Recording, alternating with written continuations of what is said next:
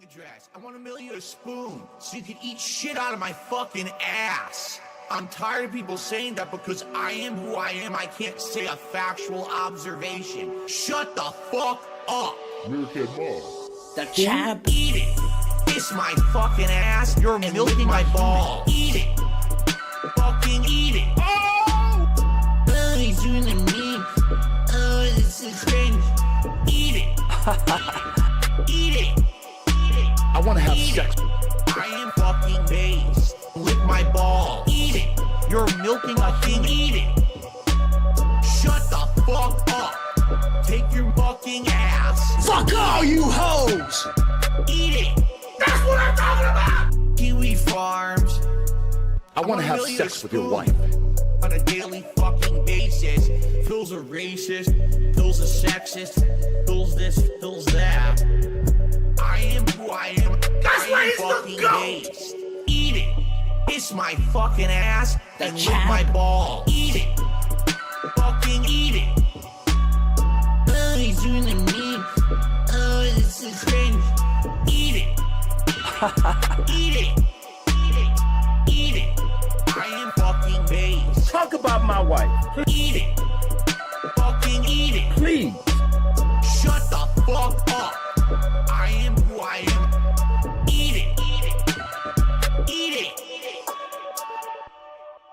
And I had a segment where I got incredibly animated and emotional and upset because people on the internet tend to think that because, oh, a lot of people make fun of him and you know, call him a lolcow or whatever, that apparently I don't have the right to state facts.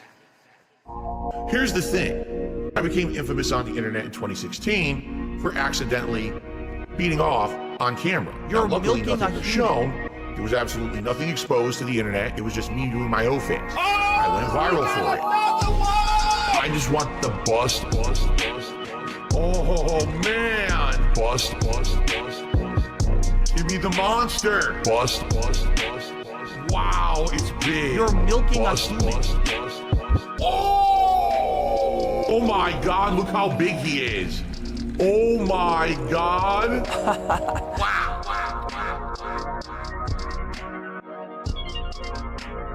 That thing is a monster. I just want the bust. Oh man. Bust. Give me the monster. Wow, it's big. Bust. I just want the chap. I just want the give me the monster. I just want sex with your wife. I just want the you piece of shit. Vibrant and robust.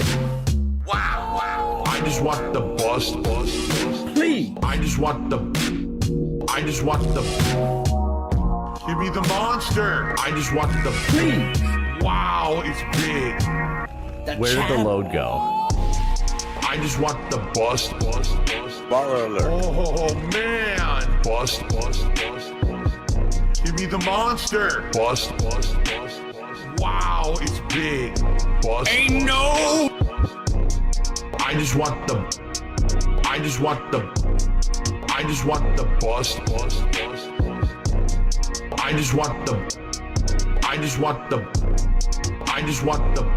All right, partner.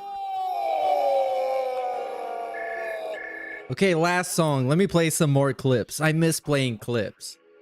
Oh yes, the clips. Can't get enough of them. Listen to this. You're milking a human. Yes. Ain't no. Yes. Yes. Bitches. Mark my fucking words. I'm coming for you. You are fucked. And you are done. I'm coming for you. Coming for you. You're milking a human. I'm coming for you. Sound good? Coming for you. Fair enough. Coming for you. Alright. chap. Please talk about boys. Dog. I'm looking. Please talk about punk ass bitches. I'm looking. 30, 40, 50, 65 boys come from the bottom. 30, 40, 50 ass busters. Stop being dense. Ain't no clapback videos. The Wow, chap. what is it that serious? But I need boys. Please, the creator. Bless me, but I need boys. Please allow my boy sperms to go fast. Please. And shoot fast enough. Go fast enough. Please, please, the creator. Please bless me. Ladies and gentlemen. Mark my fucking words. I'm coming for you. Bloodshed and bullets. You are fucked. And you are done. I'm coming for you. They all sold. Dog. 40, 50, punk Oh, I don't have that one. Oh, I have it. Coming for you. You are fucked. All right. Let's get this started. I'm coming for you. Introducing the chocolate starfish. Yes, my children. Yes. Are we live? We are live. I think everything is fine. All right. Hey, this is the Swaycast 35. We're about to watch some Phil today. I've been gone for, I don't know, some time. So I'll need a quick recap. Yeah, that's right. We're about to recapitulate on this positivity. And where are we going to start? I don't even know. Let's look up some end of day results. Let's see how things have been going recently. Of course, we're here on the Twitter machine as we always are, because, I mean, like, why would you need to watch more than 35 seconds of DSP a day? So, we're here on Twitter looking at the Gamer Phase Gaming profile, of course. Big prayers and positive energy sending to this guy, because, of course, he makes the daily total recaps of everything. So we don't have to open up the YouTube channel of Darkside Phil. You know how it is. Welcome, chat. I hope you guys are doing well. I'm feeling good. I got myself a beer. I got myself a tuna salad. This stream might go a little late if I want, but we'll see if I want. That's the thing. If I'm feeling positive. Shout out to Grand Obsent for 8 months, dude. Congratulations. Thank you. I also need to work on the emotes, but I didn't have time recently, so yeah. I can't promise we're going to watch the side-scrollers thing. We're going to continue. I'm not sure about that, but we'll see. We'll see. Crazier things have happened. So last night? Yes, correct. The guy was playing Street Fighter. And we're going to be talking about Street Fighter a lot today. Just get ready for it, because he's going to be playing Fightcade, and he's going to be setting it up. And you're going to be setting it up because, well, he doesn't know how, even though it's like a 3-minute tutorial video. Yeah, it's a DSP thing. Also, did I say that he's going to talk about Street Fighter all day? He will. But yesterday he had a very positive 20 positivity points, with 10 positivity points coming from one guy, so you know it's epic. Mr. 1 Minute Man did not show up, and he's been making that a pattern of behavior recently. He might get fired soon, man, because he hasn't been pulling through with the daily 20s or 25. So I don't know. If I had to call it or predict it, I think he's trying to tell DSP not to take him for granted, because they had some like weird passive aggressive back and forth responses, because that's how things work with DSP. And I guess this guy, who is totally not a planet by the name of Jeff, this guy definitely is pretending to be gone right now, but he might be back. I wouldn't completely write him off. Or maybe there's an alternative strategy where he is tipping under smaller nicknames, so it seems like he's gone, but he's still there in spirit, and obviously monetary contributions. But nobody fucking knows. Nobody knows anything about this except DSP, because he gets to see everybody's first name, last name, and email when you send him a tip on PayPal, even though he denies those. Well, I don't know. He did was that a react? No, it wasn't a react. He had a Helldivers 2 thing, got $50, $10 from John Lambo as the top contribution. The top contribution. We got another 61. A couple days ago, yeah, he had 100. Look at this epic stuff. We got an 83. All of them have very nice thumbnails, of course, because you need to see how much fun he's having. It's all about having fun on level 1. And yeah, you can see it's been the same old shit. I don't know if there's some new hot podcasting moments in the world of the level 1 podcast, but I'll check him out soon. Let's see what I have bookmarked on Twitter while we're at it. For some reason, he's having random unnecessary reviews.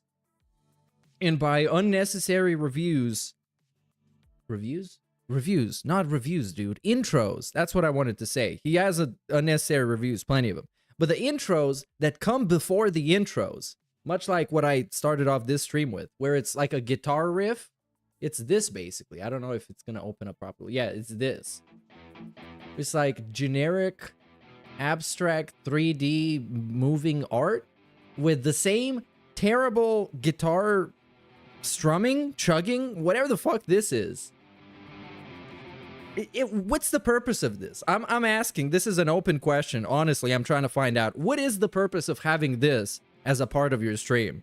Are you just using it because somebody made it and you didn't want it to go unused, even though it doesn't belong and it doesn't add anything? It's basically a loading screen for the real intro.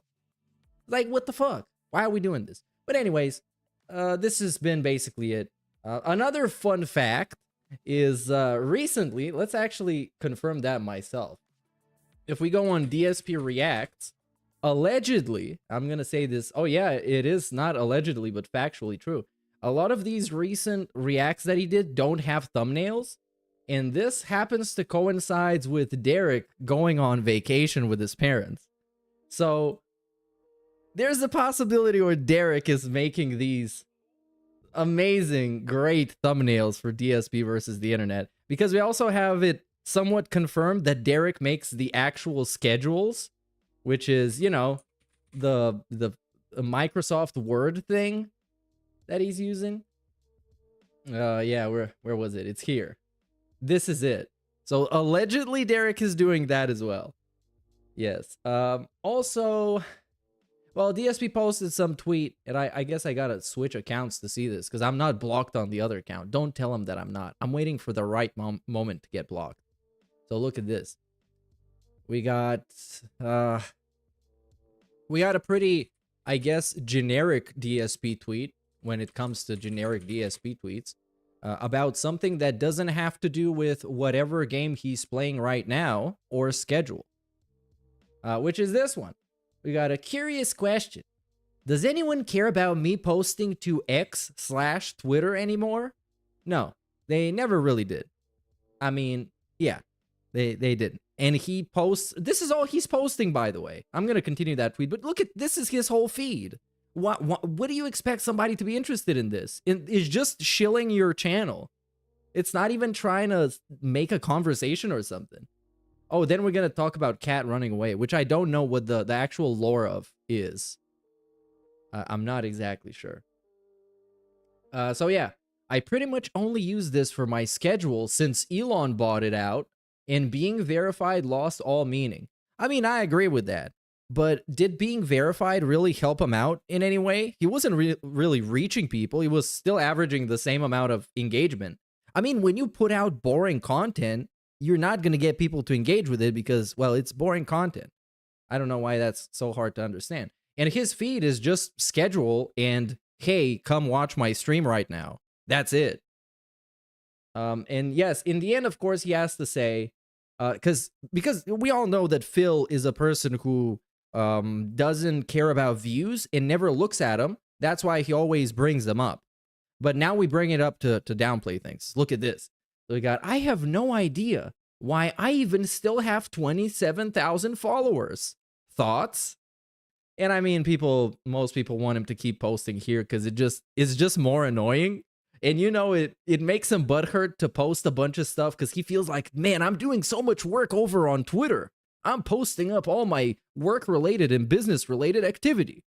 And then we get like 2 likes a post because it's not interesting. He should start actually getting in fights with people. That's going to be the best. He should be known as the guy that is just toxic on Twitter, which is basically what I'm trying to be. But he should steal my flow. because it kind of suits him better. And he should get himself banned and then make a rant about how Twitter is actually woke. And then that's going to kick off the DSP politics channel. You see? It's all connected. It's all interconnected. It's amazing. Well, I guess that's it with Twitter. I don't think I've got anything else bookmarked. Oh yeah, we got this. But why am I... Oh, this is the other channel. Okay, this is a bunch of Flathead related stuff. So anyways, I wanted to see this thing about the 1 Minute Man didn't appear. Or actually, I can go, since we got plenty of time. We got about an hour. I want to go to the most recent podcast. And you know what? It's actually weird, but I'm very excited to go and watch it on his channel because he got a fucking timestamps. And I can just skip all the dog shit and I can read the funny timestamps that are phrased much more fancy than they have any right to be. So we got a DSP gaming. Because otherwise I'm going to watch one of those clips and not even know if I'm going to get what I'm interested in getting. Because I don't know what has happened.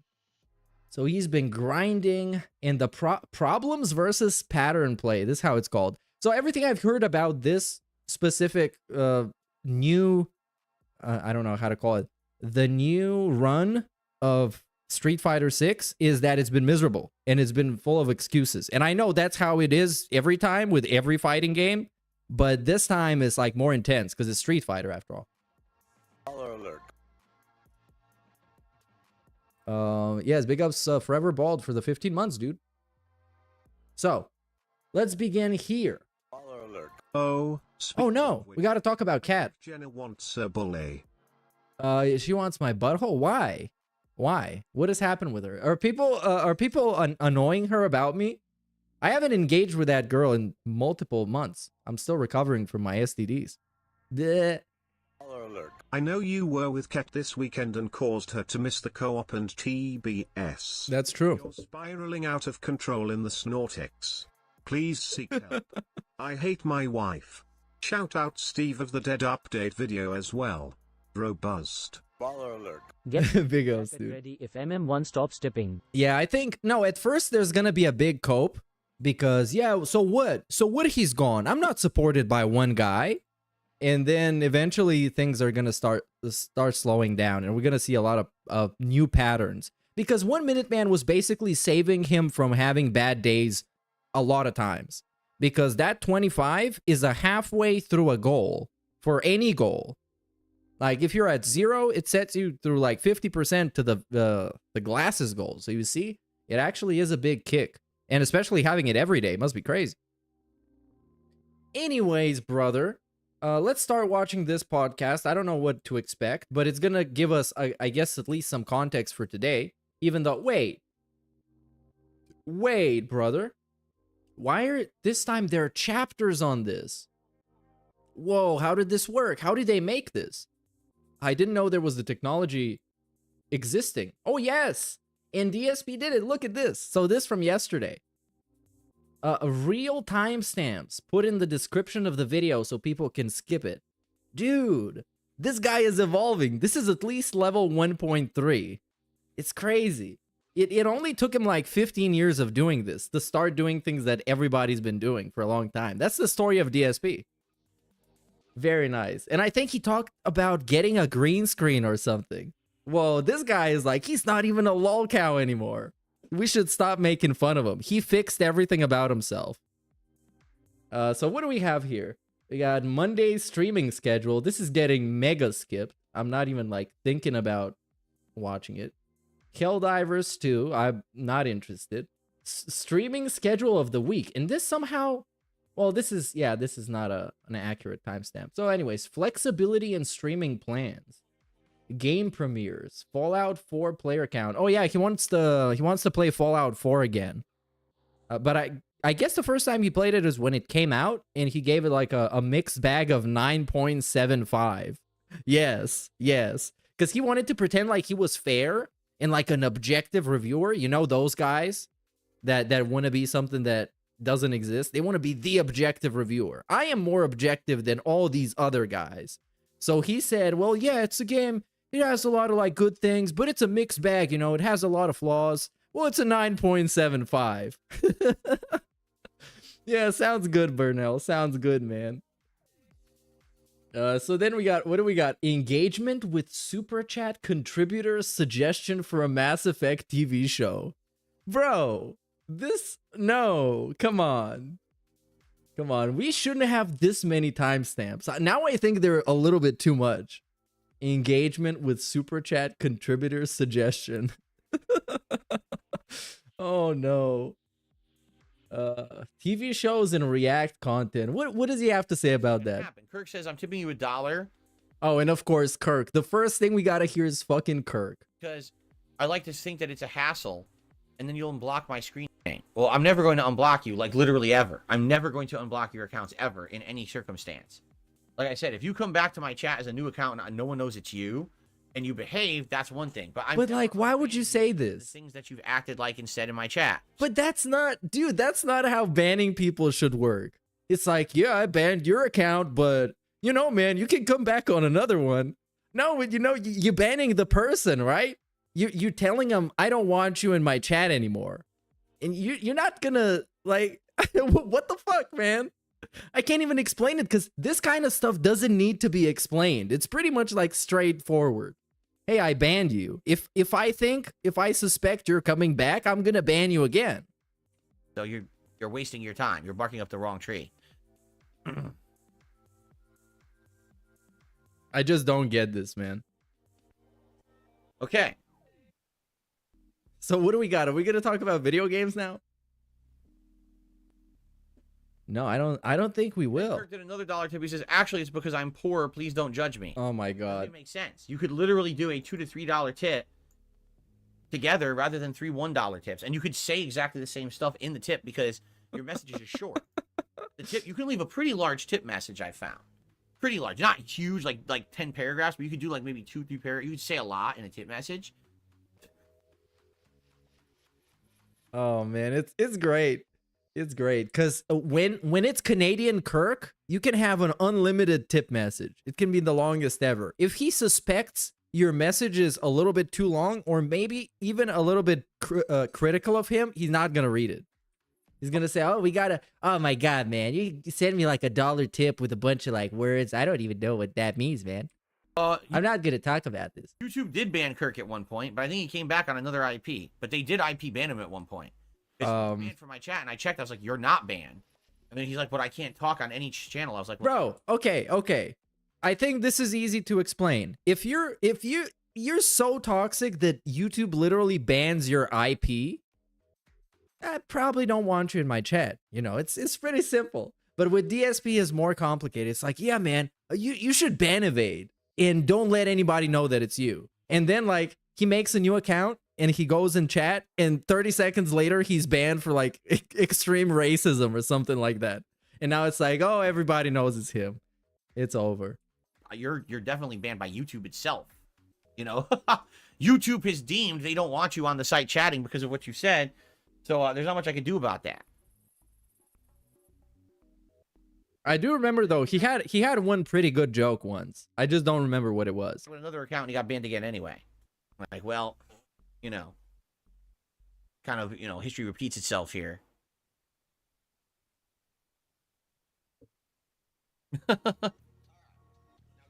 Okay. Now, guys. Okay, we skipped to the next one. This was supposed to be, what was this supposed to be? TV shows and React content. Yeah, fucking thanks, DSP. We're talking about this guy. And then we got consideration for expanding content in channel focus. Man, this is not that fancy. Stop phrasing this shit like that.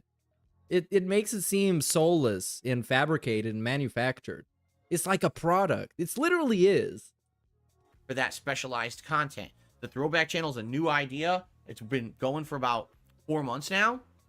And I'd argue for a startup channel, which really is what it is. It's a startup channel. It's not a channel that had any standing before. It's literally starting from scratch. No, it's not. Well, obviously. Yeah, okay. So it's starting from scratch, but it's for a pre-existing demographic of people that already know DSP. It's like, you're not gonna get any outsiders find out about DSP on DSP Throwback, where he's uploading his old stuff that is borderline unwatchable. You gotta be like a hardcore tummy time enjoyer, you know? I'd like that to grow more. I'd like more people to kind of check out the retro stuff that we're remastering. I'd also like more people to check out the retro react streams that we're doing. But I can't make people go over there. I feel like that's a slow build kind of a deal where, excuse me, as more and more content gets added to that channel, people will naturally gravitate over and check it out and end up hopefully liking it. No, not really. You know, a lot of effort right now is going into the Fallout 3 remaster playthrough. I'm not going to lie. Like, it takes a ton of work to take those videos and make them widescreen and upscale them and make them sound better. It is a ton of work, and it's not getting that many views, you know? But, dude, wait. I think I'm tweaking out. He just said, like, less than a minute ago that he's happy with the channel and it's as a upstart or whatever he called it, like an startup channel, whatever. The weirdness that he said. And he said it was great, but now it's like, man, it's taking a lot of work that he's not doing any of it. And it's not making the views. It's just not. So, you know, hopefully, long run, it ends up being worth all the No. This is how all his gimmicks go. Hey, man, this is not working out good. You guys go check it out. And then it's like he keeps nagging you on and on and on to go check it out. And eventually you don't because it's just not good content. And this is what he says in the end. It's like, well, let's hope that in the future it gets better, man. Because I don't know. Like, I put a lot of effort into it. You know? It's all his stuff works like that. Very few videos and not a lot of content. You don't have a lot of active viewership. You need to get that body of work going. And Yeah, big ups Big Birds for 8 months and Kiwi Merchant for the children membership, dude. Casually to check it out, and then it works. So wait, did he say that the content he doesn't get enough content? Like, does he think you need to upload multiple videos a day? Or even one video a day? That's still too much, I think. Because even if people like you, eventually they're going to get burnt out. They're going to move on to something else. There's not a lot of content. You don't have a lot of active viewership. You need to get that body of work going. And then people... You need to get that body of work going. Yeah, but is the body good? Go casually to check it out, and then it works. Because like there's people that upload one video a year and get millions of views because that video is like great. And there's some people that upload every couple of months and they got a Patreon so people can support them so the channel is viable. But this dude, he wants to upload every single day and have a bunch of people caring about it. And also at the same time, it's like stuff that doesn't seem like any effort went into it. Like there's so many people that do the same shit that it's just better in a lot of ways.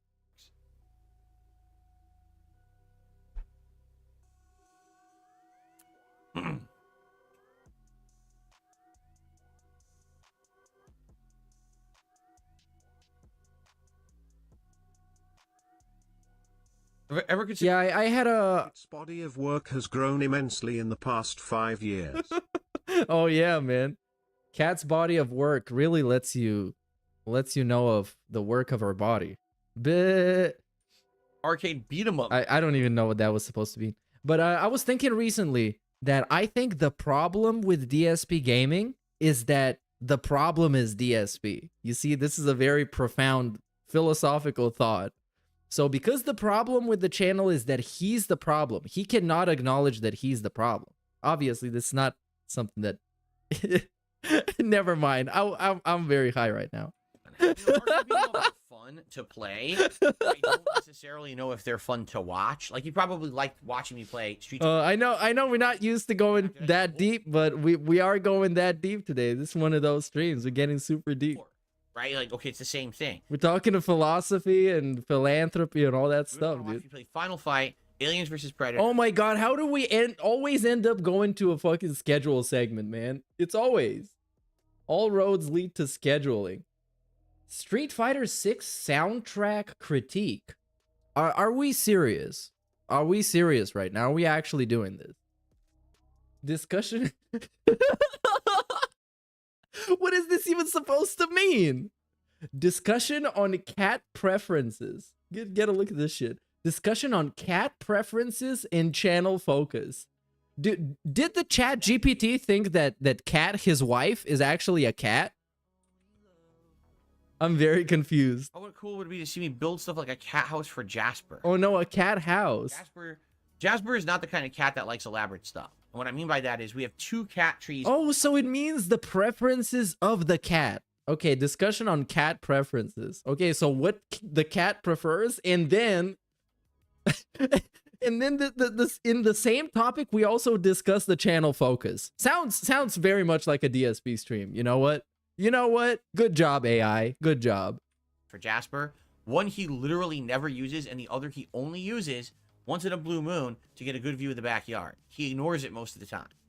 We've bought him elaborate things, done things like that. He just doesn't care. You know what he likes? Boxes. If we order something off Amazon and it's a decent sized box, he literally just jumps in and plays in the box, and he loves it. That's like his favorite thing. Oh my god, he must be living in paradise. They should just lock him in the storage nook. He's gonna be having the best time of his life. All these boxes, a bunch of statues to play with. Sounds amazing. He's a very base cat who doesn't want anything elaborate. Basic is better. Wait, he's a base cat? He's not even the deluxe edition? Not even like a premium edition with extra skins. He's just like the basic cat skin. The default cat.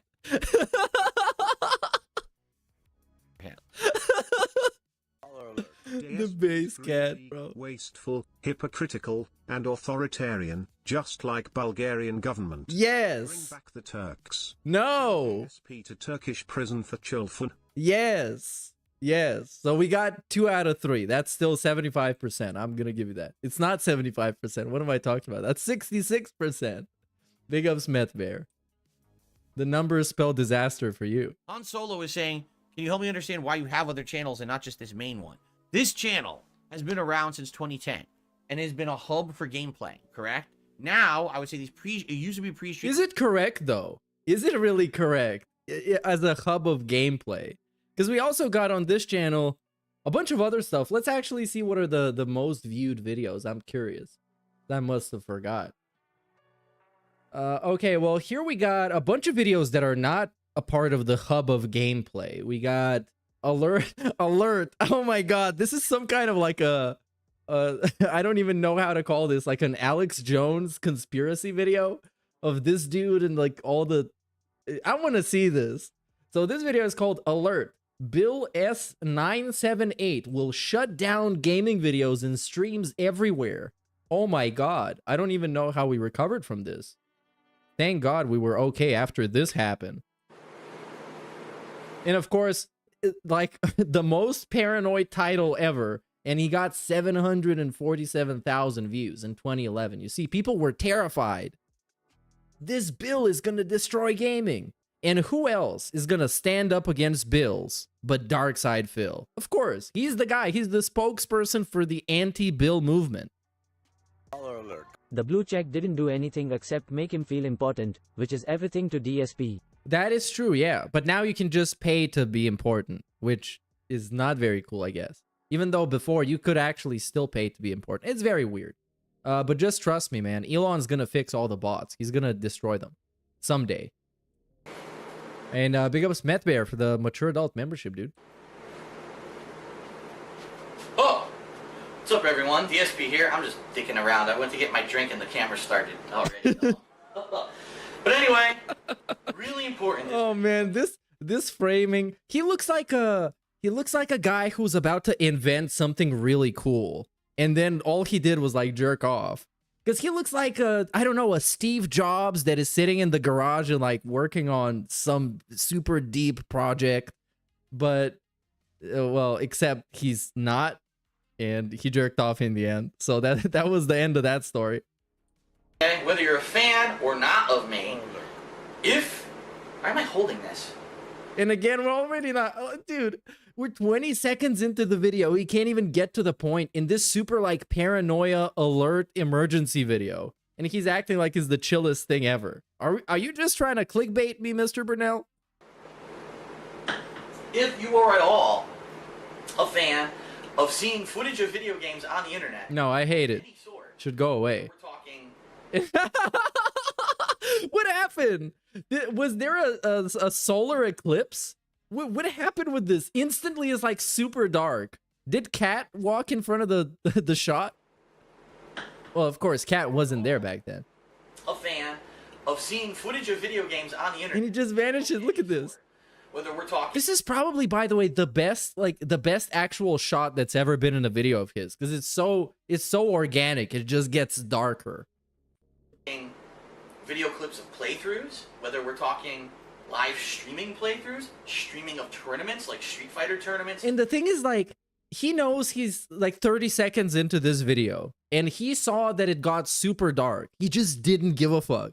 He didn't care at all. So he just keep going, man. I'm only doing one take of this. StarCraft tournaments, Call of Duty tournaments. And now we just listing tournaments. We're not even talking about what's gonna happen. I thought the internet is gonna end. I thought a nuclear bomb is gonna explode and all the gaming videos are gonna go away and never come back. But now we're just listing, hey, okay, so if you're a fan of video games and pictures of video games and movies about video games and videos of video games and tournaments of video games. We're even talking, and I'm not joking, we're even talking coverage of E3, video of games at E3. Yeah, video of video games. There is a bill that was created that is currently being debated on by Congress. There's, I guess it's up for approval or whatever. I was waiting for this.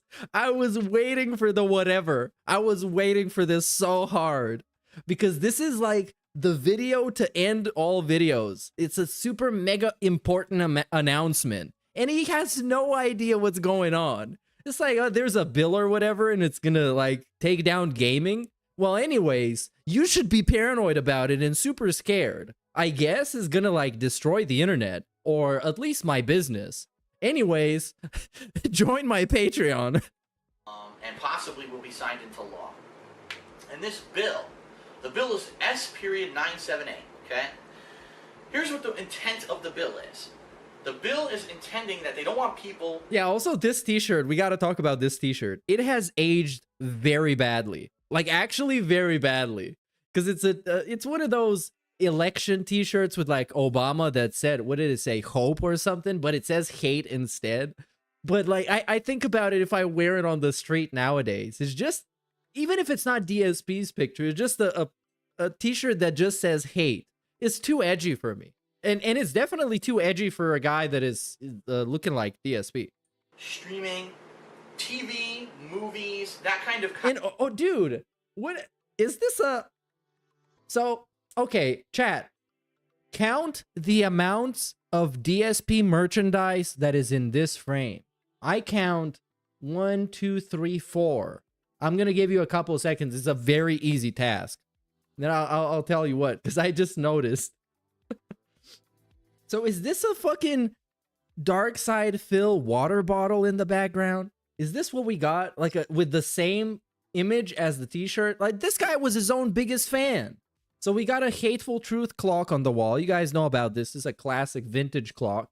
We got the hate t-shirt. Behind him, there's a Stein that he brought in frame when he was just starting off the video.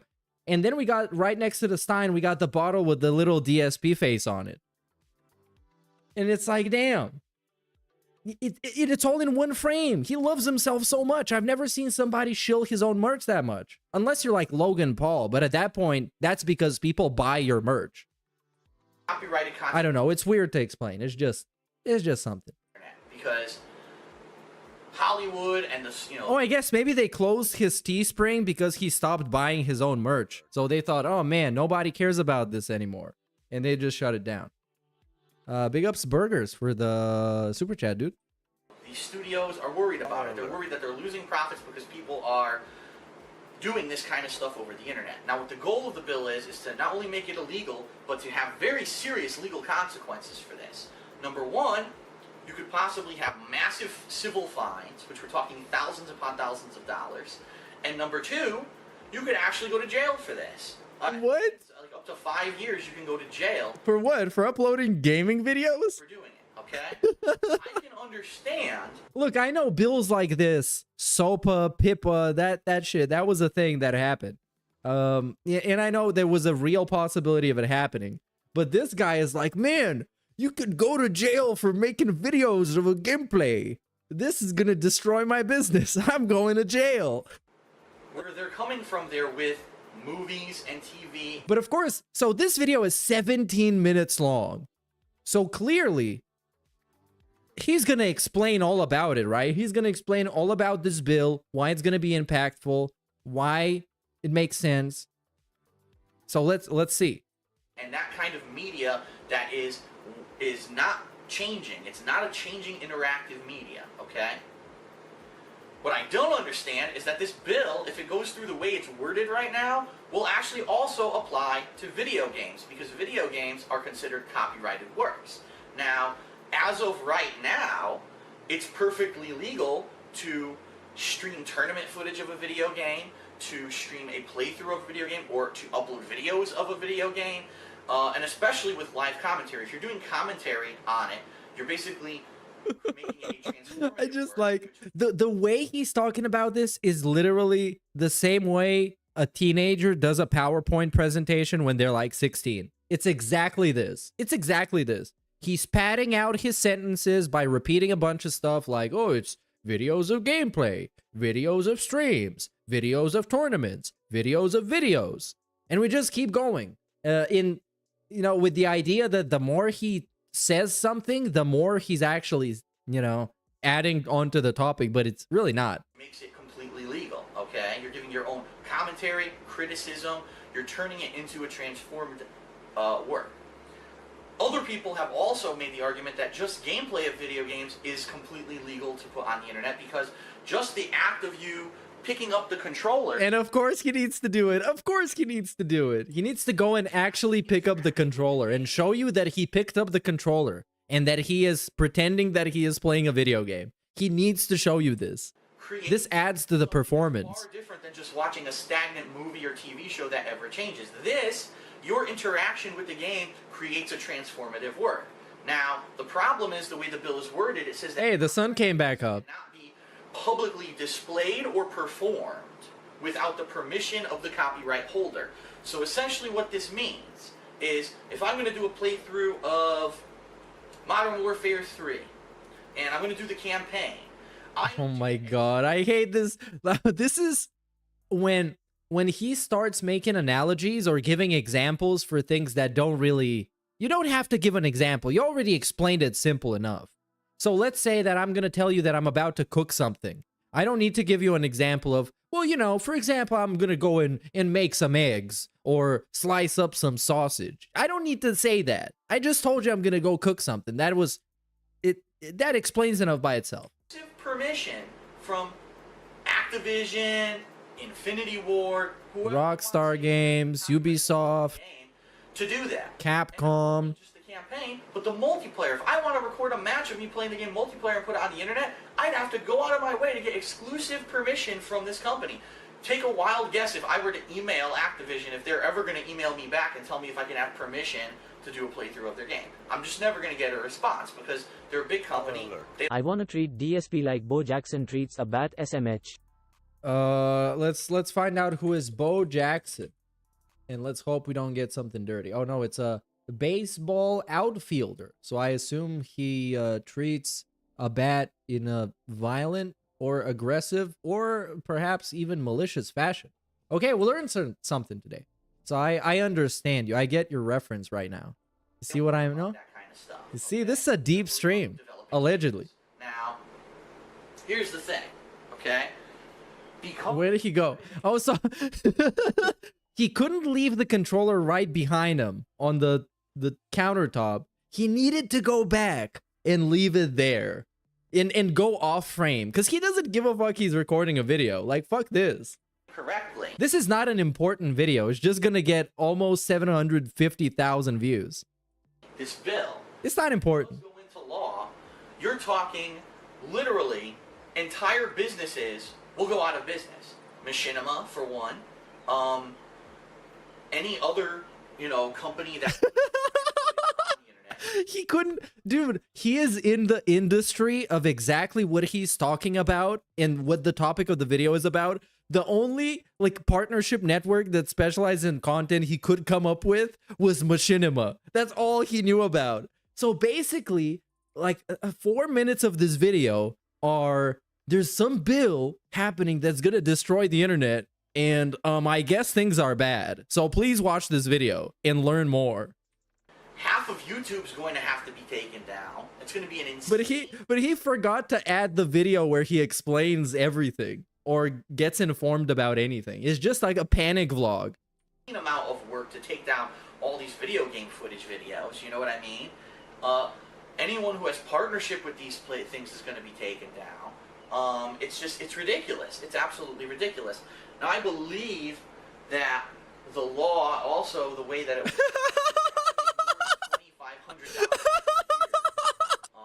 $2,500. Dude, I love the hearsay. Like, why even record this video? Make it a 2-minute long video where you're screaming at the camera about how scared you are that something bad's gonna happen. Not a 15, 17-minute video where we're trying to figure it out as we go along, but we're not doing any kind of research. We're just brainstorming. Well, let's say that like something bad happened, like that would be pretty fucking stupid, right? What a bunch of idiots. And also you need to have 10... Okay, now we got the idiot check. Did he call somebody an idiot in this video? This is very important to me. It means so much. So we got Control F in idiot. No, we don't have idiot. Do we have moron? No. Do we have stupid? Oh yes, we do have stupid coming up.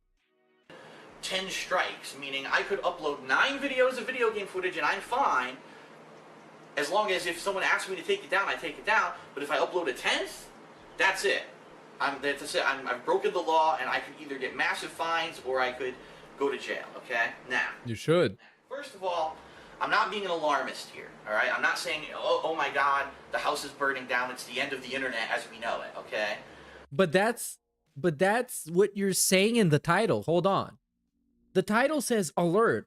Bill so-and-so will shut down, with all caps, shut down gaming videos and streams, all caps, everywhere. It's literally what you're saying, though.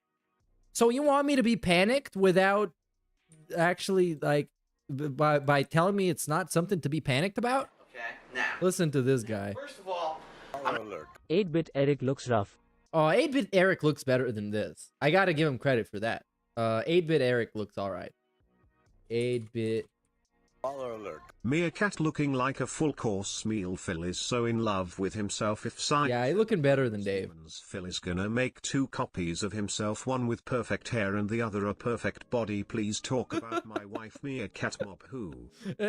He could make one of himself with like a perfect goatee as well. Like an actual flawless goatee. That would be great. I would like to see if he would make like a clone of himself, but he wouldn't be this clone. He would just make a clone of himself that would exist. How he would make it. Because it can be more attractive than him. It can be cooler than the real DSP because it's just a clone. But he's also making a double of himself. So it can't also be too stupid or too ugly. I would be interested in seeing that. not being an alarmist. Whenever it happens, of course, because obviously it's going to happen someday. Here, all right? I'm not saying, oh my God, the house is burning down. It's the end of the internet as we know it. Yeah, that's exactly what you're saying, by the way. Okay, but there's a couple things. First of all, this bill is very early. It just got introduced, I believe, in May, and they just talked about it for the first time on June 20th. So it's not close to being passed yet, okay? But the thing is, a lot of major media outlets like Hollywood are really pushing hard to get this bill passed. I have no problem with the bill if they were to amend it to make fucking sense. The problem is, a lot of our lawmakers are out of touch with reality. Call them idiots, come on. The internet really works, what's actually on places like YouTube, and they're just listening to the lobbyists who are talking into their ears saying, you have to pass this bill because people are downloading movies and TV and it's not fair. And they're just saying, yeah, that makes sense. No one should be able to steal or broadcast movies or TV over the internet. Let's just pass the bill. And they're not understanding. Oh my God, this is an excruciatingly painful video to watch. Let's skip to the highlights. I guess here we got a bunch of highlights because he's trying to be funny. I think there's an impression here. But also I noticed in the description it says, I apologize for the darkness of this video. The sun kept going behind the clouds during the recording. So that's why some of those... So that's why some of those shots look like he was filmed in a crypt or in the catacombs of fucking Paris. Hurting business. It's actually helping business. And the government is not understanding this because, again, they just have these one group of lobbyists whispering in their ear. Wait, did I skip? thinking it through. Oh, so he's literally just repeating himself. I skipped a bunch, I think.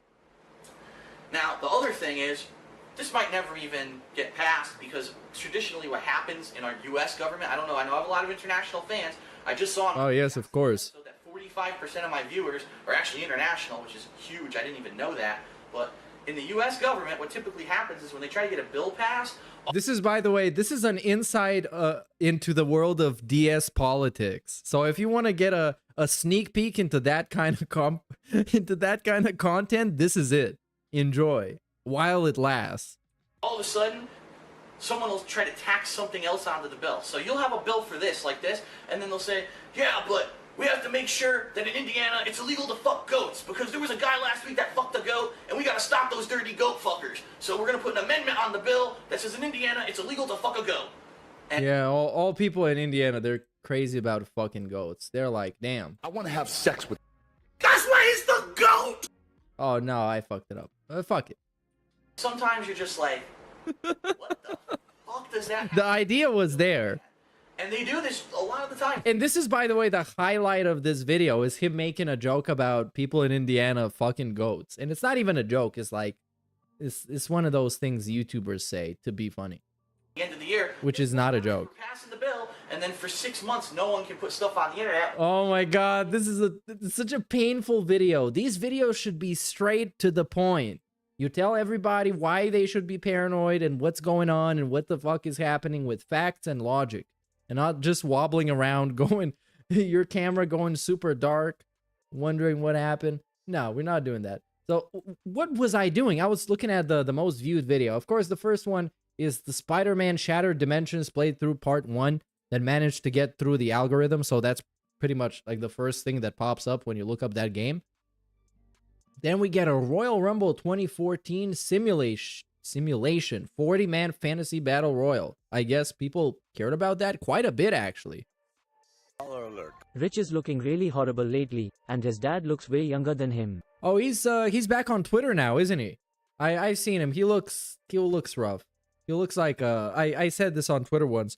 He looks like a dick that is angry about having been circumcised. That's how he looks. It's very like angry penis energy. That's what I get from him. Yeah, that's what you got. And we got we got another one. What? We got another one. Alert. Protect IP bill is worse. Lost a fight to hair clippers. It looks like a primate that lost a fight to hair clippers because he probably did. But once you see his chin strap in this video, you're gonna change your mind.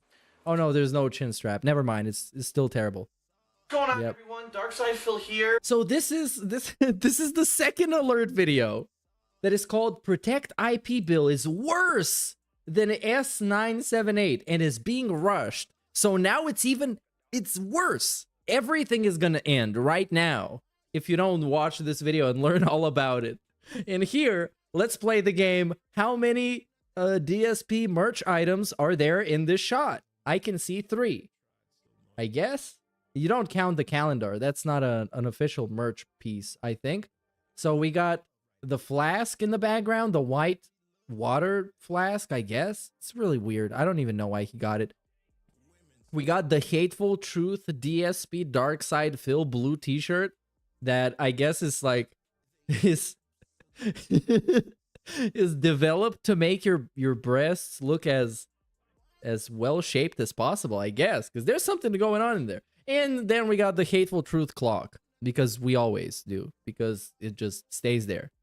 With an extremely important video, an alert, if you will, that is actually not just as, but more important than that video that I put out, that alert that I put out back. Okay, so logically speaking, this video, this topic is way more important than the previous one. So he should be much more informed about it, right? So he should know all the facts and logic since he made a video explaining them to tell the people the truth so they can rise up and destroy the government or whatever, or save video games. Late June, early July of this year in regards to Bill S.978, which at the time was being presented and considered in the U.S. Senate, okay?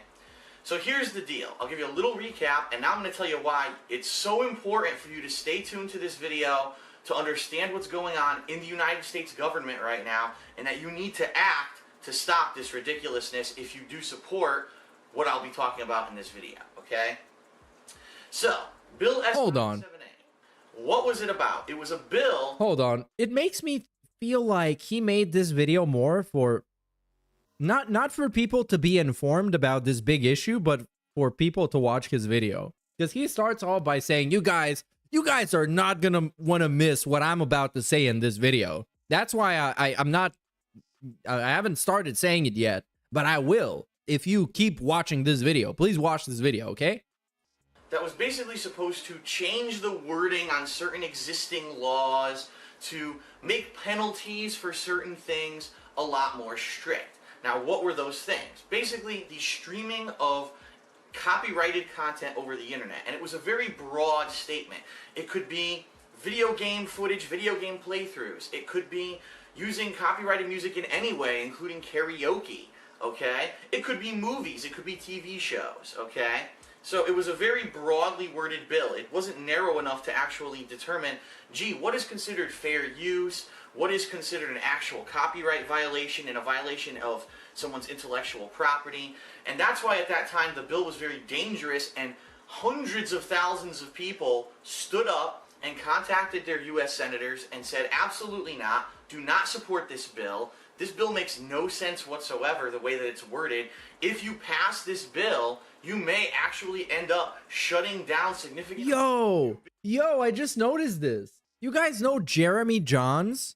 Also known as one of the OG YouTube movie review guys, who is still going today. I've been watching this guy since like 2014 or something. This guy replied to the video with a very appropriate response.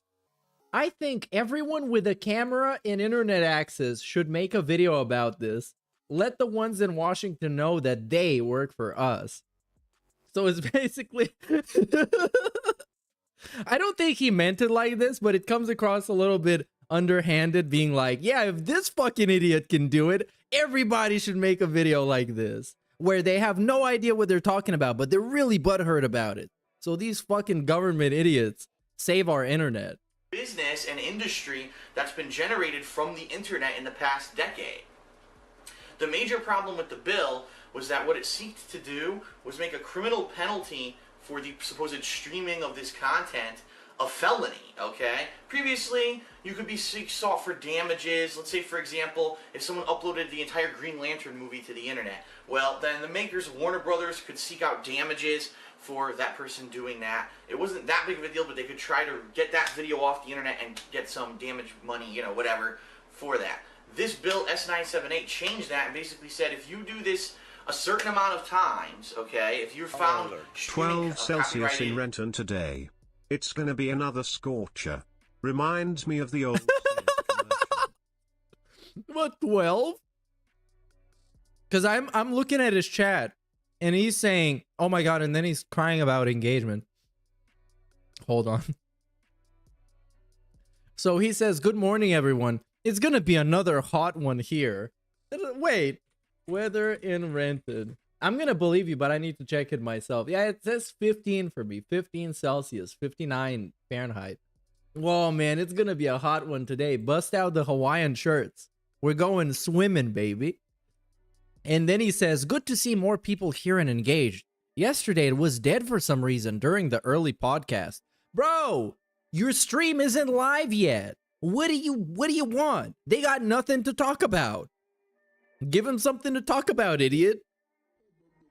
Internet content on the internet a certain amount of times, you are now a U.S. felon, okay? Wait, what? And now we're getting locked up. Hold on, I missed that. I don't want to go to jail. What did I do? Big ups to the Legacy for the subscription, dude. Which means you're flagged. You can't get a job anywhere because most jobs won't. Oh yeah, and recently there's been a bunch of clips. I couldn't pull them up, but you gotta trust me, bro. There's been a bunch of clips of him crying about nobody talking in his chat, and it was like really sad. Because, you know, I need to show it to you, because fuck this video. This video sucks. I'm not gonna learn anything, and whatever I'm gonna learn is outdated anyways, because this video came out 12 years ago. But something that is important that somebody is asking, the right questions here. We have at Manian96, who said 12 years ago, this has nothing to do with the video, but does anyone know if Phil is doing a Saints Row the 3rd playthrough on release day or the day after? I don't know. Anybody know? I'm gonna let this guy know that I just don't know, because I kind of forgot. I don't know, bro. Sorry, I couldn't help. There we go. So I think now I'm looking for a Memology, DSP Gaming Memology video that had his complaints about chat. But which ones were they? I just watched it like an hour ago, dude. Extremely lunatic blocking and insulting every opponent in Street Fighter 6. Man, I wish I was into that game. I would have so much fun watching this guy be miserable. Oh, let's watch him and Cat canceling the stream. You gotta trust me about the chat being dead. It literally was. If they had a public funeral for Phil when he dies, would you go? No. That week would be amazing. No, I think that's crossing the line. It would be fun, but yeah, it's crossing the line. It's also gonna be weird to cover when he dies, because, like, you know, many people are gonna be like, fuck yeah, he fucking died. And I don't want us to go on a podcast and just be like about, yeah, fuck yeah, this dude fucking died finally. This piece of shit fucking died. But yeah, we're gonna get a lot of views if we're still alive by then.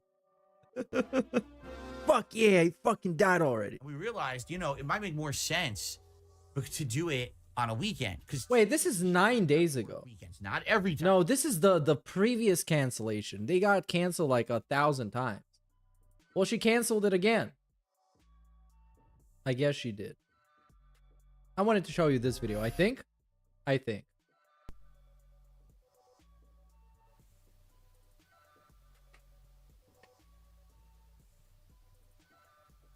All right.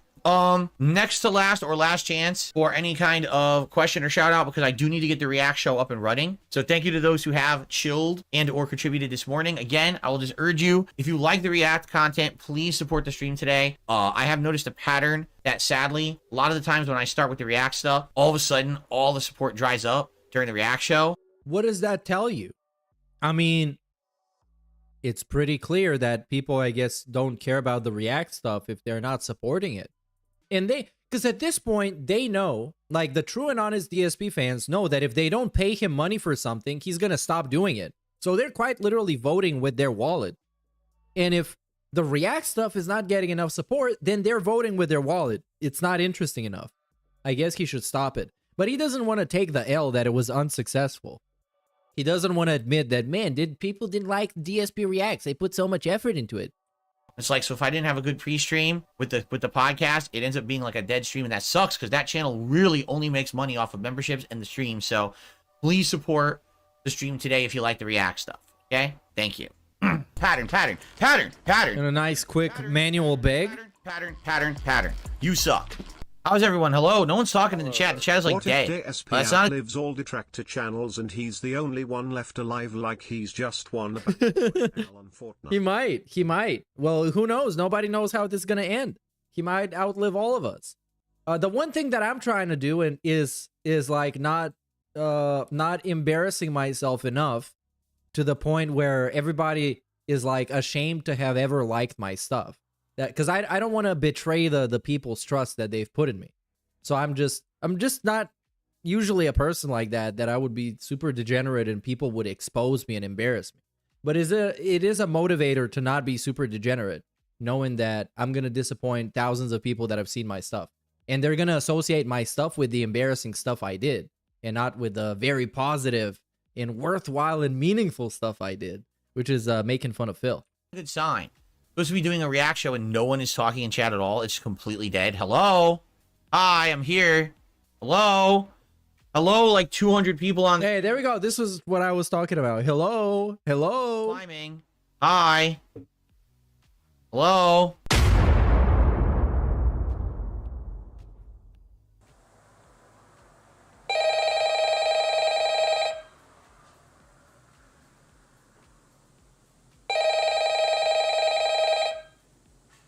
Hello? Hi, I'm here. Hello? Hello, like 200 people on the stream and climbing. Hi. Hello? Okay, now people are starting to talk. I'm like, dude, wake up.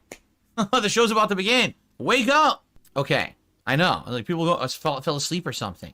You're an attention hound, an attention seeker. It's actually, it's actually crazy that he's telling him to wake up, man. It's so weird. I don't even, I don't understand why they put up with being treated like this. It started with the ultra tier videos. Let's see what. But I guess because they're DSP fans, that's the easy excuse. Because they like, if you watch somebody like this and genuinely enjoy him, you probably enjoy being stepped on and being treated like shit. So you know what? I get it. I'm not like that, but I get it. This first one is 3, 2. Oh my god! wow. I wanted to pause the video and instead it popped up. Bro, you open up like 4 menus. To be honest, the intrusiveness of YouTube bullshit is starting to piss me off. Yeah, because it's fucking free, bro. It's always been free, and hopefully it's always gonna be free. So if they try and do some bullshit, I guess we gotta put up with it. Like, if I'm watching a video, I'd like to pause some shit. When I'm watching something on the TV, it's genuinely like insufferable. Video now. I shouldn't get 2 pop-ups of a product placement. But then I watch only people that I like. I don't watch like random shit. In fact, I would be willing to bet 0 people will buy something based on that pop-up. They'll see it and say, what the hell is this in my face? And try to get it the hell out of their face, right? Imagine begging your own fans to talk to you. Yeah, if anything, what you got to do is try and start the conversation yourself, because you have the ability to actually communicate with actual words, and they have the ability to communicate with messages in a chat. So you have the high ground. You can start up a conversation. Hey, you guys, we're going to start up the podcast in a little bit. What have you been doing? What did you have for dinner? Whatever. No one is going to buy something based off of that intrusive shit. So anyone who uses it, you gotta fucking stop. You're just being stupid. It really is dunce level stuff to put pop-ups on the video when it started. The video were 8 seconds in and you already gave me an ad. No, that's not effective advertising, for the record, okay? Yeah, they don't care about effective. Okay, so now without further ado, oh, man, I watched some of this video and him reacting to this shit. It's super insufferable. I don't even have much to say about it. It's just him being jealous and an asshole. But good thing I don't have to say anything about it, because the guy is going live and we get to enjoy the super new epic intro that looks exactly like the old one. But it's still bad. It's all bad. It's still bad. It's terrible. Yeah, brother. And Lag City. Very nice. There we go. Are we going to have a cold open? Hey guys, today I'm going to talk about my schedule and my schedule. And then I might talk about my schedule. Oh no, we don't get it. None of that bullshit on today. Is he going to throw up the salute? Is he going to do it? Do it. Do it. When does it happen? Is it here? No, it's the next one. Or did they cut it out? I don't think they did. When does it happen? I wonder if his conversations go like this at the dinner table. So Jade wasn't there today because he doesn't like Elden Ring. Darrock sent over next week's schedule so I can post that tomorrow. Slayer is back from Malaysia, so I'll see him tomorrow. I bet. Oh yeah, I missed it. Oh, Bikes. God damn, you distracted me, you asshole. But I'm sure he talks about it like it's a business. Like it's, oh man, it's so hard today. You know, we got Canadian Kirk. He's coming back and he's trying to get himself unbanned. I'm definitely sure he brings it up like that. good morning, everyone. To basically make it equivalent to Kat's job. You know, the job where she has to get up in the morning, get dressed up, go to work, and actually do stuff. He tries to make it equivalent. So if she complains about something, he's gonna complain about it in the same way. Also, what the fuck is this outfit? What is this? Dog. What are you all doing today? Please. Let's not do this. Today, the 23rd of April 2024. He's trying to look like a 14-year-old or something. Like who wears this at his age? There's all kinds of noise outside. Like on one end, that's the fashion police. They're knocking on the door. Like, don't open. Construction sound. Like there was some kind of a. Oh yeah, it kind of looks like Max Payne 3. Yeah, Max Payne 3. Facility, and I was like, I don't know what that is. He's not bald enough though. But I can't really stop it. I don't know what's going on back there. And now here in my office, I hear what sounds like an ongoing, again, like motor, but it sounds like someone's like cutting wood outside, if you know what I mean. You ever heard that sound of someone like running wood through like a blade or something? It's kind of what it sounds like. And I'm like, I don't know if that's what it is or not, but it's weird and distracting. Like, I feel like when I'm playing games, it won't be a big deal because I'll have the audio of the game. But as I'm just sitting here to do the podcast, I'm listening. I got this weird noise coming through the window. I'm like, everyone outside is just being noisy today. Also, today, Tuesday, the 23rd of April, will be incredibly warm here in Washington. Bro, Again, what do you mean incredibly? It's like 12 degrees. And we're about to start having summer weather again. It's supposed to be like it's 16 Fahrenheit today. It's 61. It is kind of warm for spring. What is wrong with you? Get that warm. And These guys suck so bad, man. I cannot believe this. And also, he lives in a gated community, and somebody making some slight noise outside bothers him so much. In general, all of these buildings out here in Washington are built to retain heat. And what that means is, in the winter, it's great. You turn on your heat, you don't have to have it on blasting. When the sun comes out in the afternoon, the house naturally heats up. It's nice. But during the summer, every afternoon, it just gets too hot in here. I just don't understand. I guess I do understand, because the homes were built in the 1990s, okay? And sadly, I hate to say it, but humans do not look forward very well. Humans? At all. They just live for the now. In most They built the homes for how the... Are you one of the humans, or are you not? So now what we're faced with is Oh man, a lesson in human physiology and biology. I love this. Very soon this will not be an issue, because very soon, likely within the next month, I'm putting the air conditioners in. The thing is, I don't want to do that yet. Bro, why are we talking about this? I get it's small talk, but nobody asked and nobody cares. I can assure you. Not even I care, and I nitpick everything he says. Now to use it for one day and then have no fresh air in here for the next week. In addition, of course, having the air conditioner in costs a lot more money. So I'm trying to hold off as long as I can. It's looking like probably in May I'm going to eventually have to install them, and then they'll probably be running from May all the way through like September-ish. Sometimes they even have to run into October. Nothing can really be done about it because of the ongoing heat that we get. So we'll see, but for now, no air conditioning yet. But it is going to be warm. Hence me wearing nice tropical clothing. Oh yeah, speaking about that, why are the sleeves so short? Okay. Anyway, what's up with that? Why are they so short? It's always like, I hope you're all doing well. It's like he's wearing undersized clothes that are also not undersized. I don't know how to explain it. It's weird. I'll give you a brief update on that because there's not too much to talk about in regards to that. Update on what? I am interested in schedule. Tonight's late stream is literally. Because quite begging for money. I just don't know, and we're going to talk about this in a second. It's all about Fightcade. It's about being able to play retro fighting games, which people have literally for 10 years yelled at me and said, Phil, you're doing it wrong. You keep playing console versions of fighting games, and these are not the primary ways to play retro games. You need to get a PC, you need to get Fightcade, and you need to play like that. To which I kept telling everyone, I wasn't confident at all that Fightcade was going to work for me for various reasons. So today, we're going to talk about all this. Why? Because tonight on the late stream, I'm actually attempting to get Fightcade working on my mini PC and get it to a point where we can actually play retro games whenever we want on the regular. Okay? So we're going to see how this goes, because I am... Fightcade, by the way, it takes like 3 minutes to install, but he's talking about it like he's defusing a nuclear bomb. I'm going to at least give it a chance, all right? And, well, you know, again, I'm going to need help to do that. And also, he decided he needs help. Like, earlier this week, he went super toxic on somebody, just suggesting that he would do it off stream. He couldn't, because he needs help with it. It's literally like drag and drop a folder onto your desktop and then click the icon within. And then it like works and you can play the game. Kind of the big discussion today. Outside of that, there's very little going on in the realm of game news or anything. Oh, so we got nothing to talk about. Bits here or there that we'll talk about. So we'll see where the podcast takes us after the fact. And go from there. All right. But there are new games coming, just to remind everyone. This Thursday, there's multiple things going on. So this Friday, when I come back from my break, there will be a new game called Another Crab's Treasure. And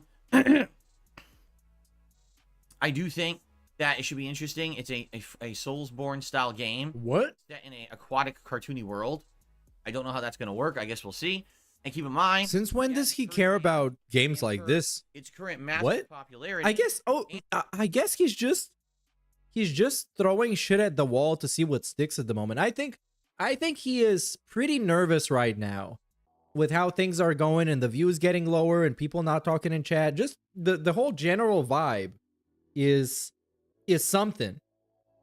And I think he's feeling the bacon sizzling. Speaking of which, man, that's a great bacon sweats video. I need to go back and watch it sometime. And its current. And I'm gonna play everybody's pop-up after at some point, I guess.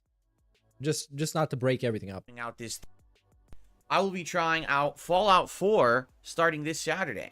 Gonna do a second run. Only the second time I'm playing this game in 9 years. Okay. Major differences being, number one, now I'm an interactive streamer, so it just should be different to begin with because I'm not just kind of playing it and ignoring my stream audience or anything like that. It's very different. Yeah, you know, the Fallout thing, I'm not gonna criticize him for doing that. That's a clever thing to do because the games are hot now and playing them makes them hotter, you know, because they're relevant. So I'm not gonna blame him for that. It's gonna be a miserably boring playthrough, but the update, hey, I don't know. Supposedly is gonna tweak the game and make it better. We'll see. But anyway, with those new playthroughs on the horizon, for those of you who aren't too interested in what's going on today and tomorrow, hopefully you're at least excited for what's coming up this weekend in regards to new stuff and seeing where it goes, okay? Oh, and yes, definitely, he should have been playing it like a week ago. Literally, when the Fallout TV show dropped, he should have started playing it. Because when you drop a whole season of a TV show at once, the relevancy gets taken away pretty quickly. Because like a week later, everybody's watched everything. Everybody's said everything they had to say about it. So, you know, they move on to the next thing. All right, so anyway.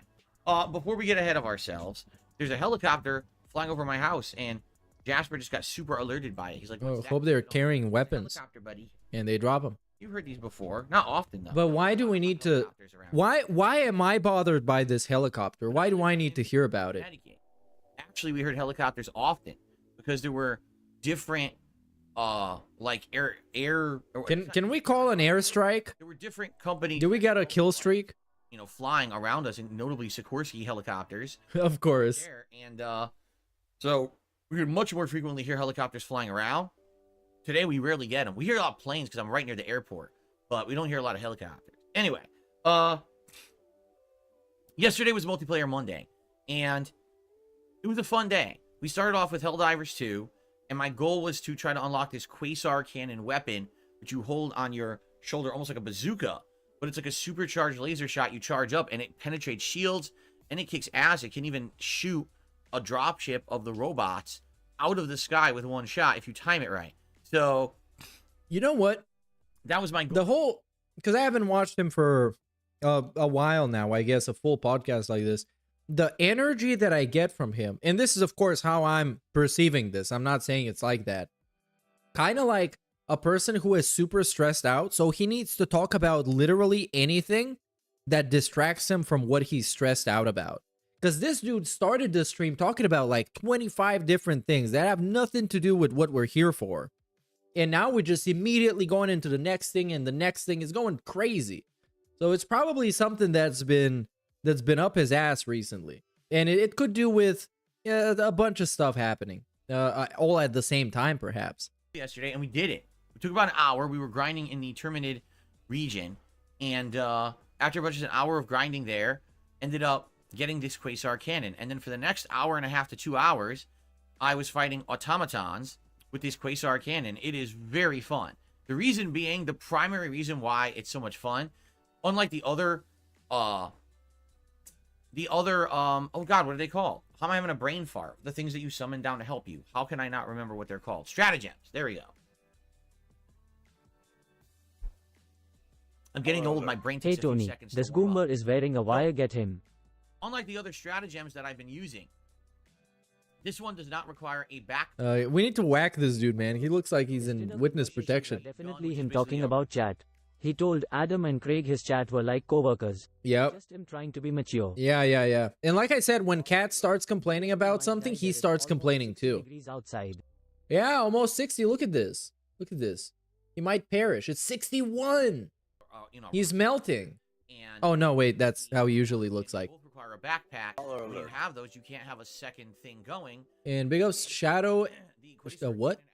Shadowy 9000 for 13 months, dude. Both the drone and the if he goes toxic in that flower shirt, I'm dead. I really hope he does. It's gonna look very funny. Enemies around you, but then you can focus on using your Quasar cannon for massive damage against the big targets. So in my opinion, it's still like the idea of the outfit is fine. The execution is dreadful. This shirt is really bad. It's like a grandpa shirt. Discount mall asking to be dressed as a 70-year-old retired Yeah. in Florida. Say no more fans. Yeah, it's a grandpa shirt. Time for a recap of the daily wrap. Yeah, you know what it is. Now we're talking about Helldivers. Actually, we don't have to be. I can just skip this bullshit. Wow, and I will. Despite the fact that I'm winning and leveling up and everything. And he's winning It now. definitely becomes more of a big grind. You skip to the part where he's winning. The further in you get. Still enjoying my time. Still like the fact that every time I play, it seems there's some kind of a new unlockable or a new. Well, I guess, new going on. the whole thing of like dressing up to look younger than he is. It's kind of giving me so far liking the midlife crisis vibes. That's what I'm getting from that. It's like, yeah, I'm gonna dress up. They're gonna see how cool I look. I'm gonna focus on my sexy. All right. But then it has the opposite effect. I totally forgot about this. Guess what, everybody? We have totally new animations right now. Yay! A lot of my animations have been focused on the Like a Dragon game series, whether it was a super chat or a tip. You probably saw my face on like Cosmic Kiryu dancing around or opening a briefcase of cash. Well, those animations at this point are played out. They've been for 4 months going on. Refreshed as of this morning. We have tons of new animations and they're all Street Fighter related. So if you do a super chat between $0, I think it's like $1 the minimum super chat you can do. So if you do a super chat from anywhere there up to $5, you get a new animation of me. And then every tip level after $5. So $10, $20, $30, and $50. All are new tip animations. And they're the same gimmicks, man. Same gimmicks. Just a new coat of paint. Man, you guys want to see this badass animation? And then season 2. But also, No. when you get Fightcade working, No. you're going to see more fighting games in the rotation. So it makes sense to have these new Street Fighter animations, correct? Fightcade, I think, is going to be very short-lived, but I don't know enough about it to call it. Because Fightcade, to me, from what I know about it, looks like a trolling heaven. It's the best thing you can ever do if you want to troll him, is jump on Fightcade. So today, if you want to see these animations, contribute to the streams. Like I said, any super chat up to $5 or any tip of 10, 20, 30, or 50, you'll see these brand new animations. I hope you like them. They're hilarious in my opinion. Okay. Now, getting back to the topic. Last night, Street Fighter 6 session with Zangief. First Oh no. Oh no. No. We're getting a skip session with me. We're not listening to no. meaning he could start momentum. No. Very We're going to live. punch, which has super armor. No! It's hard because if then No! he's open. You know, everything with Zangief is big risk and big reward, but there's big risk. As opposed to the top tiers of Street Fighter 6 have little to no risk, high reward for everything they do. Like a good cameo. Okay, let's talk about something, chat. Let's talk about I don't know, the NBA playoffs. You guys watch basketball? To break through it somehow, or It's like a game for the entirety of the where you throw a ball into a basket. Sound good? The $50 it's Anand tough. should be him And make bank. let me put it this way. Should be. Well, I don't know if people would pay him that much just to watch the wank animation. And I don't think he's gonna be bothered by it No exaggeration, because, I lost more than well, I mean, he's getting $50 for it, so I wouldn't be bothered. When he has to actually deal ended a up being. Yeah, he's gonna have to deal ROMs. He's gonna have to install it all by himself, dude. This is gonna be hilarious because he's probably gonna end up sharing his display or something. Otherwise, I don't know how people are gonna help him out. Losses. So, yeah, I lost more than I won, and that's not cool, you know. I like to at least, whenever I play Street Fighter, break even. It's not always going to happen, nor is there a way that I can make that happen every time. YTF, he keeps talking like it's halftime show. Yeah, literally, like he's talking about it like. Also, look at this bald spot. Oh my god. He's talking about this like it's a fucking halftime show, literally. Like we're waiting for something better to happen, and we're just waiting until it gets ready. I don't like. But there's nothing better. It's just this is it. Can't the pig get in trouble for downloading ROMs for Fightcade without owning the hard copies?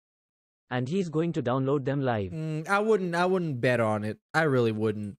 Having a I would think everything's gonna go fine. You know, that's life. But he was a hypocrite about them being illegal and stuff like that in the past. But now it's nice. It's nice that he flip-flopped on that because he can use it to his own benefit. There's crap all over my phone, so I'm trying to clean it so I can actually read now. Okay, there we go. It sucks. I don't want a losing record, but it is what it is, right? I got to take my lumps to learn, and I feel like the more I play with Zangief, naturally, I'm just gonna learn different matchups. Yeah, big ups Ajaman for 17 months, dude. And I'm gonna get better with the character. But I feel like most people already got Zangief's go. You know what I'm saying? Like they know Zangief setups. They know that you're. I've been hearing this since like June of 2023. This same segment has happened at least 12 times. This exact same segment. They don't really care if they get hit or not. For example, with other characters, people will be apprehensive about jumping because I'll give you an example here. Against Blanca, if you jump on Blanca, okay, and you're not timing it right, or Blanca's ready, Blanca will immediately anti-air you, and that will lead you right into a giant juggle and possibly into a super or level 3 super. So Blanca at any moment in a round can turn the tide of a game because you jumped on him and he immediately juggles you for ginormous damage, okay? In the case of Zangief, all his damage is dealt while standing on the ground. Oh my god, I wish I could deal myself some damage right now. It actually makes. Why are we doing this, Burnell? Jumping against Zangief more than not. And if you actually get on Zangief at the right angles, his anti-air, which is literally just spinning clothesline, he can't do anything else. It's angle. One small portion of the screen. Oh, and by the way, if you're facing a top tier who rushes down, he's. Oh god, no! Please don't do this shit. If it's so hot, why wear an undershirt? Oh yeah, that's a good point. Because otherwise, no. Otherwise, you don't want to see it. You don't want to see it otherwise. So don't ask, please. Don't ask. You're not helping anybody. All right. I will do my best to improve his Zangief. Because when he doesn't have an undershirt, he lets his boobs flow and shit. Forest fire went through it. Yep. And it's not. He's not even like trying to make himself look orderly and tidy. He's got 2 big saggy lumps on his chest. Why does he need more? He doesn't. I wouldn't say he does. I agree with you. He doesn't need any more of these. I love the Swaycast getting 3x the views of DSP. Hey, big ups for that. Well, yeah. Thank you. So why don't you just learn Cammy?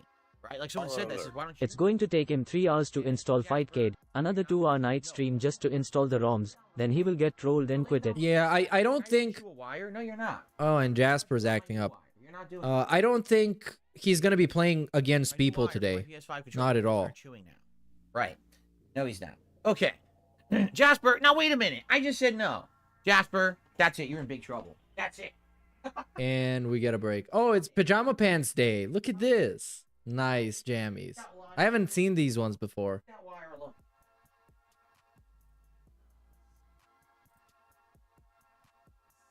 And now we get content. There we go. Jasper gonna get sent to Ban World. Okay. Okay. Is he done talking about Street Fighter? I'm not listening to this bullshit on purpose. I'm not listening to this. I don't care about this. 6, right? I don't care about this. That's so distracting. All right. If you care about this, you can go watch it on his channel. I'm not listening to fucking to Street Fighter stats and explanations we've heard a billion times before. That's what he does. It's not He happening. wants attention, he distracts you. Of course. All right. So today, let's talk about today's schedule and the schedule for the week. But I want to talk about a lot today's Fightcade. So let's do that. So today, the schedule is thus. First stream here in schedule. And as you know, the Glintstone magic run in Elden Ring has been unique. Very, very different than my original run of the game. In some ways, way stronger, and in others, pretty weak. So some bosses that I completely destroyed in my first run, in this one, I'm having a hard time with. And vice versa, some bosses that were some of the hardest in my first run, I just melted in this run. So that's definitely to be expected, correct? But overall, I really enjoyed doing this. It actually opened up my understanding of the game better when it comes to the different systems. You know, and I was just doing a melee jump R2 run, and then every once in a while... By the way, when he was doing it, he was denying that it was a jump R2 run.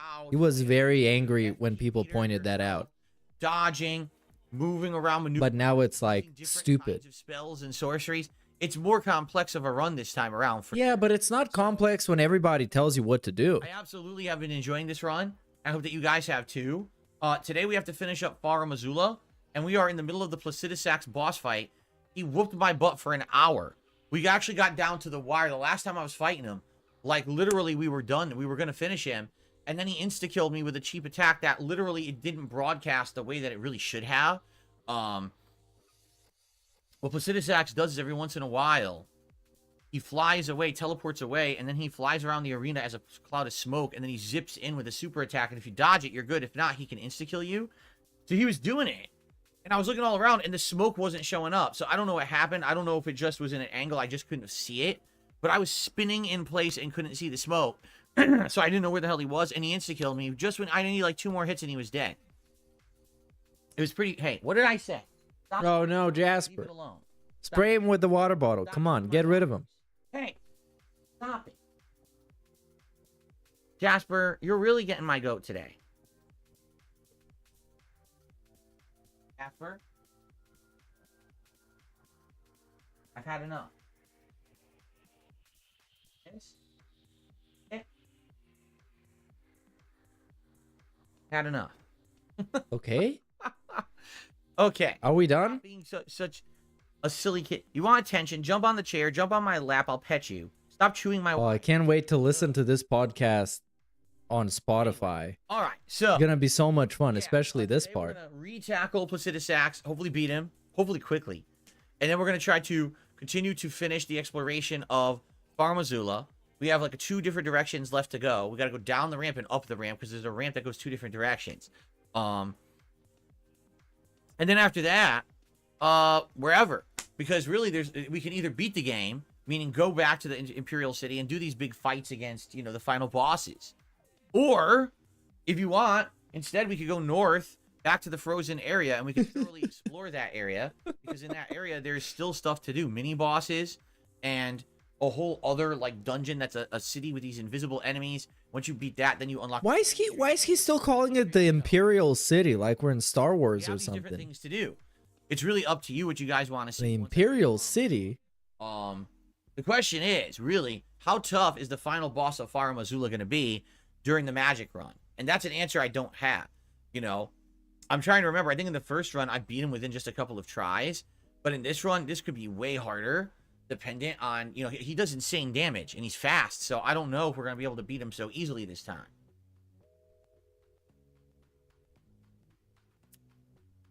I guess we're going to see today. Unless Placidusax beats me for 3 straight hours, but I don't think that's going to happen. Okay? All right. Someone was saying, I was talking about Cammy, and then I got sidetracked by Jasper. Okay, so here's what I was going to say. Someone recommended, if I'm having so many problems with Cammy, oh my why God, don't I play as Cammy?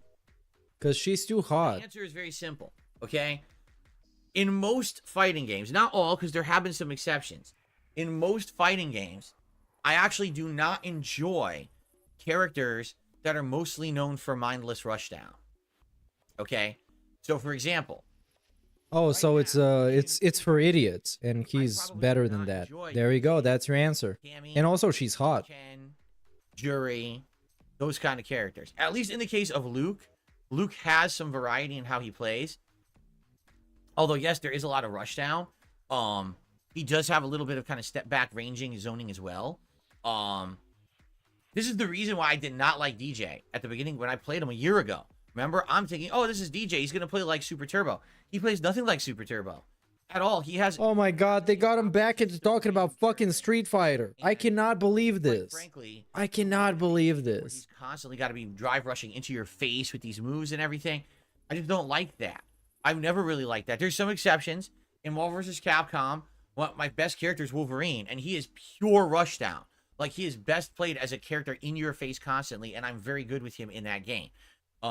In Marvel vs. Capcom 2, I'm pretty good with Storm and Magneto. And Storm's more. Okay, what does that have to do? Oh my god. Magneto is pure Okay. rushdown. Yes, I'm good with those characters, and I liked playing with them in those games.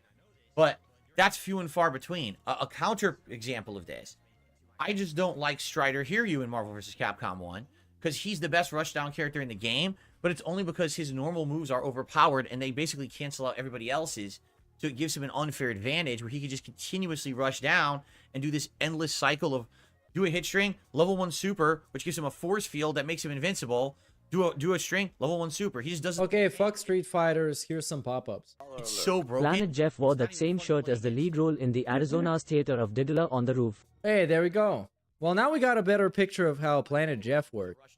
Because apparently it's a different guy. My wires, it's almost like he and Cat don't pay attention to him or show him love. Well, you never know. I don't want cats. And I don't know if they bite, His but beard is on life I know how support. it works. His beard is, you can bag it and tag it, man. It's over. You can play a little differently. This beard is over. It's been canceled. Setting up and tricking the opponent, or But the problem is that he doesn't even shave the sides either. He chooses to go like full-on homeless. I don't even know why. as opposed to just I play mindless pattern over and it wins. I hate that gameplay, and that's sadly what about 80% of the players playing Street Fighter 6 do. Mindless pattern in a circle. Yes, yes, sure. No conscious thought, no actual understanding of the game mechanics, just do the pattern that you saw online. And that's what they all do. So the thing is, as much as, yes, it probably would benefit me to play as and learn Cammy, I probably would hate it. I probably would not have a good time with it. If this were a case where Street Fighter 6 was a game that I was playing it all the time, like the pros do, and I was playing this, you know, one stream a day. Yeah, we've heard all this before. He's not as good because a million excuses, yes. Because he doesn't play as much as all those other people, that he has no idea how much they play. He got actually no idea. I like the most out of all fighting games and have played the most. He's been playing these games for like more than I've been alive for. But I do understand how to play with. And we still got excuses. At least around a mid-level.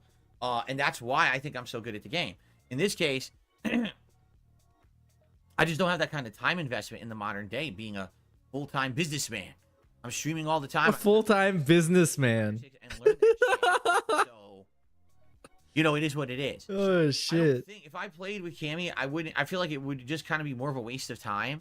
Because, yeah, I could learn her and it would be the same basic rushdown pattern everyone else does.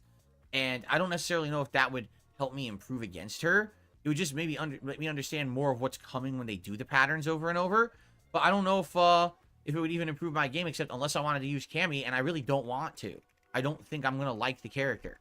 Okay, can I skip this? Is Fightcade, okay? And the next one, of course. Or let me tell you guys something. This starts all the way back in the mid 2000s. Oh no! In the mid 2000s, GGPO netcode was released.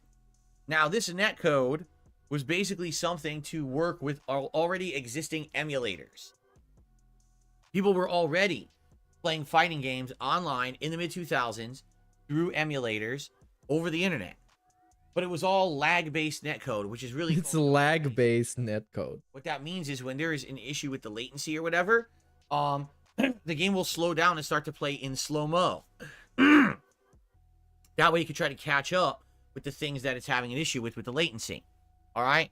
With the GGPO netcode, it does the opposite. The game keeps running at the same speed, and it uses a predictability factor to kind of guess what exactly it is that's being input, and then it tries to rectify that after the fact.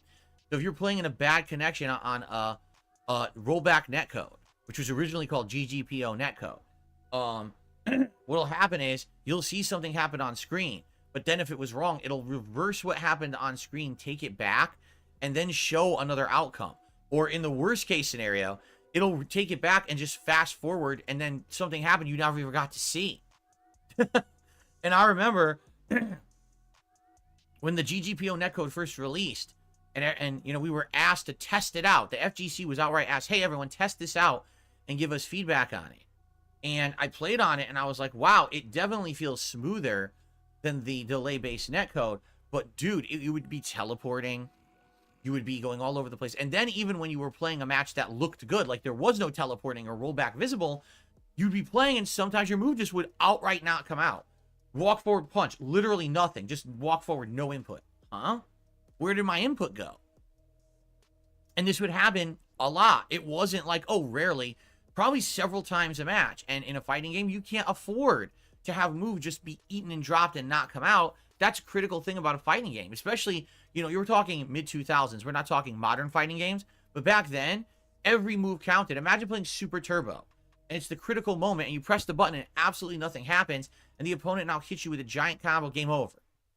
Or they jump at you. Oh, God, let me block. Oh, man, I can't with these conversations. This is just the most boring, repetitive shit. We've heard this like 1,000 times before.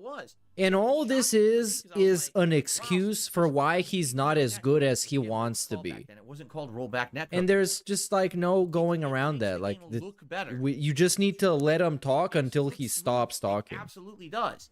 But the actual... And convinces himself. Everybody knows this is bullshit. Nobody's actually listening and believing in what he says. You're teleporting all over the place, and things are just, you know, you can't even see what's happening. And then, when you have a match when that isn't happening, sometimes your moves just get eaten up. And it was frustrating, and, you know, I even confronted the maker of the code and said, you know, is this true? And yeah, everything you're saying is true. Okay, well then why is it that when I posted my criticisms of this netcode on your website, shoryuken.com, you removed the post? And you suspended me. Oh, because they wanted to conceal the truth. Other companies, so we can't have people saying negative things about it. This kind of sounds like slander to me. Kiss the netcode's butt, saying, "Wow, this is so much better than delay based. It looks better." And he said this like separate instances, probably 4 times. Was removed, and I was punished. Okay, that was 20 years ago. All right. Since then, obviously, a lot has changed. Okay, and in reality, you know, everyone has these different skewed histories of Street Fighter, depending on who you were friends with, and who you knew, and where you lived. And my history of Street Fighter is just very different than everyone else's, because I lived on the East Coast. I wasn't friendly with the people who ran shoryuken.com and the people who ran Evo. In fact, it was kind of the opposite. I was kind of at odds with them a lot, because I felt that they had a lot of things that they were running that weren't very kosher, a lot of very questionable practices at their tournaments, and all kinds of stuff, okay? So, the reason we're talking about this is because this all ties into Fightcade, okay? If you don't know, Fightcade. Oh, and we're, okay, so this whole thing was to preload the excuses that he's gonna be bad at Fightcade now. Posts are not archived. And there's gonna be many other excuses, and you've probably heard them before, but you're gonna hear them again, probably today as well. So get banned, you fuckface. Because everything I'm talking about was in IRC chats. And what do we get here? That was nice. Because they were deleted. Fightcade. All right? And by the way, Jughead Jones, you're absolutely wrong. The posts are not archived there because they were deleted from the site. What you're talking about are unrelated posts, not to the subject, so get banned, you fuckface. Because the other thing I'm talking about was in IRC chats and shit.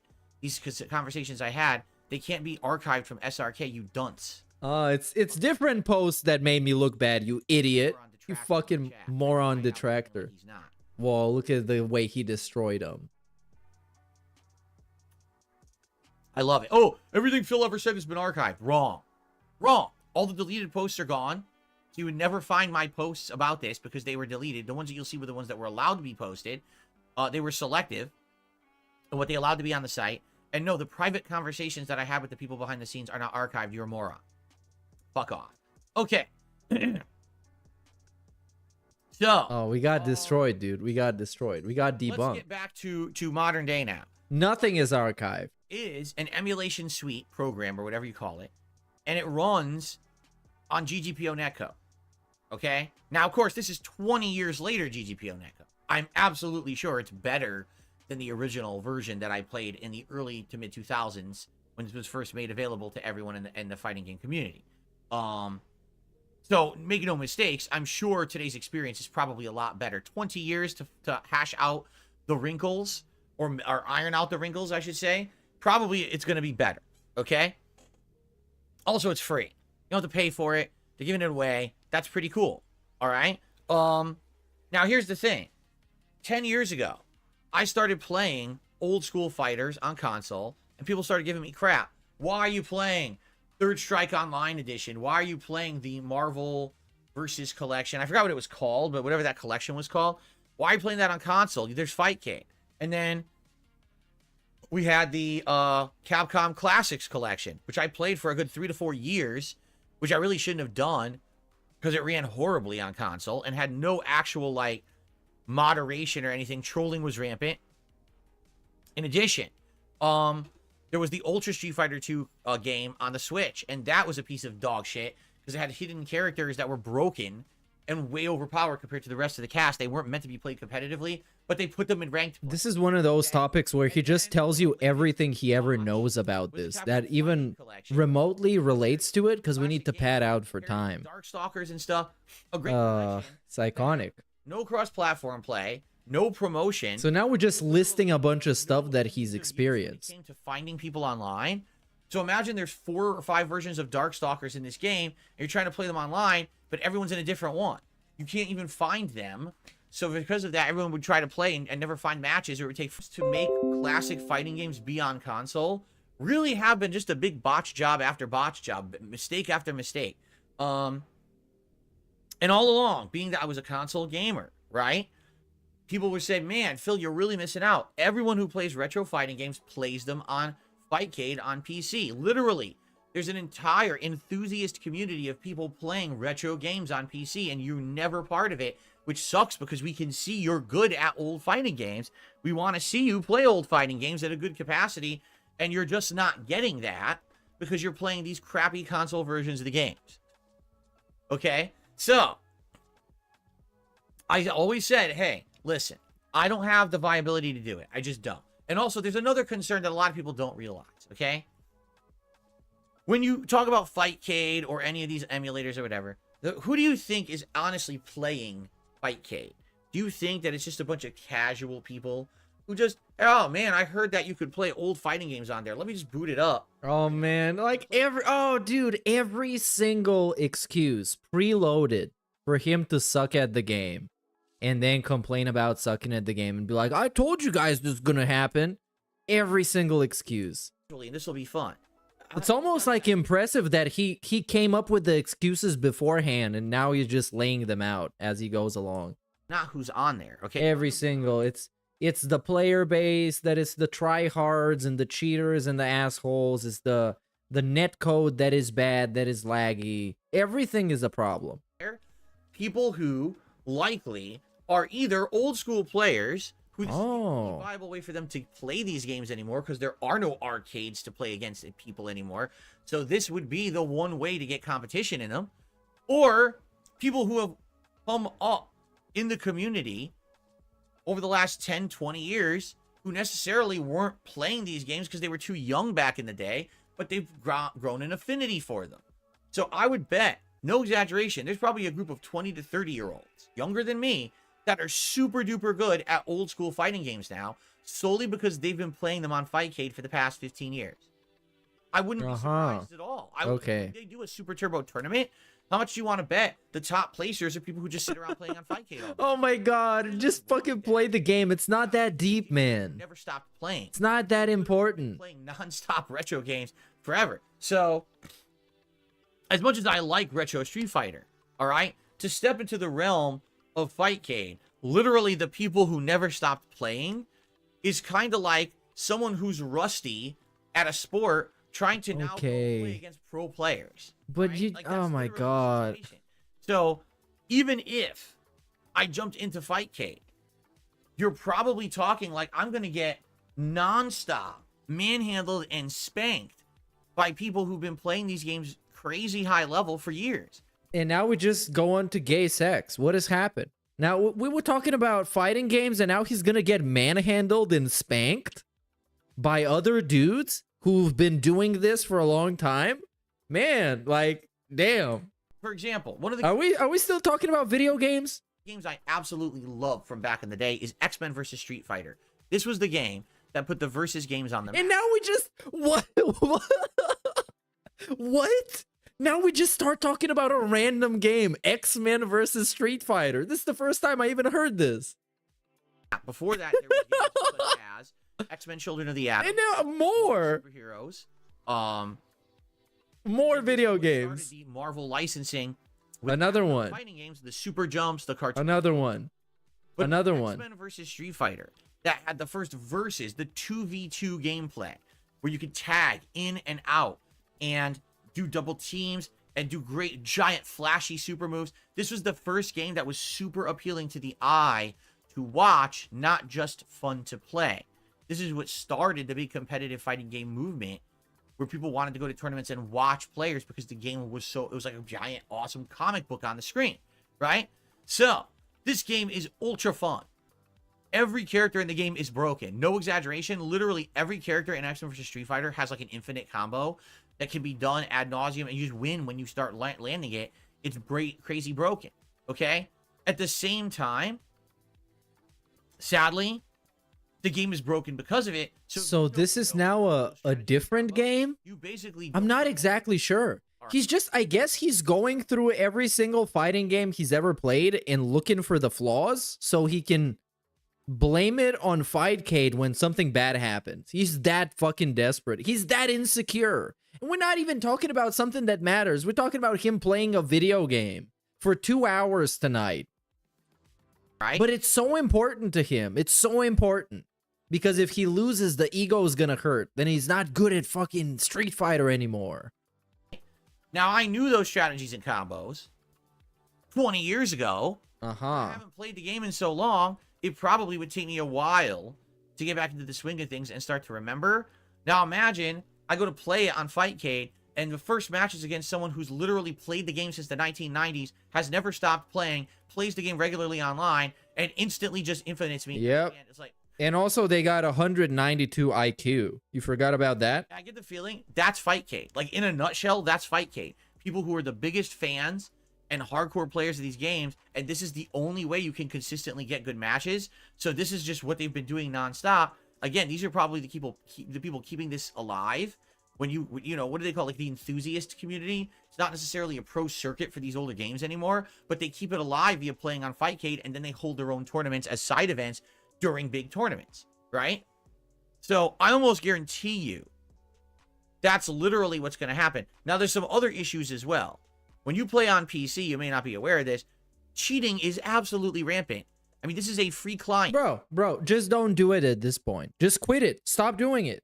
There are obviously too many obstacles for you to have a successful stream doing it and to perform good at the game. Just stop doing it. Just don't bother. Everybody's a cheater. They lag too much. They're no-lifers that play the game 24/7. Don't fucking bother. Just drop it. Just drop it. It makes no sense. You're taking away all the joy out of it.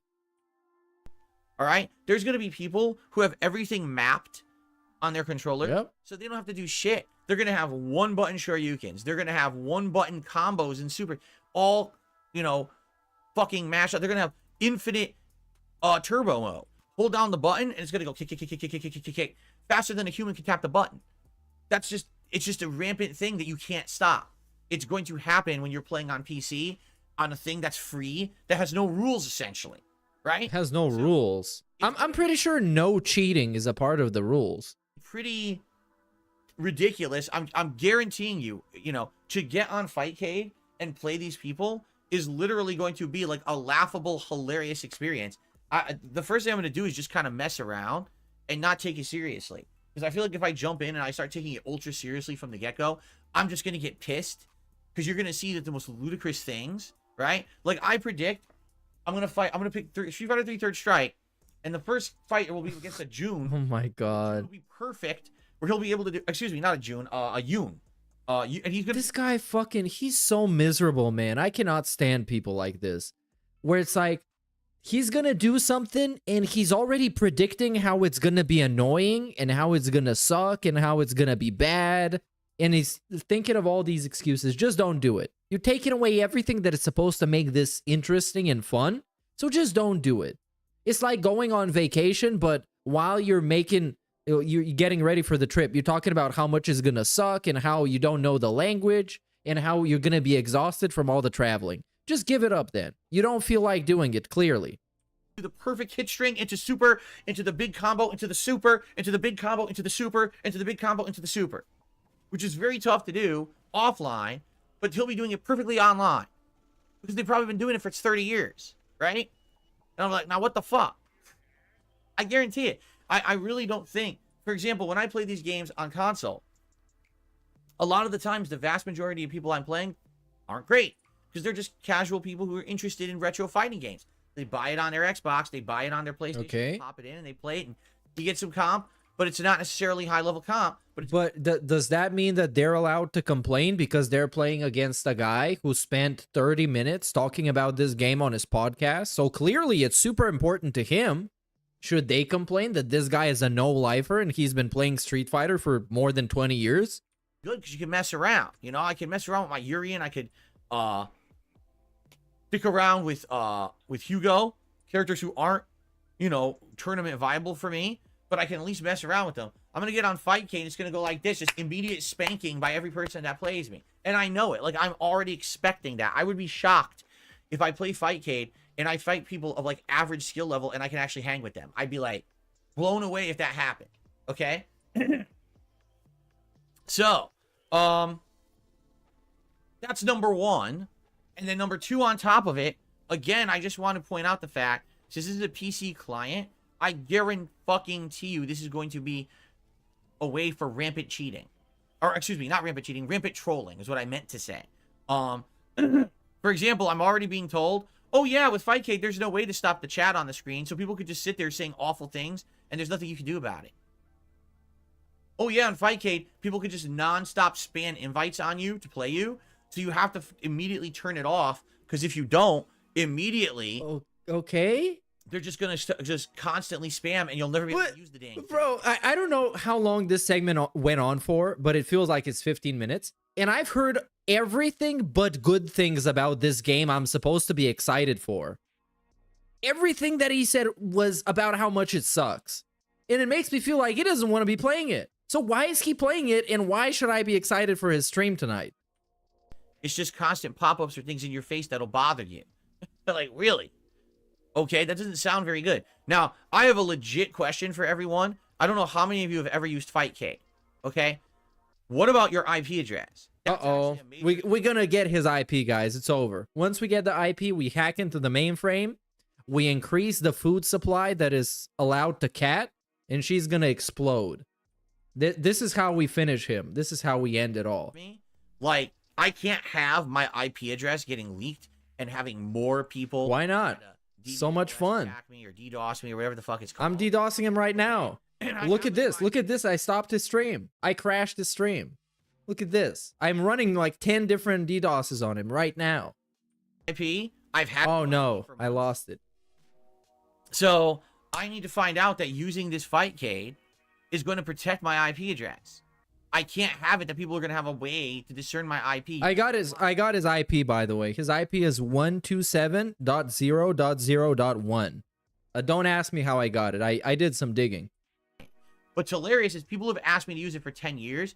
Not a single person has brought up this thing, this point about IP addresses. Okay? That's your problem. They don't need to hide their IPs, moron.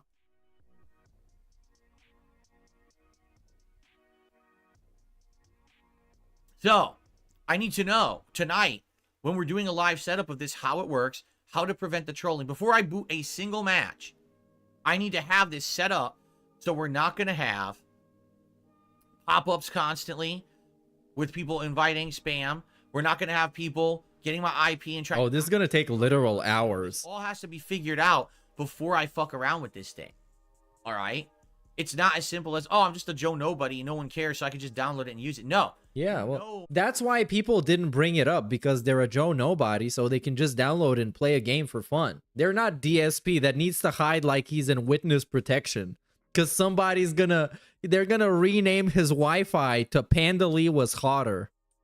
I'm a target. He's a target. He's a protected class. You forget about that? For 10 years to use Fightcade, I hope you know what the fuck you're talking about.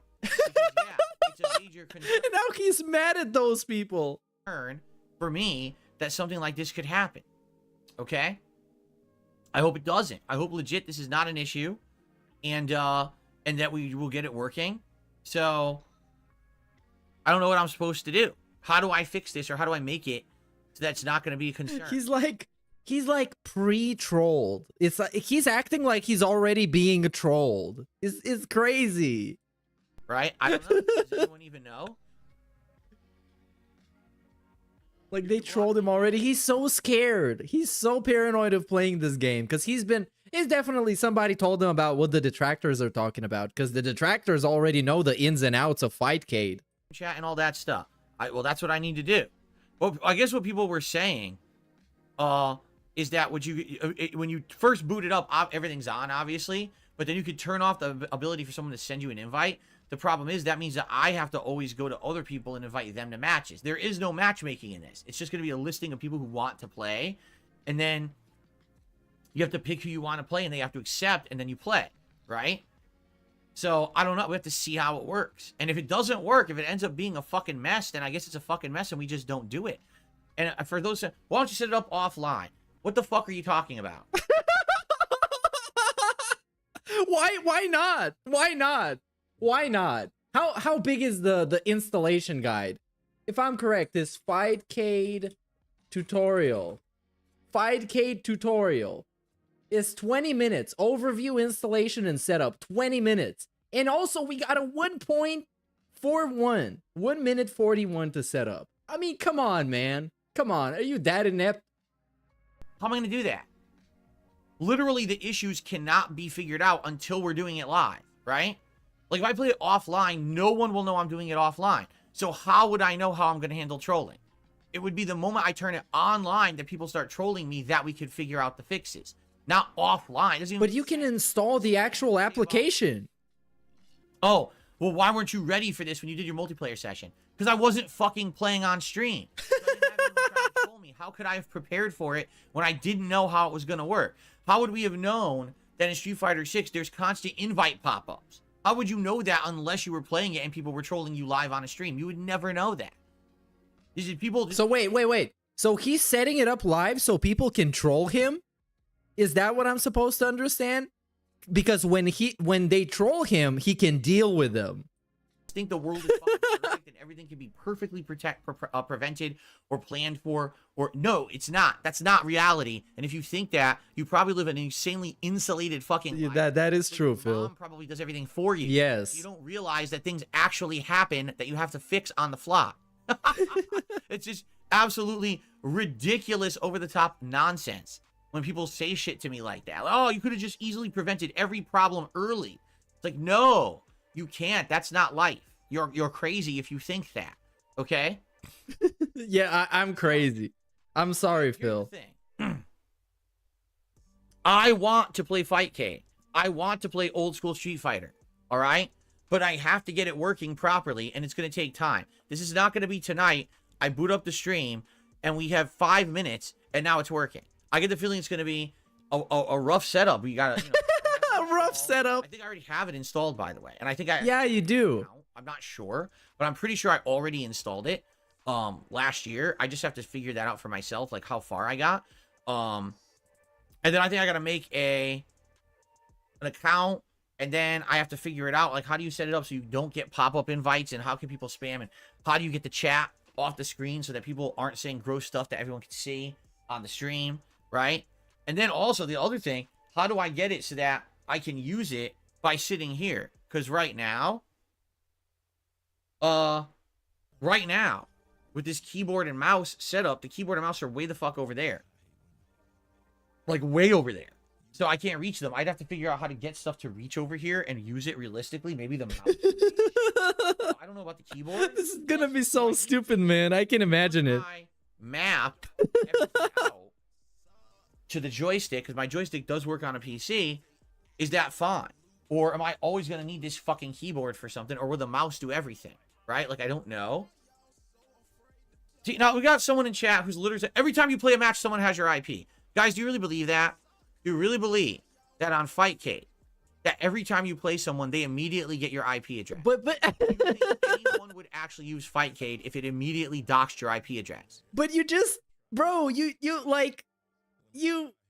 asked for people to clarify this issue for you, and then they do, and then it's like, do you really believe that? Well, I don't know. Stop asking then. Go figure it out yourself. Also, if it's based on peer-to-peer communication, yeah, that's gonna happen.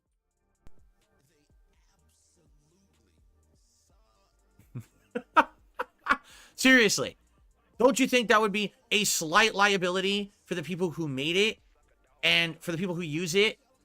That every single moment, right?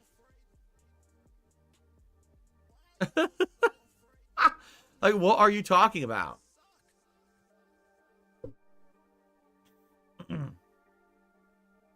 I already got his IP. I'm about to hack in right I now. don't know. People are just crazy. People are just fucking idiots, I guess.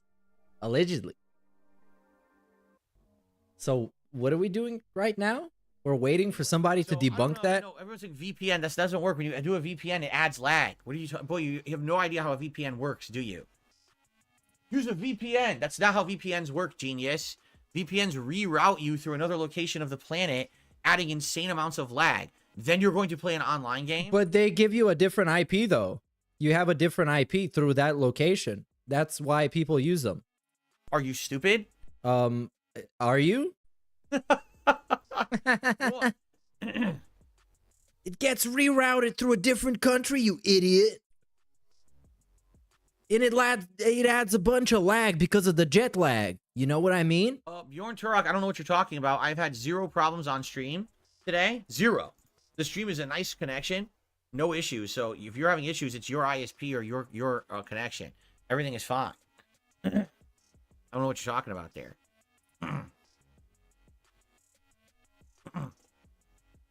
This podcast has been great so far.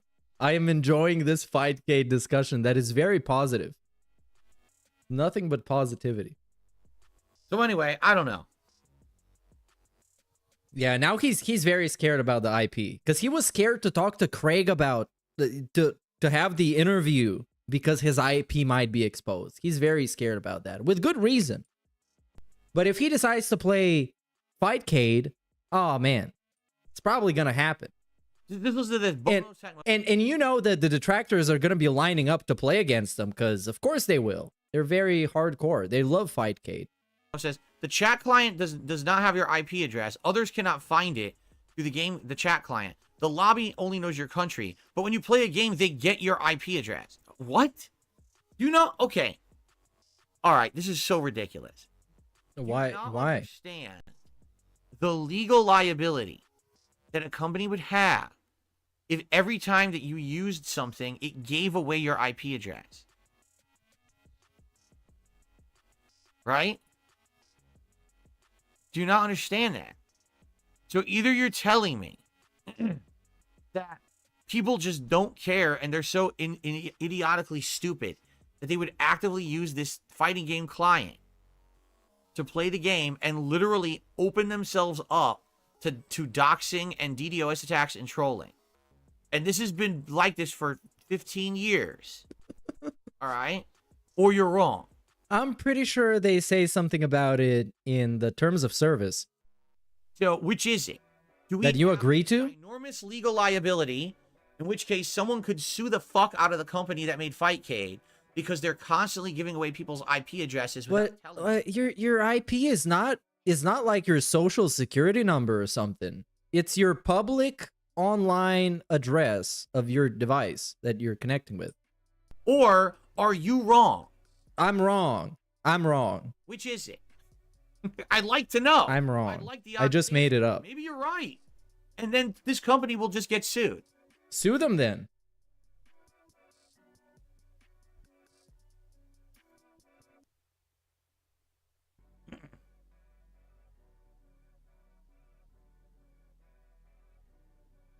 Oh, he's rattled now. He's really spooked about this. He might not even play Fightcade at all. This is literally like playing a peer-to-peer game via an emulator. This is how it works. I play this with the Tecmo community. Yep. He is getting crushed right now. You can see it. How would anyone who is a known player who streams, okay?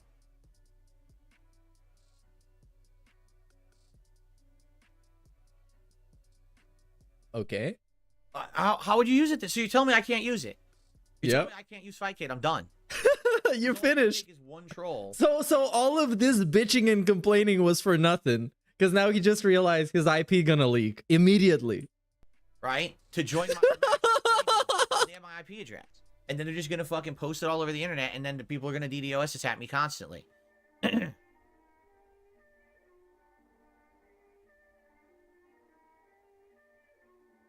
Oh man, trolls ruin everything. They suck. I hate trolls.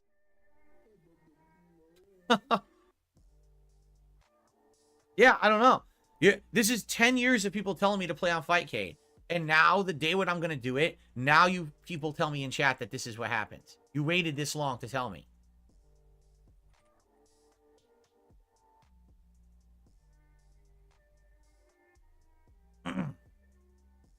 No, trolls cannot IP grab you off any game. If they did, they would have fucking doxed me 5 zillion times over the years, so you don't know what the fuck you're talking about.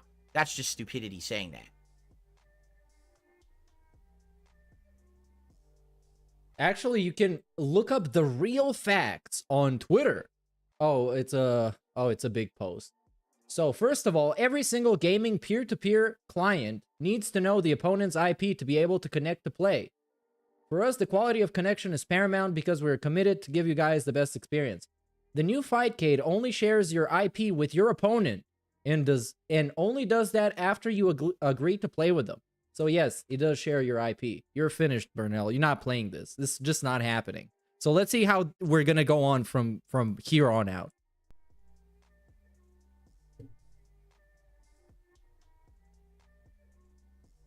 Because this is definitely not happening. He's not taking this risk. And he doesn't want to bother with setting it up to begin with.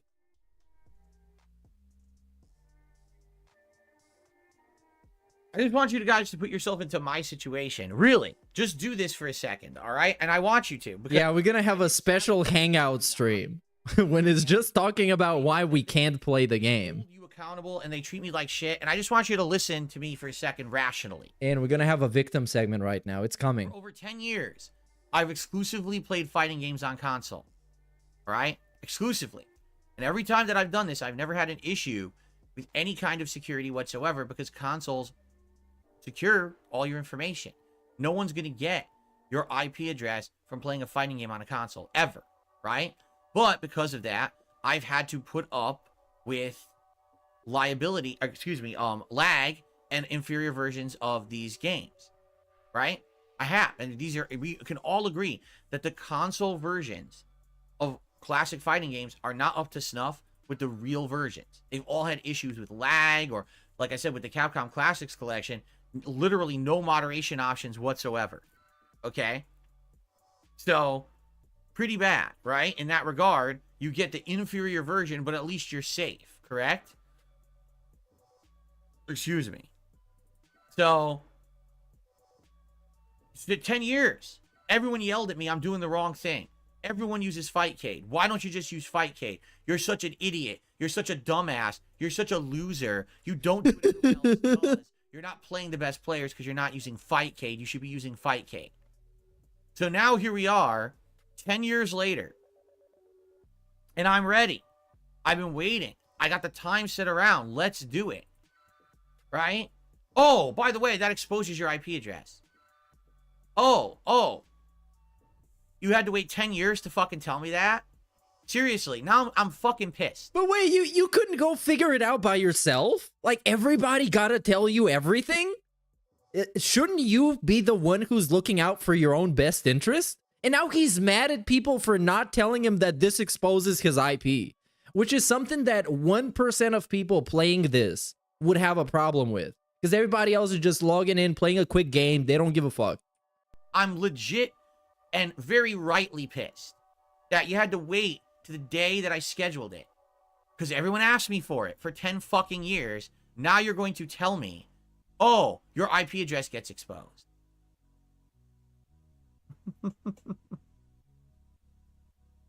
It gets to the point where when people ask for shit and they start to unfairly treat me away, I'm just going to tell them, shut the fuck up. I don't want to hear you bitching. Because that's where the point we're getting to at this point. Like, people screaming so loudly that I'm doing it wrong, when in reality, I've always been doing it right, because there's no way that a streamer is using Fightcade if it gives away your IP address. And this is how this all is gonna end, is when he completely turns on his own fans, which has been happening for a long time, but it's gonna get more and more aggressive. Because when there are no trolls, he needs to leash out on somebody. He needs to be on somebody. And that person's definitely gonna be a fan. And I'm tired of it. I'm tired that because I'm Darkside Phil, I'm the brunt of the abuse. I get the one that get yelled at and called names. Yeah. Poorly. Yeah, you fucking flathead. You fucking beggar. I'm Darkside Phil. That's really the only reason. Right? So anyone else, it would have been like, all right, well, you're a streamer. You know, Fightcade's the best, but, you know, for me, it's like, no, fuck you, Phil, you piece of shit. Yeah. Right? You've been doing it wrong for 10 years. Why don't you just listen to us? Why? Okay, well then, I'm listening to you now. Let's do it. I'm listening to you now, 10 years later, you idiots. Oh, wait. It took me 10 years to play a video game. I'm listening now. Wait, actually, you should have never done this to begin with. See, now Swagonito says, well, streamers use Fightcade all day long. Avoid the puddles, one of them. How? If it gives away your IP address, as people are suggesting in the chat, how? No, it doesn't. Don't worry about it. It's a fake IP. Please, kiss my fucking ass and enjoy your permanent... Wait, what did he say? Shit. Seriously. Fuck off. Oh, dude. It was the... Hold on. Player Essence. I just need to confirm that. Player Essence. Yeah. It's a check mark. That's why I got so salty. It's this guy. And this guy said, because I remember, because I saw the check mark message pop up in chat. He said, stop being such a victim all the time. It's something, I'm paraphrasing it, but that was the content of the message. Asshole. And this is why we got this reaction. Are suggesting in the chat, how? Player Essence, please kiss my fucking ass and enjoy your permanent ban, you dumb piece of fucking shit. Hell yeah, brother. Fuck off. Yeah. Give it to him. Asshole. Go crazy. Look at what a badass he is, but he got cold feet because his IP would be exposed. Why am I so angry? Because if you were told for 10 years that you're doing something wrong, for 10 years, you were told you're the one who's doing everything incorrectly, why don't you just listen to reason? And then the day you're actually going to make amends and change and try to do the thing that people have said this is the right thing to do, you get told, oh no, you can't do it anyway. No, you can still do it. How would you feel? It doesn't even matter that's Fightcade. This could have been anything, right?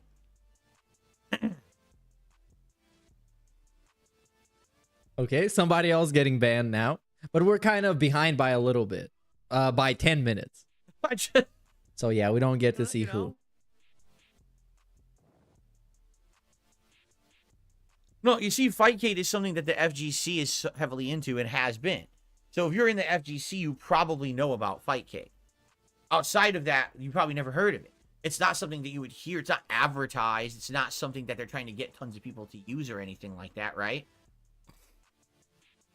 And he's, like, the reality is that he is mad at people who asked him to play Fightcade 10 years ago. And those people have been long gone. So now he's taking out his anger on the people right now who are watching him who didn't necessarily ask for Fightcade. So it's so fucking funny, man. I cannot believe it. This dude is like single-handedly destroying his fan base in ways that the trolls could never. And I don't know what to do. You tell me. What am I supposed to do? Right? He's so mad at him now. Because he's not playing Fightcade. It's over. There's no way he's playing this. It's peer-to-peer. His IP is going to be out 10 minutes into the game. No, we're going to be changing his Wi-Fi names to everything. Panda Lee was hotter. Cad was skinnier. like, hey, I'm just Jasper was healthier. gonna sit on stream and do nothing. Yep. There you go. This is the solution. It's just ridiculous. You can masturbate again. It is. It's going to be the most fun you've had since the last time you masturbated. I'm just so it gets to the point where like you get, what is the word? Like you get desensitized. Like I shouldn't be upset. I shouldn't be surprised that for 10 years people gave me misinformation and yelled at me for that misinformation and acted like I was a villain or stupid or whatever, doing the wrong thing. You know, I guess I shouldn't expect to be treated with respect. I guess that's actually that is true. You know what? That is absolutely true. That's one of the smartest things he's ever said. Because he never earned any amount of respect to be treated with on the internet. He only lost it. He's on negative respect. I should not expect to be treated with any kind of respect. Whatever people tell me, 9 times out of 10, they're fucking with me. They're just, you know, any criticism of me actually isn't valid. It's not valid, no. Trying to basically make fun of me yes. for the sake of making fun of me. Dude, this is the best DSP saga. This is the best. Because think about it. He went for so long talking about like, I did nothing wrong, I did everything correct as a meme. And now it's like his actual reality. People that hate me, they actually don't hate me. They just pretend to, and it's invalid just because it's me. I love this. I want more of this.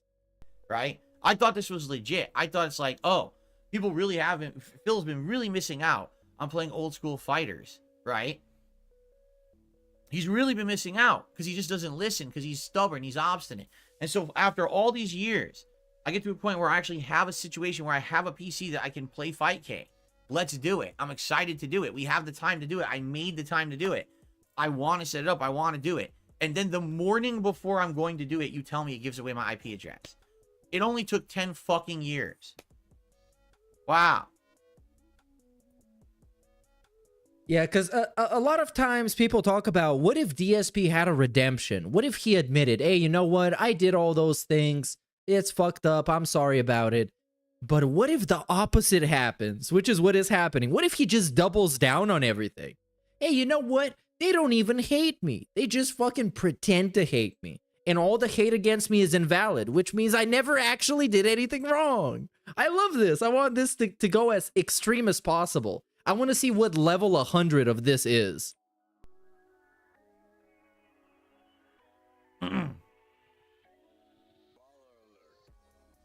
Horny Gordon Rule says Fightcade doesn't openly display your IP. It's still accessible during gameplay due to peer-to-peer nature like Call of Duty. So explain this to me. How does anyone ever stream Call of Duty? Because don't you think there's malicious parties who would get someone's IP address who's a streamer and DDoS attack them or post it all over the internet? So how is it possible that people play Call of Duty? How is it possible that Avoid the Puddle plays on Fightcade and doesn't get his IP address doxed? How is this possible? Because, oh my god, I don't... Like, that's kind of their fucking business, man. I don't have to think about this. Because this, like, nobody has to think about. Because he is in the 1% of people who have to worry about this. And now we're acting like it's the utmost important issue. And probably they use VPN. Yeah. Because nowadays, everybody using VPN. Even got free VPNs, except they sell your data. Which everybody does. So, like, why even care? You incredible dunce. Stop saying VPN. Wow, that is a stupid answer. And he called him an incredible dunce.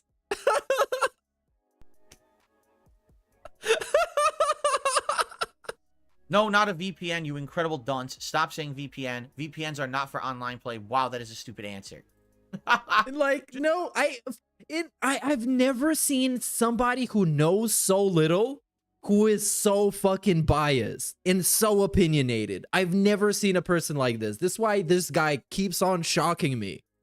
It's like, there's no guy who... This guy cannot even install Fightcade, and he's arguing with people. Just the very nature of the fact that you don't know how a VPN works is hilarious. To say that in a chat, that you think that you want to add latency by using a VPN in an online play, that is incredibly stupid, what you're saying.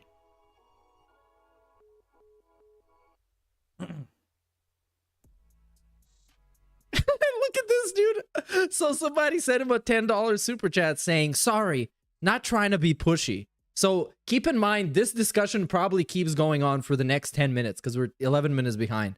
But what if you emailed Fightcade support to get a guaranteed confirmation if it's safe or if they have safety measures and try to stream it again in the future, maybe?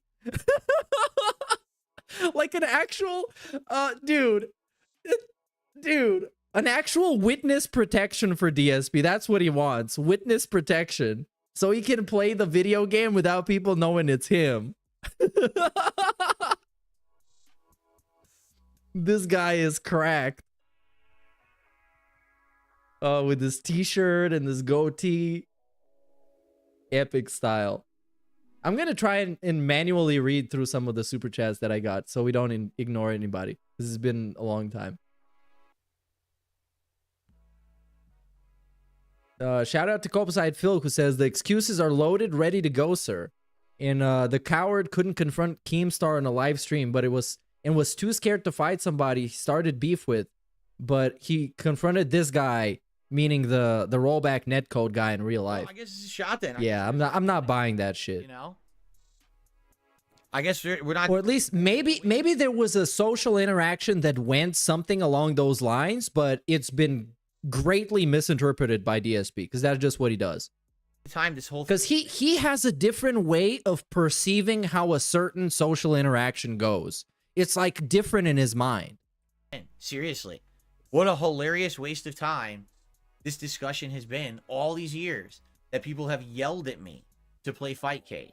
Because I'm being told, like legit, someone who's trying to help in chat says, this is why in things like Fightcade it's considered friend groups or friend lobbies, people you trust playing against each other. That way it's not people using the information maliciously against you or anything. Oh my god, man. That's what they're saying. Yeah, play with trusted friends only. Well, then I can never use Fightcade, ever. Not a single fucking time can I ever play Fightcade. It's over. So I'm done. That's it. Fightcade is off the table. Now I'm gonna for the next 2 nights because I cannot play. Oh, this rocks. This program. And is that what we're gonna keep doing for the next 15 minutes? We're gonna talk about the schedule? Even though people have demanded that I use it for a decade. Outright told me I'm an idiotic moron buffoon for playing console versions of fighting games. And, you know, I mean, literally, outright been insulted as if I'm just fucking stupid as shit because I've been playing on console. But now I find out, actually, I was in the right all along.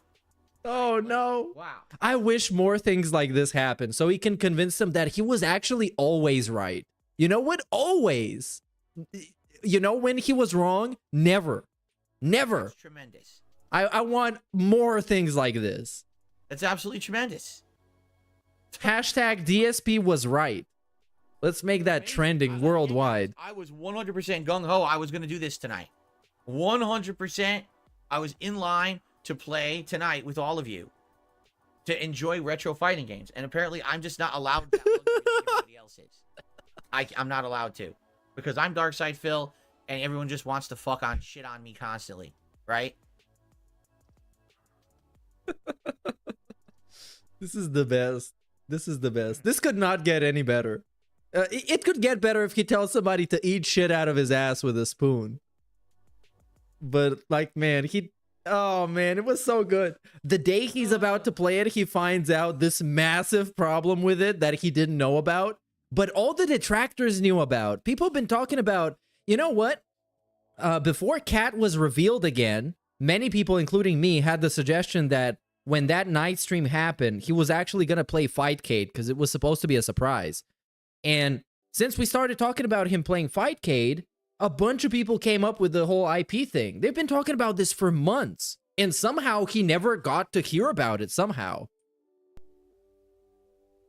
Yeah, big ups to Copacyde Phil, who says it's a quick Google search, but he wasted 10 years. I literally just found it right now. It's done. On Twitter, on Reddit, on anything. All I had to look up was Fightcade P2P IP. Or maybe if I looked up Fightcade IP, it would show up as well.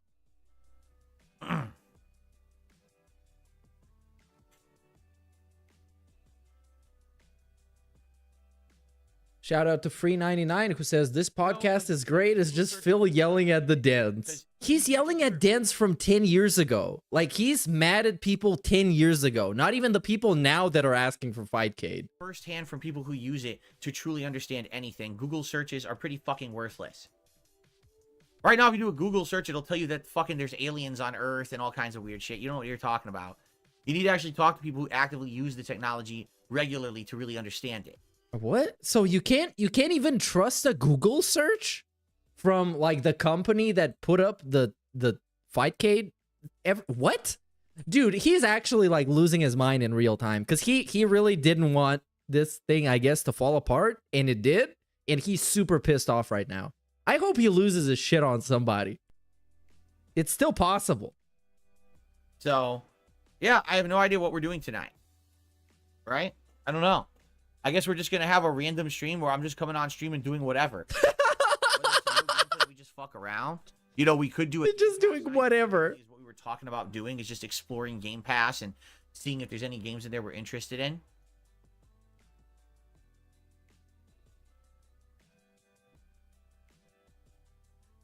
Yeah.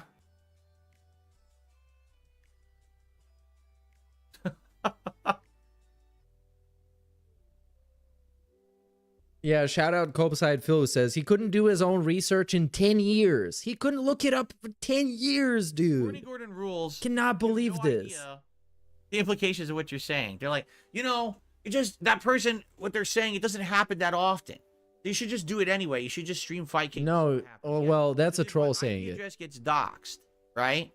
Totally, I'll just be able to easily stream every day, and it won't affect my business in a negative way or anything, right? I won't be able to not make money because I can't work. Money? What are you talking about? Look, I don't blame him for not wanting to expose his IP because I know the moment he does it, somebody's gonna play with him, and it's gonna be very fun for everybody but him. So I understand it, but he didn't even bother to research this. He didn't even bother, and now he's mad because people didn't tell him. This is what happens when you're so helpless and dependent on everybody else. Oh my God. Now he's just mad at them because they didn't tell him. So, yeah, big ups Danny the DK who asks, what did I miss? You missed this, basically. He just realized that Fightcade is peer-to-peer, which means people that play against each other are connected directly to each other. So they get to see both of their IPs, and his IP is going to be exposed. I'm definitely So he's having a mental breakdown live on air. Titling this podcast the Fightcade disaster episode for sure. I can't imagine. I mean, thank God we had this conversation, because if we didn't, I mean, that would have been a really, really bad, right? Like it would have been. It just would have been terrible. So obviously, I'm very happy that. What can somebody do with his IP? They can DDoS him. We basically They can basically overload his network with fake requests to the point where it can't exist anymore and it's gonna crash. So yeah, I don't blame him, but also, it's like, why is he so pissed off? No Fightcade tonight. I guess we'll either just have a hangout session or we'll maybe do some Game Pass exploration or something like that. And then I guess tomorrow night we're either gonna be doing like Street Fighter or Helldivers or something. There you go. Well, thanks for at least for being honest on the stream chat, those who tried to help. I really do appreciate that. But you shit on them, though. Thank you for understanding. But those who tried to help got shit on. All the people that said, hey, Phil, they can see your IP. Oh, my God. Are you a fucking idiot? Do you think a company is going to allow them to do that? And then it turned out to be yes. And now it's like, well, thanks, everyone. That I just can't take that liability to have my entire business shut down because of this. That would be pretty fun. Come on. I was so excited to shut down your entire business, man. Come on. Why you got to do this to me? Please let me shut down your whole business. Please, just one time. All right. I'm just going to shut it down real quick. Holy shit. Not even going to rename your network. This has been. It's going to stay Pandally was better. Good morning to you. Was hotter, excuse me. Coffee. Thanks for 35 months of support. Jordan, another super chat, says, what games were you going to try to play on Fightcade? I was going to try to play all the classic fighters that I liked from back in the day. Super Turbo, X-Men vs. Street Fighter, Marvel vs. Capcom, Street Fighter 3 Third Strike, the Alpha. Oh man, this sucks. This sucks. I'm gonna do my shout outs instead, because fuck this. This is terrible. And I'm gonna read them manually because I lost the track, so I'll go back. Big ups Gribis Gibman, who says Comcast Business Internet has DDoS protection. Oh, does it? Well, I guess he got nothing to worry about, but if his IP leaks out, somebody's gonna find out something to do with it that's gonna be, well, a fun, chill, and interactive. Let's just call it like that. So if I was him, I definitely wanna keep my stuff safe. I don't want to get my IP out there. All right. In a nutshell, what a VPN does. Oh, he's gonna tell you all about VPNs. Routes your internet connection through another location on the planet, so that it looks like you're located there. Right. But you get a different IP, right? Primarily, VPNs are used to disguise your identity or to unlock content that's region locked. So, for example, let's say you had Netflix. Well, in the United States, only certain stuff is available on Netflix. But if you were to say, oh, I'm from Norway, well, then other content would actually be unlocked on Netflix. Whoa. To change your location, I'm from Norway. Give me the content. And make it look like you're somewhere else, and so that you can get other content. That's primarily why people use VPNs. But VPNs can be used to make it look like you are somewhere else. And obviously that protects your identity. But the problem is, and this is what people are not saying, when you use a VPN, it adds lag because your connection has to ping through that other location first before it then goes to where the destination is. Look, man, I think if your connection is strong enough, if you got the speed, it shouldn't bother you using a VPN to play an online game. Because online games don't take up your entire bandwidth. They take a certain amount. And you're probably going to have that when you're using the VPN too. So imagine I'm trying to play someone over Fightcade who's located in California. If I just go direct to them, it's a connection from California to Washington State, which are just pretty close to each other in the United States. But if I'm using a VPN that says I live in Norway, my connection is going from Washington across the planet to Norway and then to California. And then the inputs there are going from California to Norway to Washington State. You're adding dramatic amounts of lag to the situation, in which case it just becomes not viable. There's no point to doing it. Do you see? Okay.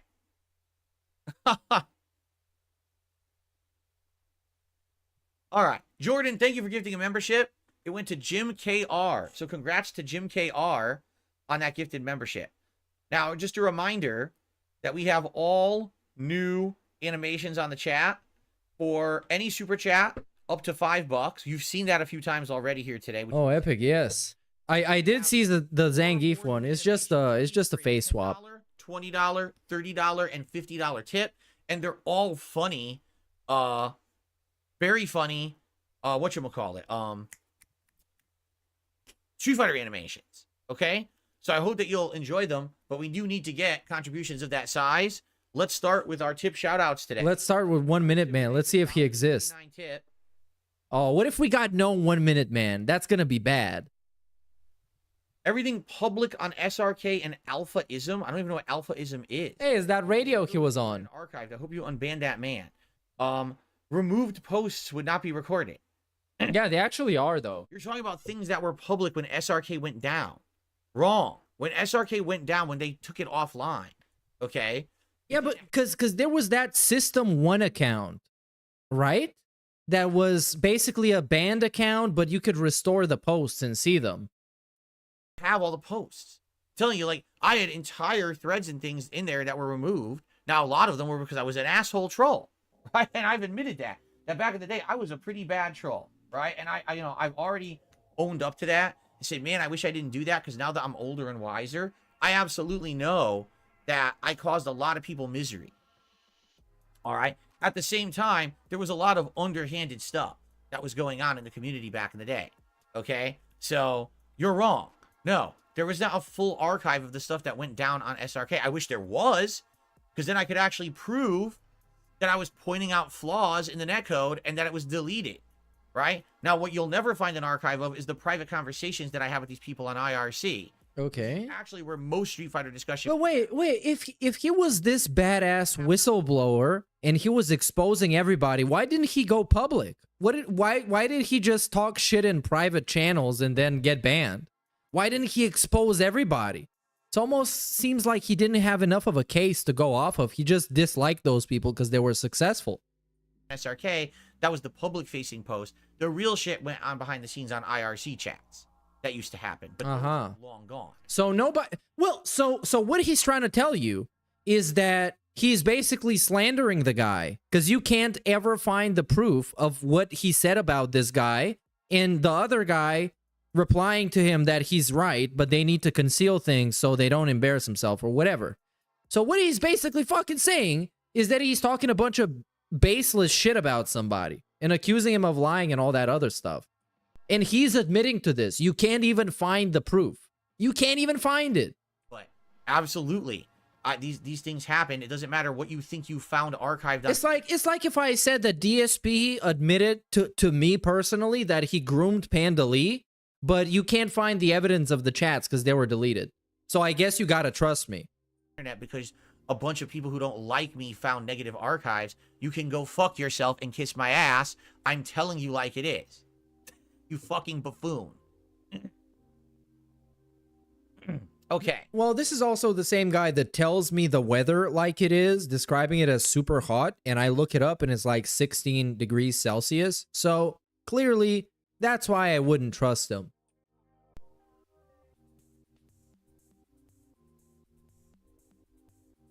Someone tipped the bucket and says, well, if all the modern fighting games kind of bother you, what do you think? How do you think Fightcade would affect you? I mean, here's the thing, okay? I feel like playing the classics, at first it will be stressful. Because, like I said, there's that whole try-hard mentality of people who've never given up playing these games, who are playing them online, and who would constantly be practicing how to kick my ass. But at the same time, there's a... Actually, today, this might be one of the streams where he has insulted his fans more than I've insulted him.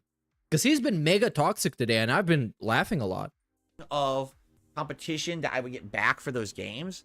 Like, it's the same thing with any game. When you get to that certain level, you're going to start to enjoy it more. Plus, there's something you're not understanding. Old school fighting games are not like modern fighting games, okay?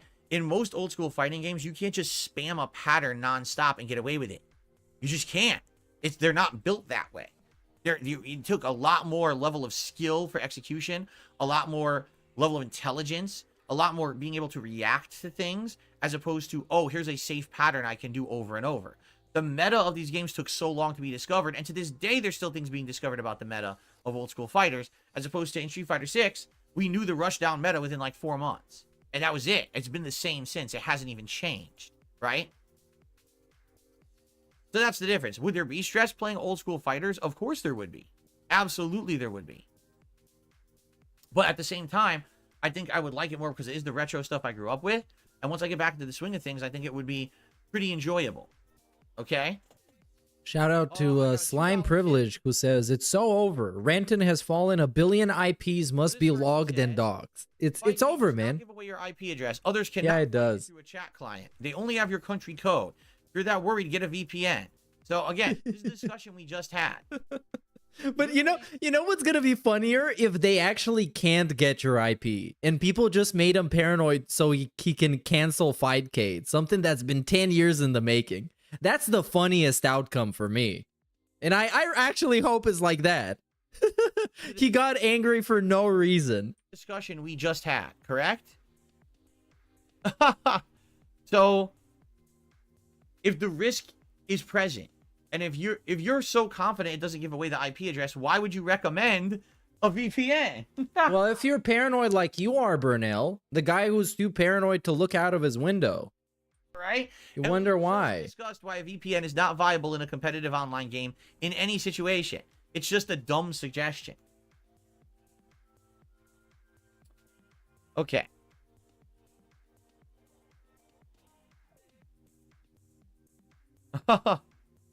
Very funny. Shout out to Lord Kane 666. Hold on. Who says 42 and he relies on the dance to tell him what he needs to do. L. And he got so angry that he didn't do any research and nobody else did, I guess, for his specific issues. He wants to have an actual team of people working for him and for his content, but he just can't afford it. And said, what about Helldivers tonight? Well, I just played Helldivers last night, or yesterday. You know, I literally just played it. If I play the same thing too much, it's going to end up feeling boring. You know what I'm saying? That's the thing. Like, I don't want to just play the same thing over and over ad nauseum. So I think I would not be doing that. By the way, I received a $5 tip. I don't know who it's from because I think it was anonymous. But So it's anonymous. FYI, PayPal froze it. So whoever did a $5 tip, your tip was frozen. Now, there's various reasons why this would happen. Oh, man. I'm not kidding.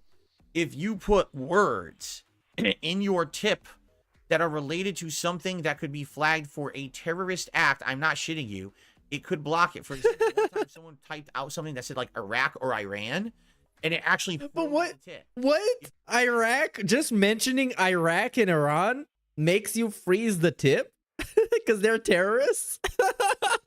Sure thing, PayPal. Sure thing. Something in there about bombs. About bombs. Like, serious, these things get flagged on PayPal. And you just get frozen for 2 days, and then they review it, and then they clear it. Whoever did the $5 tip, I can't see who you are, and I can't see your tip message because it got frozen by PayPal. Oh, they threatened to bomb Iraq or something. Sorry, I hope it goes through eventually, but I don't get to see any of your information, and I literally can't shout it out because it got frozen. So I'm sorry for that. Obviously, This can only happen to DSP, man. Nope, there's no other streamer that's gonna make a song and dance about this. I wish it went through and I could give you a shout out like everybody else, but I can't because PayPal froze it. If you say something about terrorism like Iraq or Iran, okay, it's gonna get frozen. Because they have certain filtered words that are flagged and then it freezes your contribution.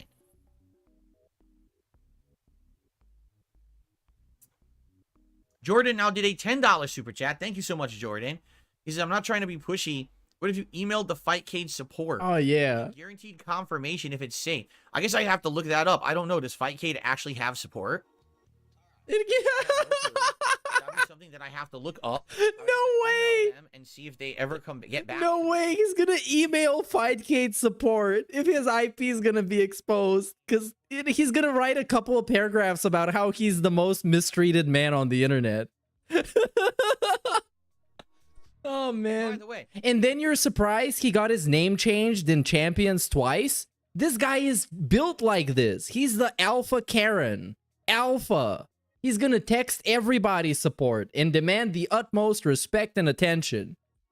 I don't fault Fightcade at all if this is the case, that if it gives your IP address away, I mean, no one has situations like Yeah, wait. You did though. You did though. In the beginning of this segment, you told them that they were liable for being sued because they're exposing your IP. And now you don't blame them? Sound like a direct contradiction to what you said because you blamed them directly. Right? Like, literally no one goes through the shit that I go through. Okay, let's see. Here's the website. Oh, and is he gonna email them in real time? Is this what we're gonna do? Is it that important? They don't seem to have a direct line of online support.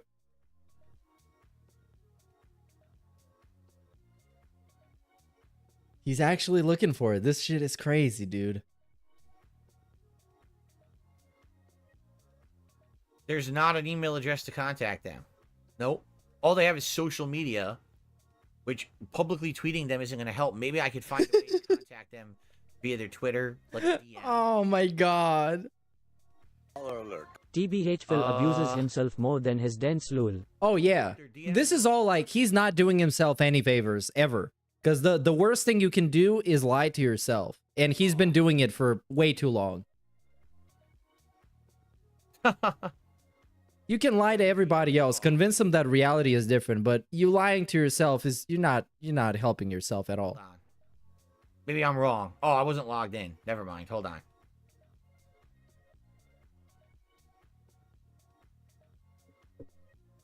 Because it's all these excuses that he made about Fightcade before he realized that his IP could be exposed is just to convince himself, to just lie to himself. No. For a guy who talks puppy about detractors and dents, he sure is a butterfly when it comes to this. He demonstrates cowardice and a lack of integrity. Does this sound like a man who gets slayed by his wife? No DMs on Twitter. No. DMs are shut off. Well, I get you, but I understand him too. Like, you don't want to be DSP and have your IP be reachable by your biggest fans. You don't want that to happen. No, I'm trying, guys. He's trying. He's trying. You see how hard he's trying. He's looking up a page on the internet. No email address. There's a Facebook. I don't use Facebook.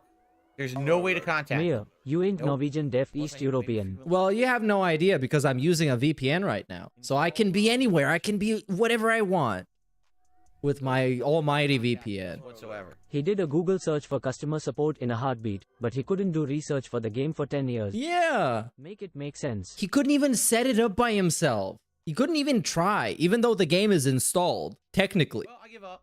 There's no way to contact them from what I can see. And we give up. I just looked and I don't see anything. It actually took him quite... No, why would I fault Fightcade?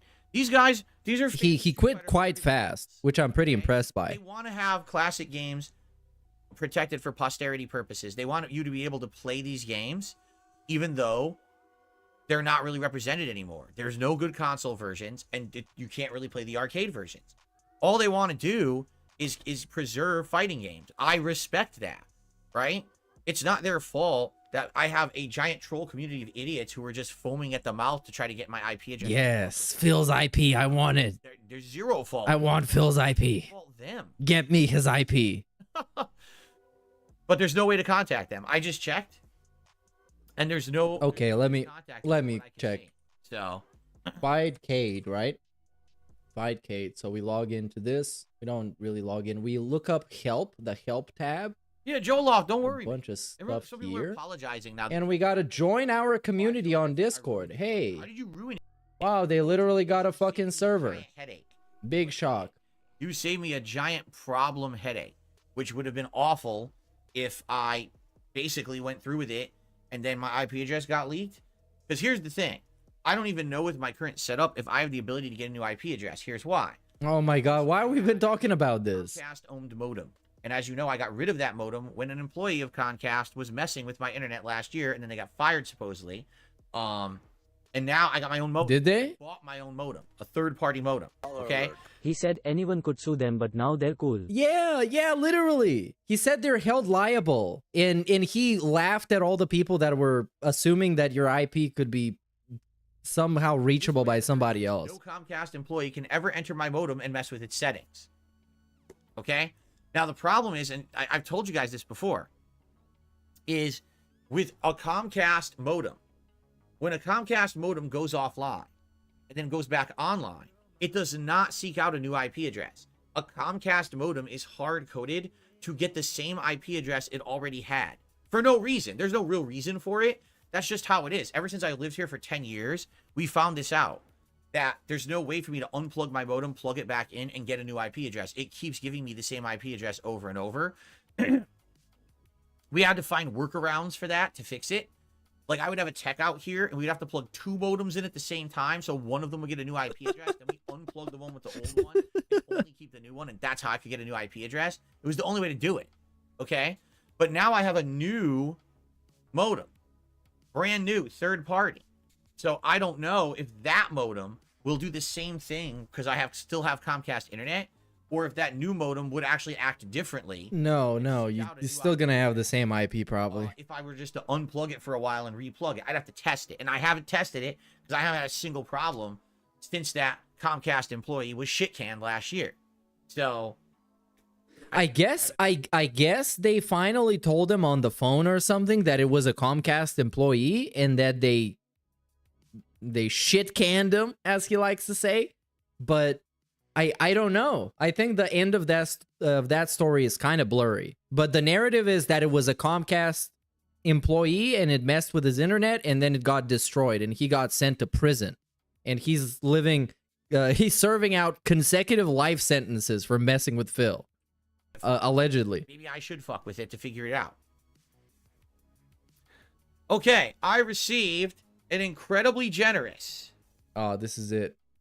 We're saving the stream right now. Tip this morning. Yeah. From Dan the Man. Oh no, it's the wrong man. The new $30 tip animation. You know they throw him to the new guy at Comcast. Oh yeah. That's. I don't think you guys are ready for this. Are you it's ready like, for this animation? Yeah, it's kind of like the initiation ritual for every new employee at Comcast to have to deal with DSP at least once. It's like kind of what you have to do for the company to accept you as a member of their team is to deal with a ticket by DSP. This is the new $30 tip animation. Whoa, let's witness this, dude. I can't wait, man. I can't wait. I might even actually magnify this on the screen so we all get to witness this in glorious maximum amount of quality. So I assume it's gonna be down here. So let's maximize this. Let's see how awesome this is gonna look. Now, Dude, this. Whoa, look at this. Is he cross-dressing? Overrode it. Oh no! Do it again, Spawn Killer. No, Spawn Killer, you fucking bitch! You ruined the moment. It was DSP cross-dressing and be face swapped with a woman, and you ruined it. No. Because it ended instantly. Well, let me get Dan the Man on the leaderboard. Yeah, let's get him up on the. Do it again. Wait, no, let's do it again now. All right, hold on. And then it went away within a second. Wait, too many people are sending contributions. Jumping, photo bombing, basically. All right, hold on. Okay, are we ready? Shout out Blast for 23 months, dude. Again, because that's totally unfair. That's not fair at all. And I want to see it too. Come on, I want to see it too. It's the best. All right, ready? The $30 animation. Here it is. Whoa! It's literally him on like Chun-Li's body though. It's kind of weird. Maybe I should. He means I'm never going to do this and I'm saying this so you don't ask ever again. Yeah, and it usually leads to some kind of an extreme. Oh yeah, maybe I should never stream again, okay? So this is the pop-up, you guys. Big ups Wesley H, dude. Now that is disturbing. It is. That is absolutely disturbing. And that's only one of the 4 new ones. That's the first one you've seen. There's Whoa. a $20 and a $50 animation as well. Oh my god, I need to send him $50. I need to see the pop-up. One of those is even more disturbing than that one. Yeah. Wow, I wonder which one. Is it the $50 one? I received a $5 tip from John Lambo. I'm sorry, many people portray you as a villain. Continue to listen to your gut and do it. Maybe you should just start Lost Odyssey. He says, would you be open-minded of doing a battle royal with creator wrestlers and stuff? Now, I'm not playing WWE games anymore. I'm not interested in it. You know, we did it for a while. Then we stopped doing it for years. Then I brought it back for like a year. But I'm out of it. I don't care about wrestling anymore. I literally don't watch it. Don't follow it. Why not? So I have no desire to have wrestling. But it's like, okay. We know that he plays champions. I think at this point, we can just safely say that we know he plays champions. If you're playing a game that's based around wrestling, wouldn't it be just best for you to just keep up with wrestling? Like, at least you're getting the most value you can be getting out of the thing you're doing, because it has something to do with something you're interested in. And clearly he's interested in wrestling, so why not just, like, why not just keep up with it?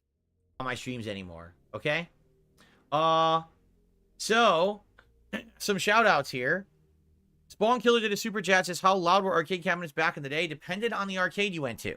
Keep in mind that each arcade cabinet can be independently tweaked. Yeah, I think I covered all the super chats at this point. Please tag me in chat if I missed yours. I wouldn't want to miss it. I want to give you the pop-up you rightfully deserve. Himself after he sees that animation of a cross-dressing Phil jumping up and down. Oh yeah, Derek was really confused right now.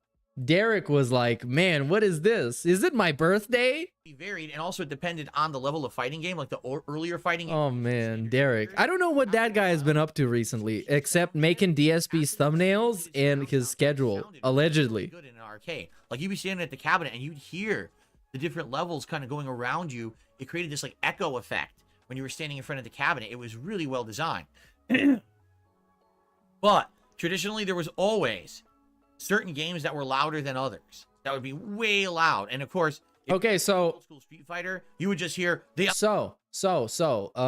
it's the moment of truth. We got to decide what we're going to do after the Swaycast. What are we going to do? Are we going to watch him play Elden Ring, the redemption run, or are we going to watch something else that I get to choose? Elephants across the whole arcade. It was always the doll scene thing. Dong dong dong dong. Dong dong dong dong dong dong dong dong dong dong. You hear the whole arcade is all you would hear. Yeah, I'm gonna run a poll in a second.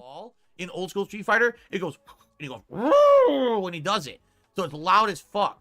Across the whole arcade, you'd be hearing that loud shit. Anyway. The Blimp just did a super chat. Says, I completely forgot about that Comcast nonsense. Man, you go through some crap, stuff it, boot up Fallout 4. What do you think is best? See, here's the thing. I totally would start Fallout 4. But the update's on Thursday. So why would I do it now?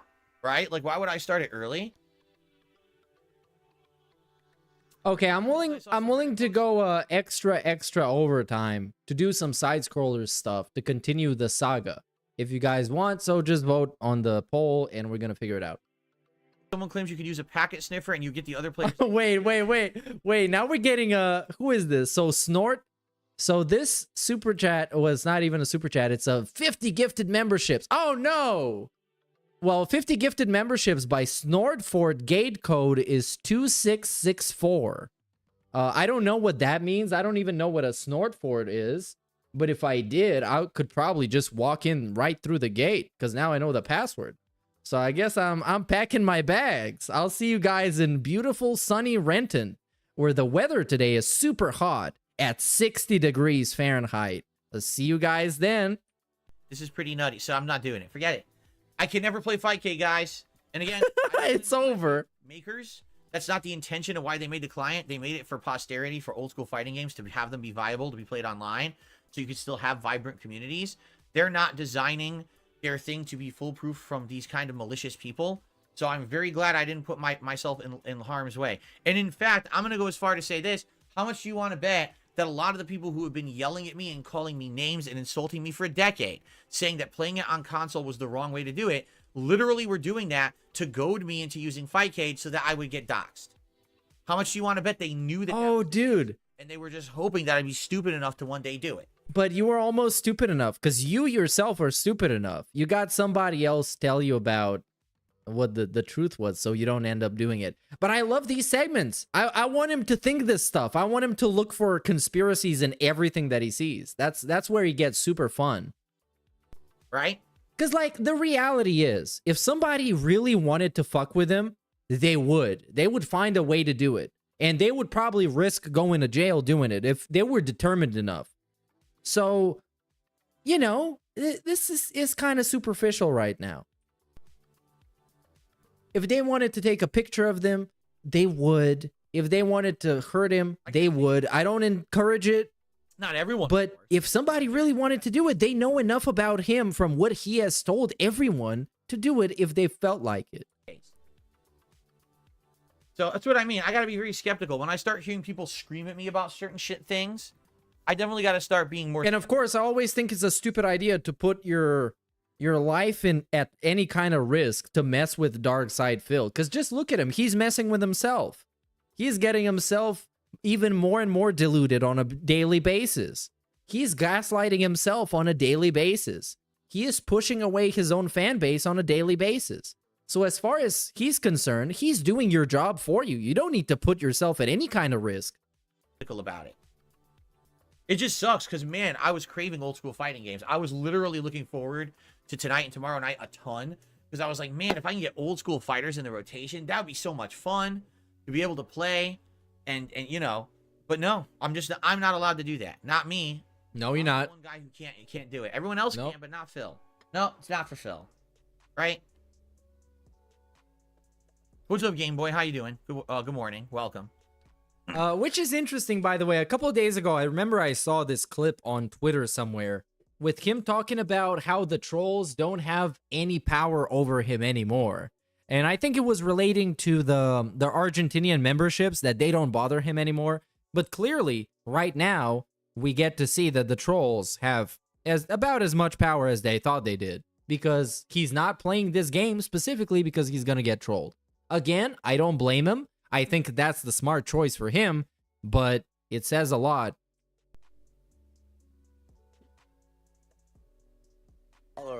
What is Phil's biggest talk-up we know he never fulfilled?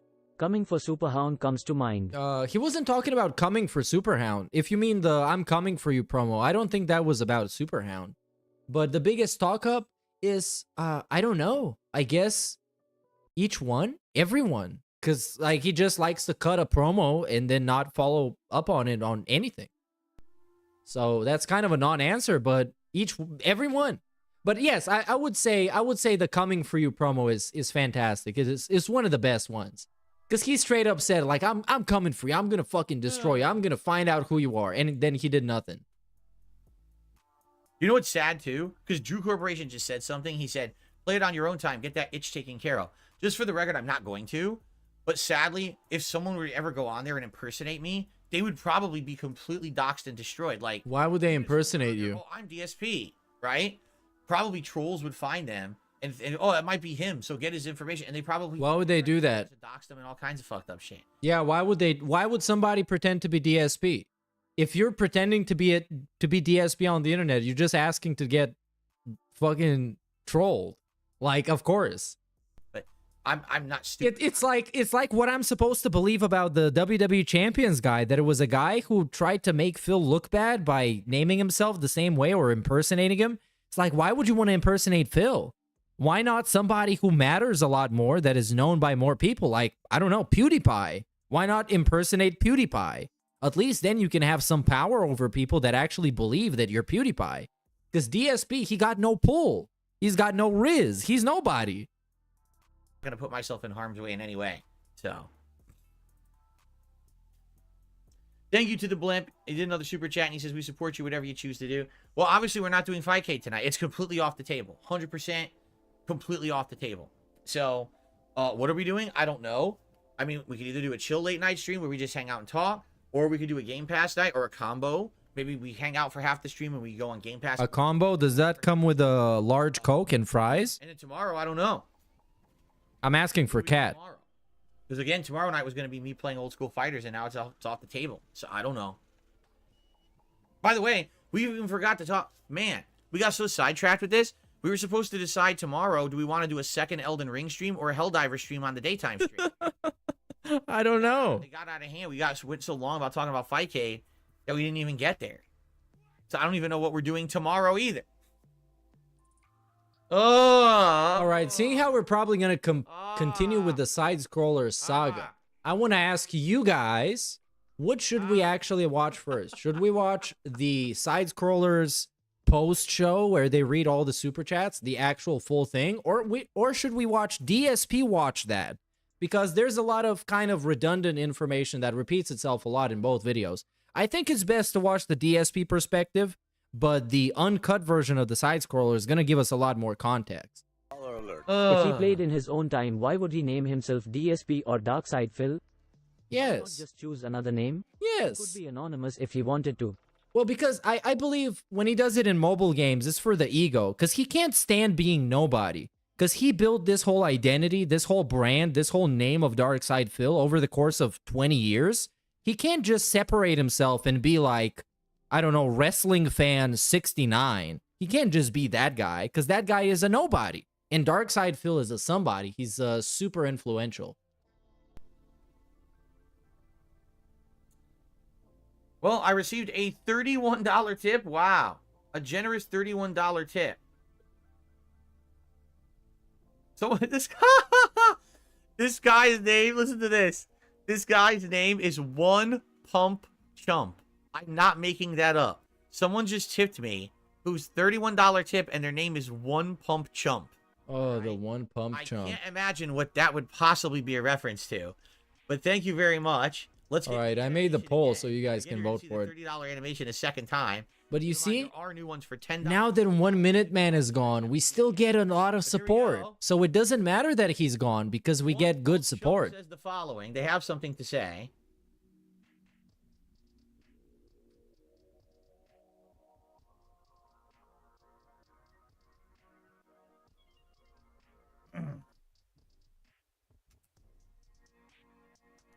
Okay.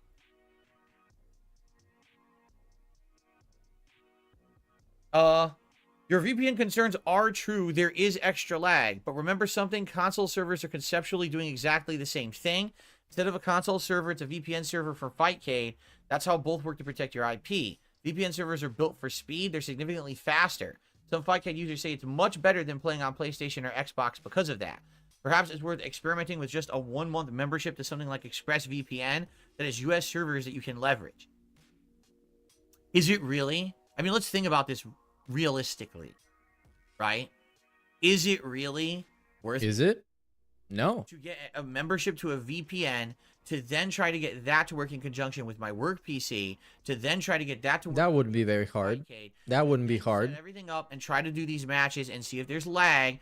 And if it even works, because what if it doesn't work and then my IP somehow still gets exposed anyway?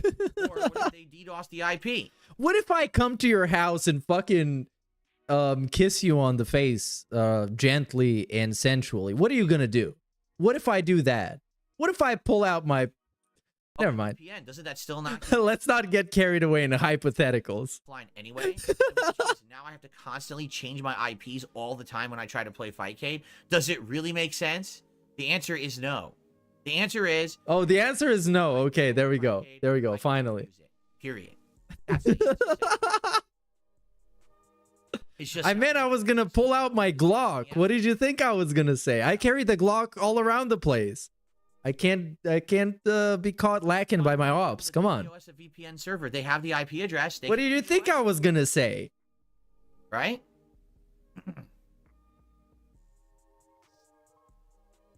What I see is it's just becoming it's just a nightmare at this point, right? Instead of it being something fun, oh, we can bring classic fighting games to. But what do you mean fun, bro? What do you mean fun? He spent the first, like, I don't know how long. It felt like 20 minutes, but I guess like 10 minutes. The first 10 minutes talking about how shit this is gonna be, because people on there are cheating, because they're assholes, because they're no-lifers that play 24/7. Because they exploit the lag and the rollback, whatever netcode. He talked about how much dog shit this is going to be. And now that he realized it's not happening, it was actually going to be amazing. And this all happened within this podcast. It's not even like a week in the making or something. It happened now. You could play the games from his youth. You could see him, you know, from when he was at his prime, playing those games actively. You know, seeing me actually play at a high level of Super Turbo and stuff like that in the best version possible. Instead, it's just become this fucking bloated nightmare mess of stress, right? So what's the fucking point at this point? You know?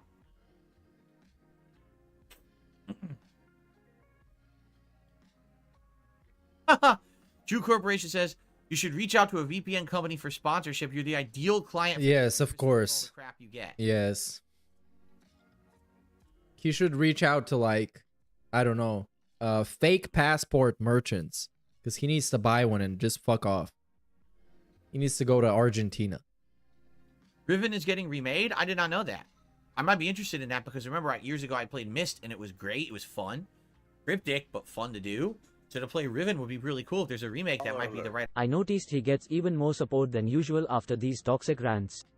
The Dents love to be yelled at and abused by their cult leader. Well, I guess there's something about the entertainment that those people get from rants like this. It's kind of similar to what I get, but I guess they kind of, like, I don't know how to call it. They are DSP fans, but also get enjoyment by the stuff that detractors get enjoyment out of. Because naturally, of course you will. Of course you will. Opportunity to play it. It's like, this guy is such a train wreck. Then how is it not entertaining when he loses his mind talking about somebody getting his IP from him playing a video game?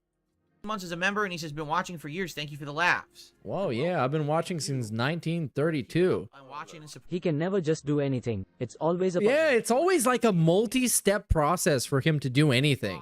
And you need to be involved for some reason into everything. Because otherwise it's too hard. Have a situation where... I'm going to be playing a JRPG anytime soon. We already had JRPG Burnout, right? Yeah, big ups for the sub, Spinky. Welcome, dude. Just don't complain, because I'm going to ban you. Just agree with me. It's very easy. I say very agreeable stuff. You were never out of my good graces. I don't even know what you're talking about. Who, the Jew Corporation? Complex or something about Shout out to Hollywood. I don't know what he's talking about. Anyway. Yeah, I don't know. Shit. I don't even know who I would like. Who would it be? I like you said, ExpressVPN. I know ExpressVPN. Wait. Hold on.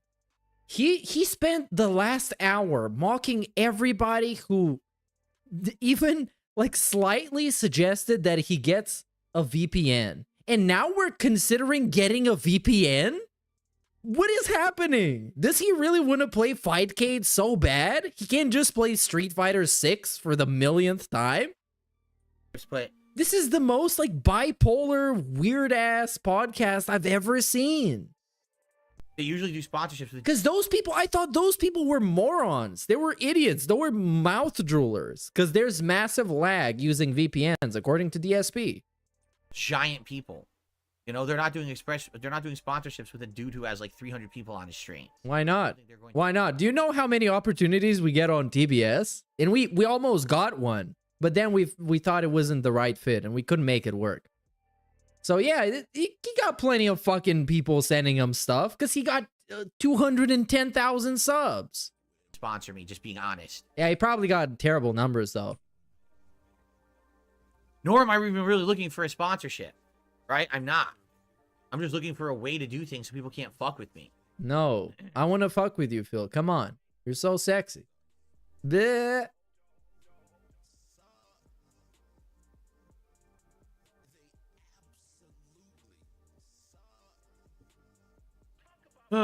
Okay. Can we just start playing the game? Last minute. I know we went really long on this podcast. Any last minute questions or concerns, anybody? Oh man, this podcast was golden. We adjourn now that Fightcade's off the table. I guess. Yeah, I don't know if I can disclose this. I guess we're not taking the sponsorship anymore.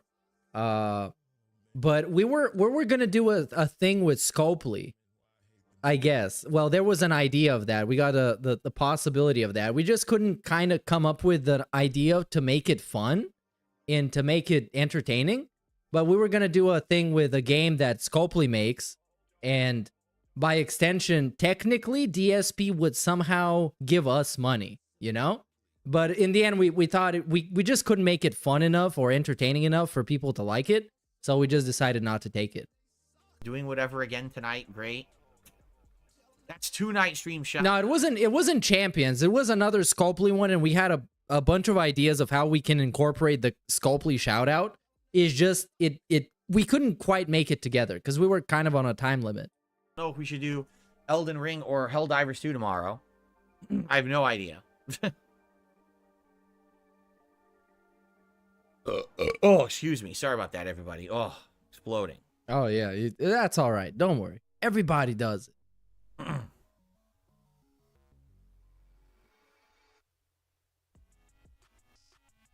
Yeah, I did do Raid Shadow Legends, but not a Scopely game because they were completely two different offers. They had a very different format for how they could be executed. There's a lot of conditions in that. We didn't do it out of principle. We basically did it out of entertainment value because we couldn't come up with a sketch that would be fun enough. Anyway, no, Jordan, this is the first stream. The late stream's at 6:45 p.m. Pacific time.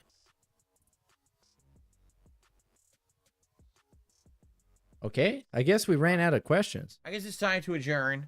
And by the way, no, I won't need a long break before we start with Elden Ring here. I just got to pee quick, and then we're going to jump right into it. So. Okay. Sound good. Are we done?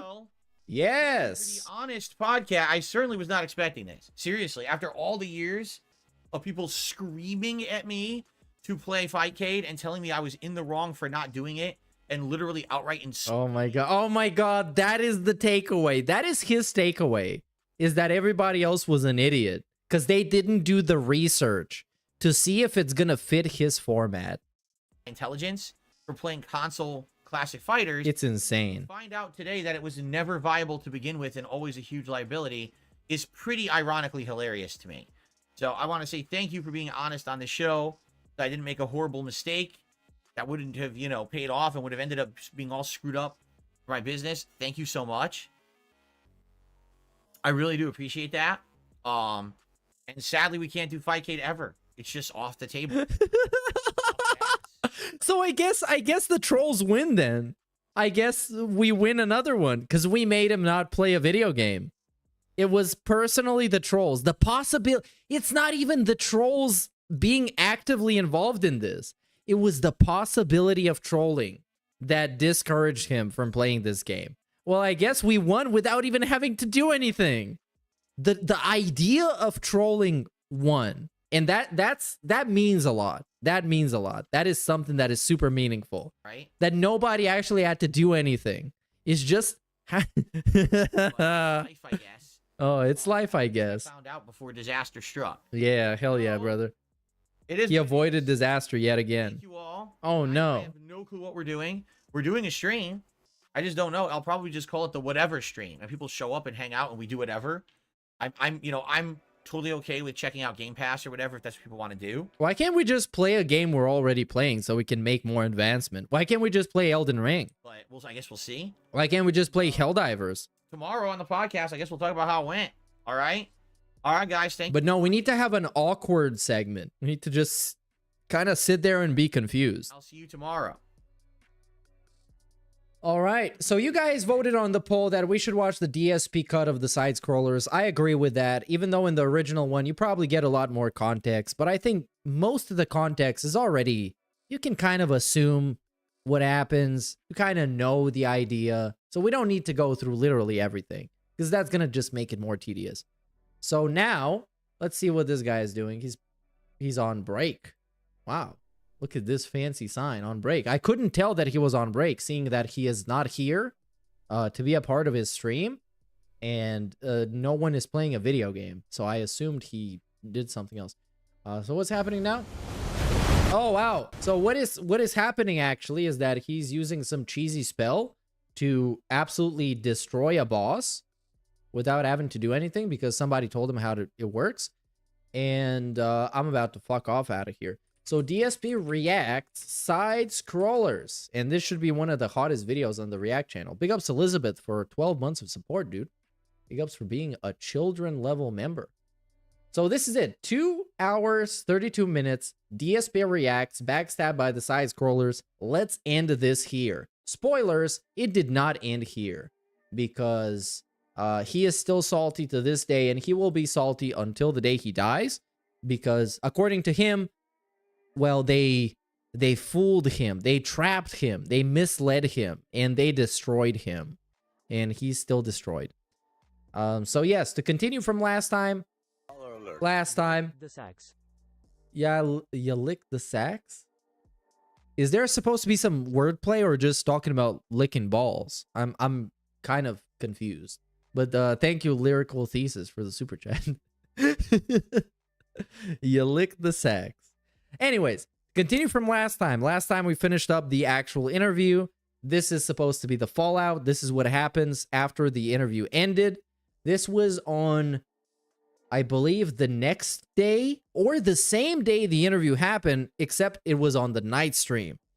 The DSP felt very betrayed and, according to his own words, backstabbed by the side scrollers because they had the audacity.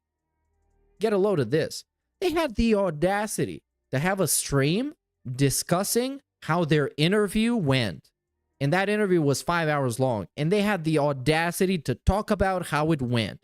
And they had the audacity to take people's money that people were given to them willingly.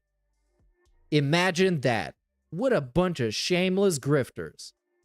So let's get into that. Let's see what this guy has to say about it, because this guy is in the middle of all of this, because this guy got interviewed for 5 hours and he embarrassed himself and made himself look super guilty. And basically this is what happened. Hello, everyone.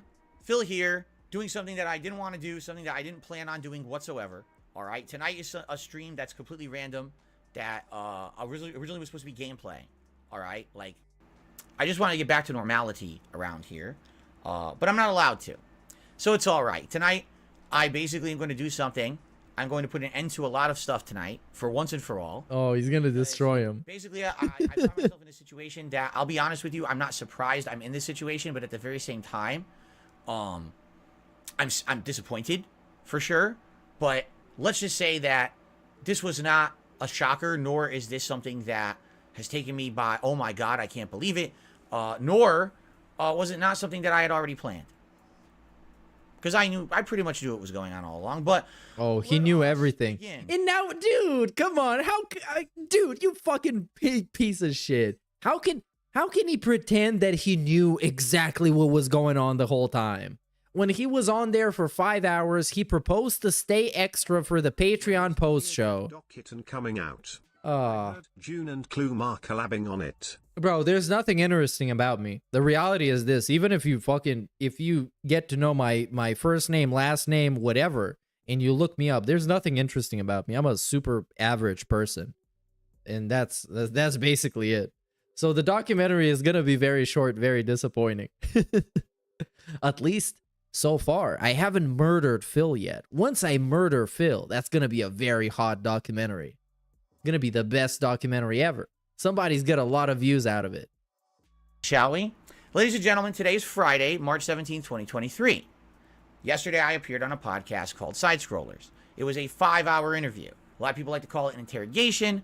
I will call it an interview because that's what it was scheduled to be. And I feel like, that's what it basically was. It was, yes. To give you the quick backstory, I am a fan of an old website called ScrewAttack.com from the mid-2000s. This website used to put out daily gameplay content way before. Oh my god. This is like, okay, from one perspective, I understand him giving context, but it's like, I don't understand this. Explaining everything that you know about a given topic is not context. Context is something that has to do with something particular that happened. So if he's talking about the context around the interview, he can just say, okay, so I did an interview with this guy and that guy and that guy. We don't have to go all the way back to explain how every single person that was involved in this, how they were conceived, when they were born, when they went to school. We don't need to know that. That's not relevant context. I understand him wanting to get all the context, but nobody cares about it. And what happens is that your story gets too long and too complicated, and people just stop listening.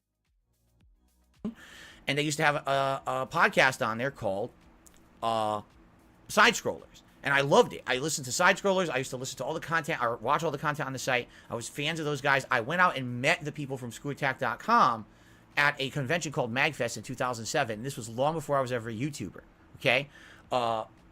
They were awesome people. But when I became a YouTuber, I kind of lost touch with them. Never really watched their content anymore. I was too busy making my own, just like I fell out of watching a lot of people's content.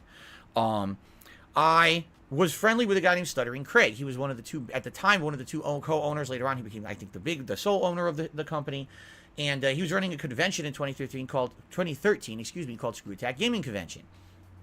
And so, bro, none of this matters. None of this matters. Fan of yours, and now I'm a YouTuber. Can I be a guest? And Craig was super nice, nothing but cordial. One of the nicest guys, literally, I've ever met. And at that time, the internet was starting to turn against me with that whole "this is how you don't play" movement. And to have someone who was actually being nice to me was a rarity. Okay, that was the last time that I talked to Craig, 2013. All right, and it's been a decade. A lot changes in a decade, correct? So out of the blue, Craig emails me my business email, which is nice of him to actually figure out that there's ways to contact people via list it publicly, but we don't have to criticize. Bro, nobody fucking cares. You're a shitty ass dog shit level 1 Let's Player. You're not a serious businessman. Nobody gives a rat's ass about what your business email is. If you don't answer your DMs on Twitter, if you don't answer on the main point of contact you've added on your channel, nobody gives a fuck. You're not a serious guy. Nobody treats you seriously. The only person that takes DSP seriously is DSP. That tonight, I guess, was someone else. Anyway, so he emails me for my email last month, middle or early February, I would say. And he tells me, I'm rebooting Side Scrollers, and your name came up as one of the earlier people that we'd like to have on the show as a guest. Would you like to be on the show? I took a look and I was like, this would be interesting. Now, last year in November, I had it up to here with the internet. The internet had completely been flooded with people who wanted to dump on me, okay? Talking shit about me, constantly regurgitating the exact same memes that they've been regurgitating about me for 5 years. And this is a narrative that still keeps going on, that they're regurgitating the exact same memes. What if all of those memes are backed up by evidence? And what if they've never been disproved? That to me justifies people regurgitating them. Because why aren't people bringing up that Phil got an escort? Well, because he didn't. He didn't get an escort because that got debunked.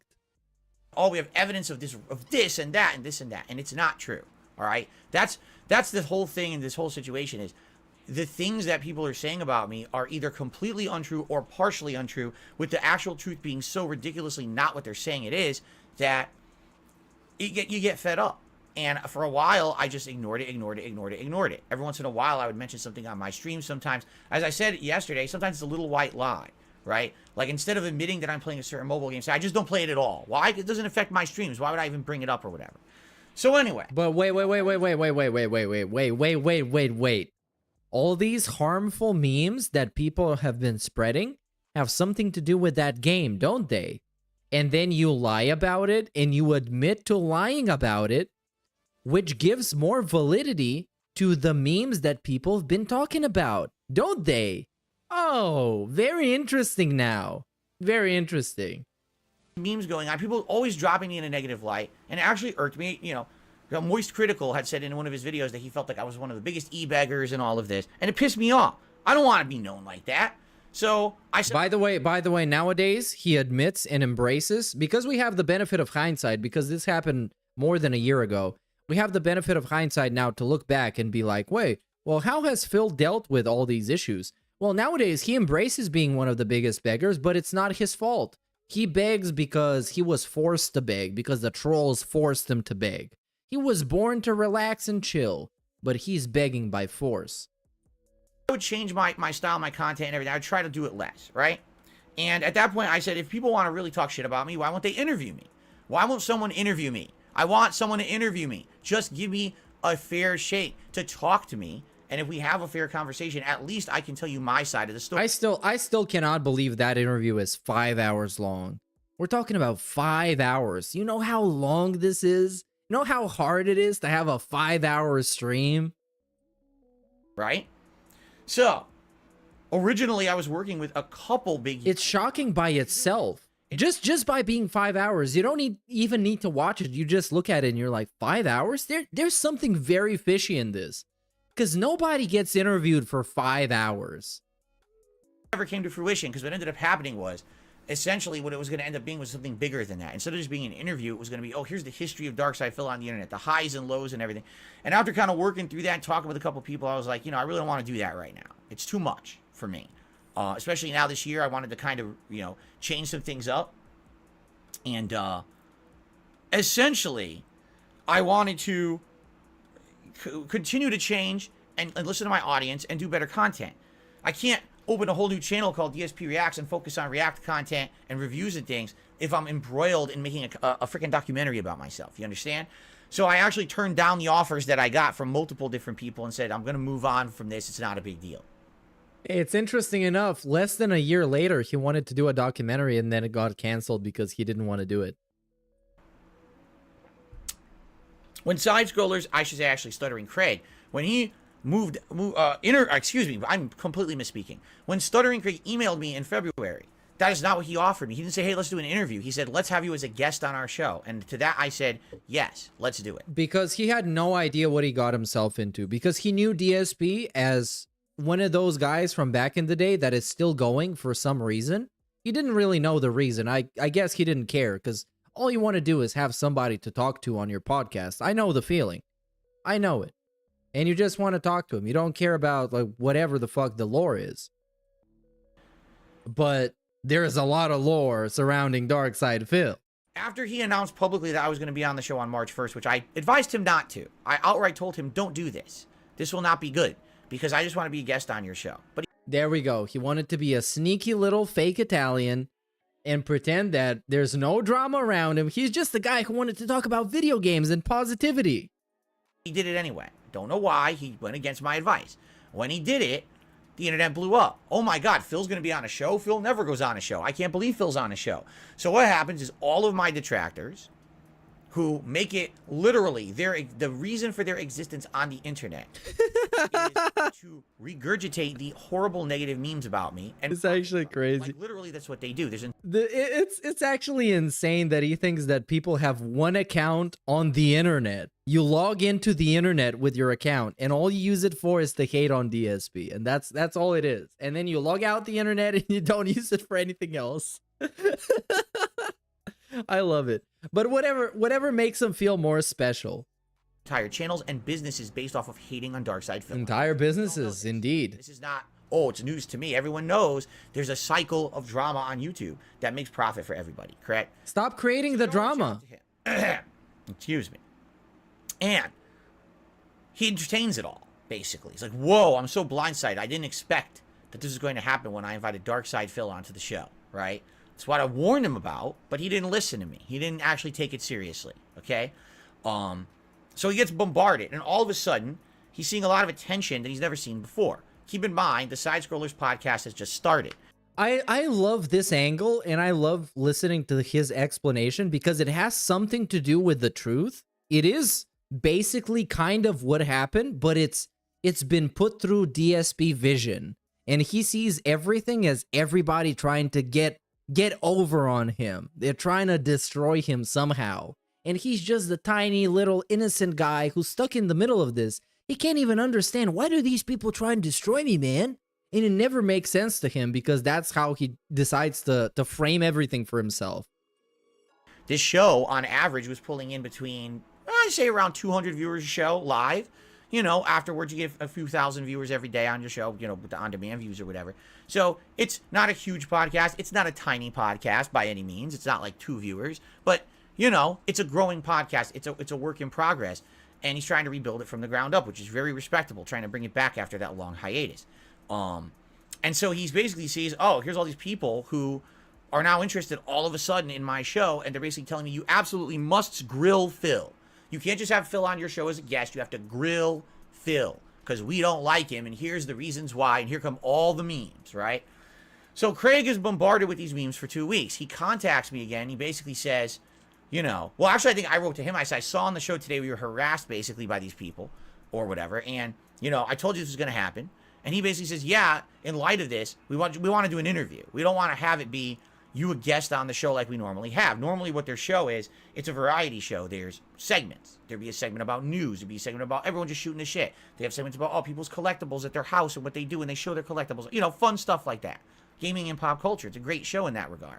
So he says, I want you on as an interview instead. We have to basically have you on as an interview because I don't see how we could just have you on as a standard guest with all the hate against you on the internet. And I agreed to it. I'm like, yeah, I'm down for this because this is exactly what I wanted to do, you know, months ago. And I actually felt that these guys would be a good neutral party to actually essentially do the interview because I don't think they had any vested interest in either making me look bad or good. I was wrong. Okay, that's the problem, is I was wrong. I didn't understand until basically I found out exactly what was going on, which I have now. But they did have vested interest. It sucks that they did because I didn't know that they did, okay? Oh my god. And again, this whole narrative that he got taken advantage of is so insane. It's just so crazy. Man, those guys took such a big risk having DSP on their show. Because if they didn't press on anything, people would get so fucking pissed off. Like, so pissed off. It would destroy their whole show. So, you know, for the last 2 weeks, I'm under the impression that I'm going into this interview, and it's going to be a very long, very grilling interview. I'm going to give them my undivided attention. I gave them unlimited time, and I said, you can ask me absolutely, positively anything. Anything. Okay? Anything. I don't care what it is. Just ask it. And that way I can answer it. And we actually have a place where I've answered all these hard questions about all the negative shit that's been said about me over the years.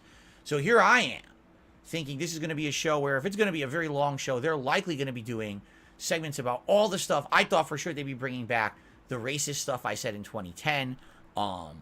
You know, how I got banned from all these different services and things and how that worked out. You know, the history of me essentially making mistakes on YouTube and, you know, all of that. All right? That's exactly what I thought. And I thought it would keep going. I thought it would just keep going, like, through the history of all the messed up stuff. And what it would be is it would tell a narrative of how over the years I make mistakes. People call me out for the mistakes, right? I either really, really failed to live up to that and improve, or I did in some cases. But essentially, that's what I thought it was kind of going to be, okay? But that's not what it turned out being. We'll talk about that in a second, okay? But, so yeah. Imagine someone who's about to work with you comes up and says, PLS, don't look up anything about yeah. Yeah, dude. Dude, exactly. Exactly. Like somebody telling me, hey, man, like, I want to be on your show. Just don't tell anybody. Can you just do that? Let it be our little secret. For no reason really. But just, I think it's best if you don't tell anybody. That was where it was left. And I was assured by Craig that there was not going to be any doxing, there was not going to be any harm to my family or anything like that as a result of being on this show or anything like that whatsoever. Now, you got to be a little skeptical, because as we're getting closer and closer to this interview, I start getting wind that, you know, that Craig is like directly talking to all of your detractors every day. Like he's talking to It's a Gundam. He's talking to these people who literally have entire giant video series about you that are all monetized and profitable, and the reason why they go down this rabbit hole is to make money. It's stupid, but that's why they do it. They know that the day that they talk about Darkseid feeling negative light, it's big dollars for them because people like this internet drama. And that's who he's talking to, okay? I'm like, no, I'm not aware of that. I figured he was bombarded by detractors or whatever, but what can you do, right? I mean, it's public record. He's talking with them on Twitter and everything, right? So basically, I'm going into the interview, and I'm trusting Craig. I am. Stuttering Craig, the owner of ScrewAttack, and now the person who runs Side Scrollers. I'm trusting him. This is going to be a fair interview. This is going to be unbiased, right? This is going to be neutral. That's a good journalistic interview, is a neutral interview, a neutral stance. You ask questions, you get answers. Then you make your judgments based on said answers, okay? So the interview lasted over 5 hours long. All right, I gave them 5.5. I even stayed extra to help out their patrons, because their patrons get extra. I stayed extra as a favor to them. Said I will stay late. All right, it's by far the most popular content. But bro, you wanted to do this. You asked to do this. They told him even on the spot, hey Phil, you're free to leave now. This show is for the patrons, and you don't have to stay here. You can go and take care of your own stream. But he was like, no, I want to stay here, man. I want to be a part of the show so bad. And now he's making it seem like he did him a favor to get his views up or something. I've ever put on the internet, all right? And I'm talking about the Side Scroller show from now. I'm not talking about back in the day. I'm sure ScrewAttack probably had way popular stuff. I'm talking about in the modern era. By far, you're talking 30,000+ views in less than 24 hours. The thing blew up and is getting bigger and bigger. You know, everyone. Legendary rant today, brother HH. Yes, brother. Yes, brother. It was pretty good. It was pretty good. I had a lot of fun with it. Hopefully you managed to catch that as well. Restreaming it, talking about it, getting a buzz. From what I'm gonna understand, okay, and I don't know if this is true or not, because I didn't tell you guys this. I couldn't see the stream chat. Like, I purposely was not in the stream chat at all or paying any attention to it. I have no idea what happened. They made thousands upon thousands upon thousands of dollars on that show. Okay? Who did they make it from? The detractors. The detractors were there. And every time that basically they were asking a prying question or, you know, twisting a little more, there was more contributions coming in. No, not really. Because they knew in advance what they wanted to talk about, because Craig was prepared. He knew how to deal with a DSP. Because, you know, a DSP is going to walk in with a bunch of pre-made narratives, a bunch of canned responses, a bunch of bullshit like that. So this is what happened. Craig was simply prepared. And DSP's pre-stream routine didn't fly, and it didn't work. Okay? That's what I've been told. I didn't sit there and count the dollars as they came in. That's what I've been told for people who actually were watching the stream. You could see it coming in. People were adding up to like, oh my God, it's thousands. That's thousands of dollars that came in. Okay? So, what did I think about the show overall? I talked about it on DSP Gaming yesterday as soon as it ended. I felt that it was a fair interview. Because even though I'll admit, I think that Adam, who's one of the co-hosts, it was Adam and Craig that were interviewing me. I think that Adam was basically kind of very, very critical and or didn't believe me.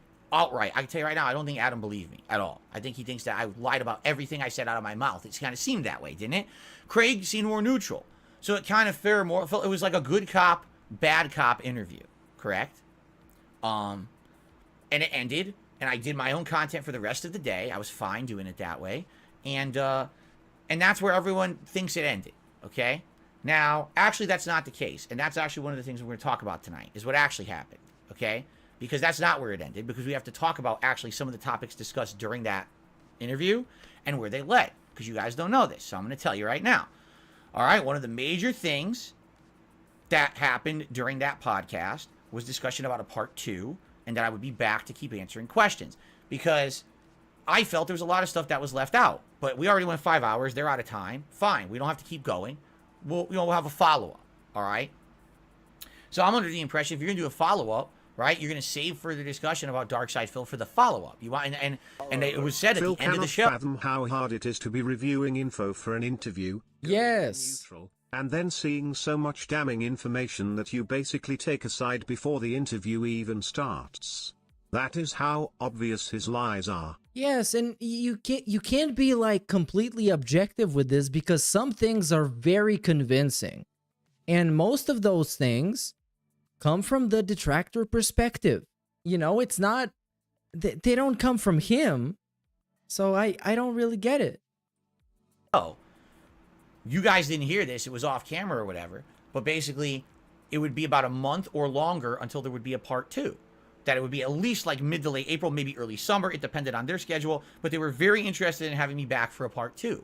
That they wanted this to happen, because I even said to them, I said, you know, there's a lot of stuff we didn't cover today.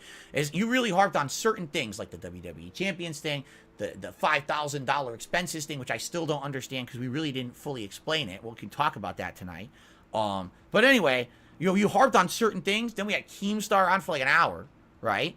And it's like, so we kind of derailed. And we didn't really get to a lot of stuff that I think people would have liked to hear me address, okay? Or that I maybe would have liked to address. But after you're going for 5 hours, you know, you forget about what you want to really talk about, correct?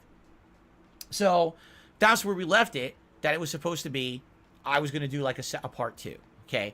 But another big thing that happened during that interview was that there was essentially an opportunity, all right?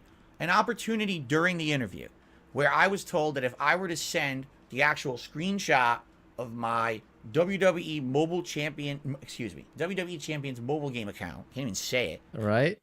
Disgusts me so much that this fucking thing is so stupidly important to people. I can't even say the words. That if I sent the screenshot of my actual account over to them, all right, like live, if I sent it to Craig, and it could just show that that's not my account that everyone thinks it is, that would be the end-all be-all of it, right?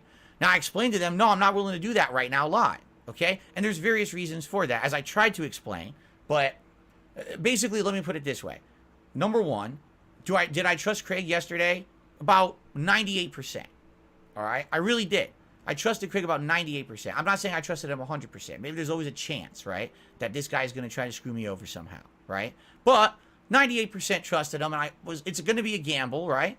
The other thing is you got to factor in other things. There's actually been situations where, you know, I've sent things to people who I trusted, and then things that were out of their control happened. I actually had, this is years ago. You guys don't know this, but there was someone who I had sent something to, and their account got supposedly hacked. Did it really get hacked or not? I don't know. It could have been bullshit. They could have been lying. And then all of a sudden, there you go. Fucking stuff's out there, right? So I'm not saying that anyone was ready to hack Craig's email or anything. I'm just saying, you know, these thoughts are going through my mind. It's not safe, not 100% safe. Can I really trust this guy?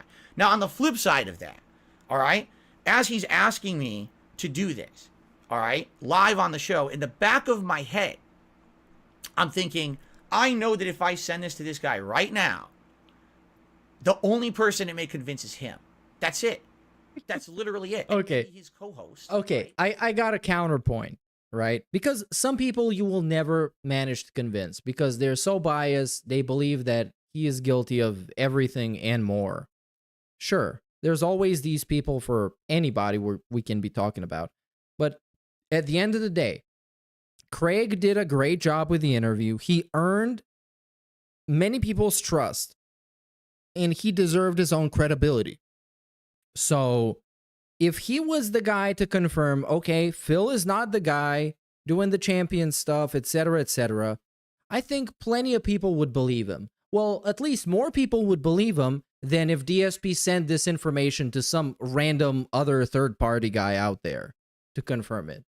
Because Craig has been, let's call it, he's been quote-unquote initiated into this because he knows enough of the lore to see if this has any credibility to it. Because they believe him, or they'll say, you know, Craig's not stupid. He'll be able to figure out if this is real or not, or whatever, right? But I don't think that sending that in any way, shape, or form would have actually made my detractors change their minds at all.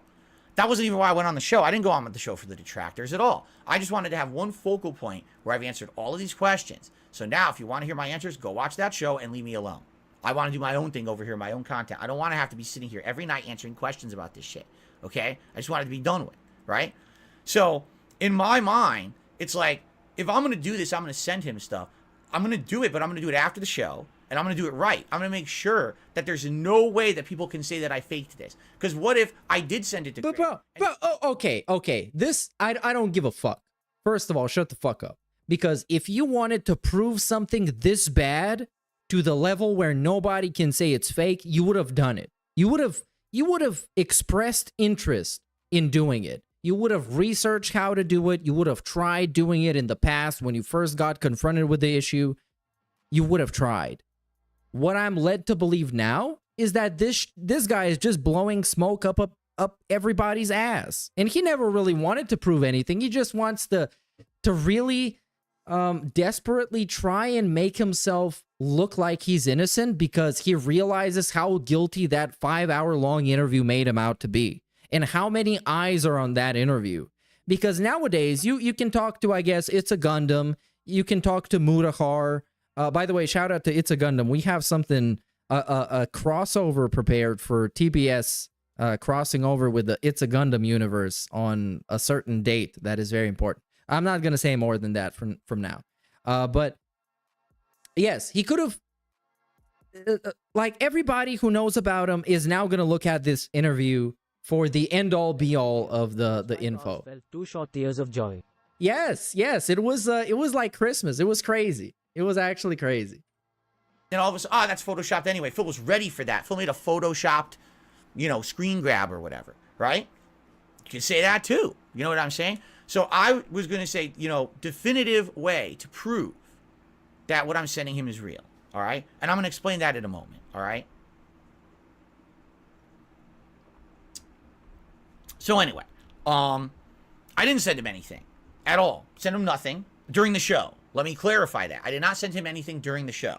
When we ended the show, the discussion was, after 5.5 hours of me giving them my time, all right, and fielding every question, even Keemstar, and playing a stupid clip from It's a Gundam that was a waste of everybody's time, and fielding all the nonsense that happened, right? The agreement was, wow, that went well. You know what I'm saying? And now, let's go ahead and talk about the follow-up or whatever, which we agreed, maybe a month and a half, maybe a little, we'll see, all right? So, after the show ended, I did my 90-minute post-show. I went downstairs and I ate dinner with my wife, all right? So now it's around 6 p.m., and I said, you know what? I think I am going to send him it. But what I'm going to do is I'm going to send it to him so he knows I'm not faking. So, for you guys might or might not know, because one of the questions that actually came up during the podcast, this is a really interesting one to me. They said to me, Craig said this specifically to me, you know, how can you dispute all this when they say it's tied to your phone number? To which I said, how could it be tied to a phone number? I've never once, ever, on any mobile game I've ever played on my phone, not once have I ever entered my phone number. It's all tied to your Apple ID or your game account, because Apple has a game account in your phone, right? That's the actual thing that determines your account, because you could have a completely different phone number, but still have the same Apple ID. And therefore, you can still have your same games that transfer between phones and stuff. That's how it works, right? So, I didn't understand the question when they were saying that to me. It didn't make sense, because that doesn't, again, it's bullshit. It's stuff that detractors make up. Oh, it's tied to a phone number. Well, can you fucking prove that? Because games aren't tied to phone numbers. They're not. They're tied to accounts, you know, online accounts. So it doesn't make sense what they say. But again, don't question what they're saying. Question me, right? Anyway. So what I was going to do was I was going to send him my actual, like, Apple ID and my game account in my phone that lists every game I've ever played on that phone. Yeah. Actually lists every single. But bro, we not like and at this point he's trying to propose like we're asking for too much proof and etc etc etc. But no, we're asking just for the champion stuff. I'm not asking for every single game he's ever played. I don't care about that. I'm asking for champions. That's all I want to know. And that's what most people want to know, and that's all he has to prove in this case. That I've ever played. I'm serious. It was going to have all of that listed. All right? And it was going to prove everything. It was going to prove account, because actually I usually have used the same account in all these games, the same name and everything. You know what I'm saying? I was going to send him the screen grab from WWE Champions, and I was going to actually send him what we had talked about on the show. I was going to send him a screen grab to show it's the same account that I actually use in the new Street Fighter game that just came out. And I actually was going to take another screen grab of an older game. Yeah, right. He's going to take 16 different screen grabs. Like, dog, come on. We're all asking for one thing. You don't need all these 25 things. And I know I've lied before, and I've lied in these same ways. So I know what, like, how you lie about stuff. You try and present so you can be more believable to the person that you're trying to convince that you're not bullshitting. So you can be more believable. You propose that you're going to prove not just the thing that you're being challenged on, but extra stuff. I'm going to prove all this other stuff. But you guys didn't give me the chance. So, well, I guess I'm not going to do it at all. Well, too bad for you. I was going to prove everything, but now I'm not going to prove it. Show, I never mentioned it here. It's a game that I play. So here you go. Here's the same account that I use on all my games. Here it is. It could prove not only is there crossover between all of their games, but also here's the Apple ID it's tied to, and it shows the evidence. And here's the actual game account that's in the phone. I was going to send him literally all of that. Okay? And it was around 6 p.m. that I sat down after dinner with my wife on the couch, and I'm about to do this. So I email Craig, and I say to him, "Are you ready for this? Because now you're gonna get the full story. You ready for this? Here's what actually happened. 'Cause I'm tired of the bullshit." So what he's saying is, he was going to wait till a follow-up to cover the WWE Champions BS when he had all the time to do so. Come on, man. Yeah. He wanted to see if he really trusted Craig. Like, really. I'll read you the email I sent him word for word. Ready? "Hey, Craig, I'm interested to hear your thoughts on how the show went. I hope that this was a big benefit for you guys. If so, this might have actually been the only time in history my infamy has actually held something. I know that you'll want to get back to normalcy, but I'm looking forward to hearing from you again about the possible next appearance." Now, what I did here is I shared some thoughts about what my viewers had been saying on my 90-minute Decompress stream. Here you go. You ready? My viewers are telling me they think you and Adam were too harsh, but I disagree completely. As I told you on the podcast, you were nothing but fair. There is pretty much a 100% consensus that the Keemstar bit was intrusive, and it gave him free plugs for his own content, and it took away about an hour that could have been more on topic.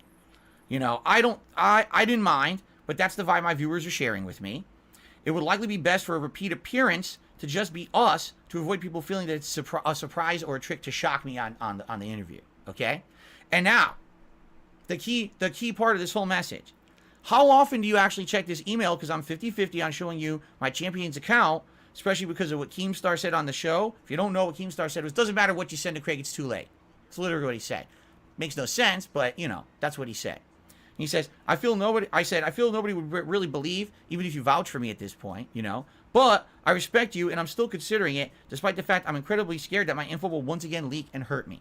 Word for word, I just read it from my email. There it is, okay? I sent that again at 6:18 p.m. yesterday, all right? So the show, you know, my show ended at 4. I uploaded, I had dinner with my wife, everything cleaned up, sat down on the couch, and I sent it at 6:18. All right? There you go. Now, you might say, well, why didn't you just send everything? Because, number one, again, I'm not 100% trustworthy yet, but I want him to say, yeah, I'm going to be right here tonight on the email, so you can send it, and I'll look at it. I'll immediately delete it. That way there's no... But, like... on the podcast. If I'm going to send him all that information, he would immediately delete it. But, bro, what the fuck is this? So, like... Okay, this is like we're diffusing a bomb or something. What are we doing? Are we interrupting a terrorist plot? Are we not just talking about some fucking YouTuber's mobile game addiction or something? Are we talking about like the Pentagon, like gate access codes or something? What is actually going on here? It's like, so Craig is supposed to sit in his hacker room and lurking and refreshing, paranoid. He's refreshing his email to wait for DSP's proof to come through. Then the proof comes through. Craig looks at it. He verifies that this is Phil and immediately deletes it. Yes, like, man, come on. Come on. What? It's not that serious. If you wanted to prove that you're innocent, you would have done it. You didn't do it multiple times. You look guilty now. So it's over, buddy. It's over. When it comes in, he would check it. Okay, there it is. There's the evidence. Yeah, they got 2 keys and they both got to turn them at the same time. And immediately delete it, and it's safe, right? Because it's gone. So that's what I want to know. That's what I asked him. How often do you check this email? All right. I did not receive a response. Okay. Until today at 5:45 p.m. All right. So we can pretend like that's where it was at that point. Okay. So I sent him that last night, 6:18 p.m. 0 response yesterday. No okay. response at all at that email address. So last night I do a 2-hour level 1 podcast over on. But bro, but man, the world doesn't revolve around Darkside Phil's flat head.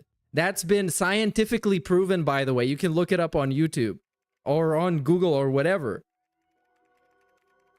Of course, people are asking me more questions. At that point, I'm still feeling positive about it. I'm like, hey, you know, it's exactly how I wanted it to go. People kept telling me on the podcast last night that Craig and Adam were unfair to me. I will say this publicly again. I don't think that's the case. I think it was that was exactly how I expected the interview to go. I thought that's exactly how it was supposed to go. Okay? I didn't think they were going to believe me and be blown away. But I sat on there and I really couldn't show them the definitive evidence. But I emailed Craig. But okay, man.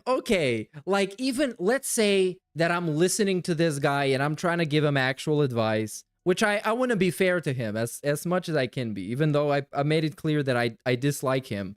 But, man, you were there for 5 hours and you didn't have one piece of evidence. Not one piece of evidence that you can share that makes you look innocent of something that people been accusing you of being for years. 5 hours, not one piece of evidence. You just kind of look guilty to me, man. I'm sorry. I'm just like trying to look at it from objective as possible, and I just can't make it work. It just doesn't make sense to me. That I'm going to send you the evidence, basically. Are you monitoring this email? Okay? Read it word for word to you guys right out of my email. Okay? So anyway, that's where we left it. All right? Overnight, nothing happens. In the morning, apparently they turn on their show. Now, here's where the bullshit starts. Okay? They had advertised all week long that on Friday we're going to do a decompression stream from the Darkside Phil interview. We're all going to be playing Mario Kart together. It's going to be the whole show. It's going to be fun gameplay of us kind of messing around and playing Mario Kart to decompress from the drama that likely will have happened Thursday. This was advertised all week long. Is that what they did today on their podcast?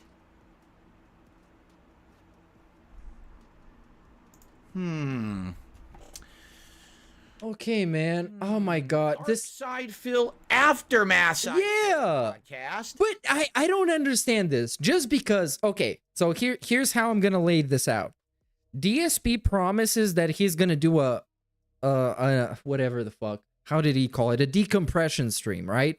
He promises he's gonna do that. He does it. That's okay. But they're not allowed to do their own decompression stream because, you see, this is the DSP logic, is because they didn't announce that they were going to do a decompression. They announced that they're going to play Super Mario, whatever. And then everybody showed up and was like talking about DSP because that's the hottest fucking thing to happen on their channel. And they felt like, hey, you know what? We're going to fucking talk about it because it was 5 hours. But yes, on a semantic level, he is correct because he announced he was going to do a decompression stream and he did it. And they didn't announce they were going to do it. And they did it. So that makes them traitors or something. I really don't get it. I really don't get it. Because to understand things from his perspective, means that you are willing to actually buy into a bunch of the shit that doesn't make sense. This is what I have a problem with. Because sure, I'm willing to trust somebody to some extent, but then we start raising question after question after question after question, and then I stop trusting them because they're not very credible in my eyes because I have so many questions about them. Let's see. 2.5 hours long, way longer than their show usually runs. 13,000 views. Gee, I wonder why.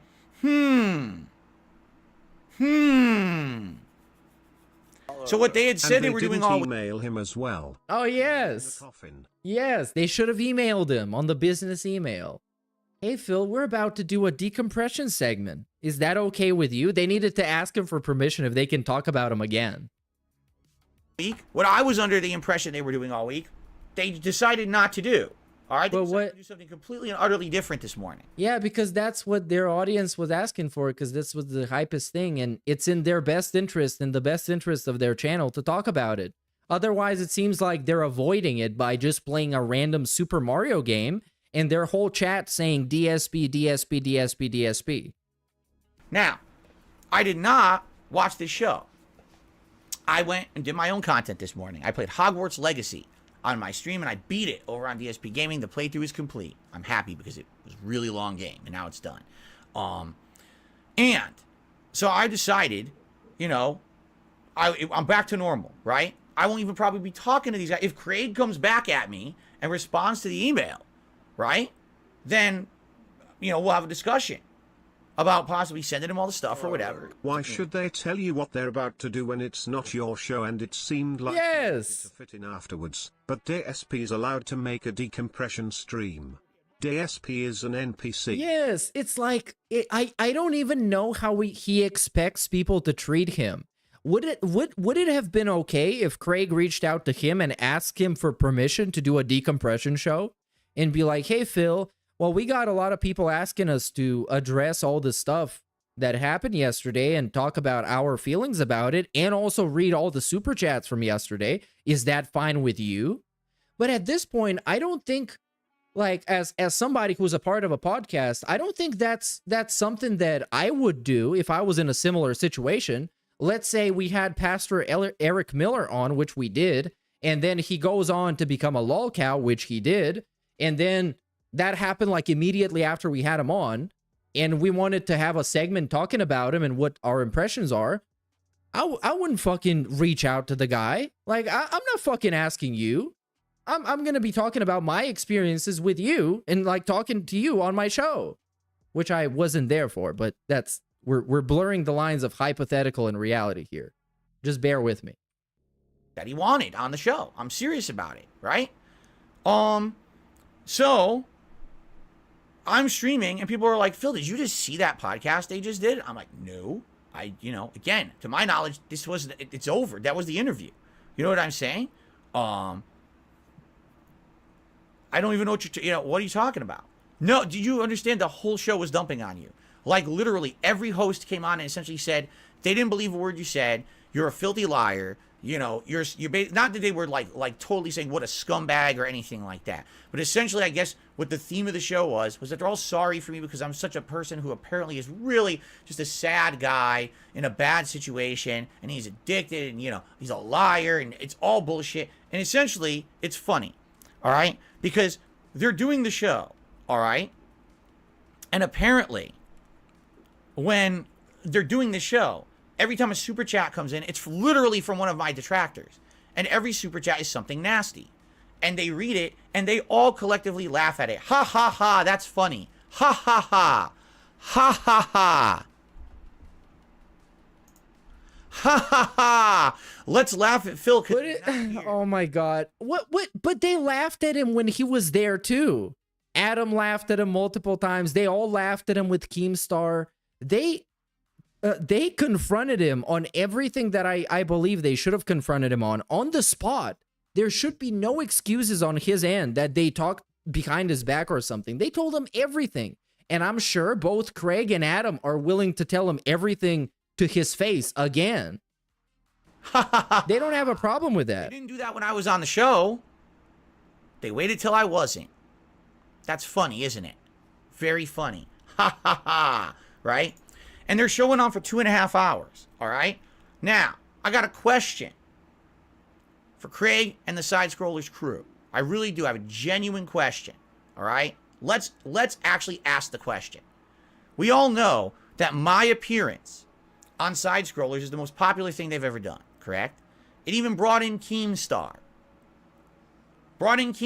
Big ass. Yeah, who agreed to it though? Mr. Burnell agreed to it. They asked him multiple times, hey man, if we have Keemstar on, are you gonna be okay with it? Because he said that you lied about him, so it's best to like see how things are live on the air when you guys can talk to each other for the first time ever. You don't think that's fair? And he said yes. All right. Do you think? Yes, clearly, and I gotta give him credit for that. Clearly, he was uncomfortable having him on. Clearly, he did not like Keemstar. He still doesn't. He never will. And I respect him for willing to say, yes, have Keemstar on. I'm gonna talk to him. I respect him for that. I give him credit for that. But still, Keemstar did not invade this like we're playing Dark Souls.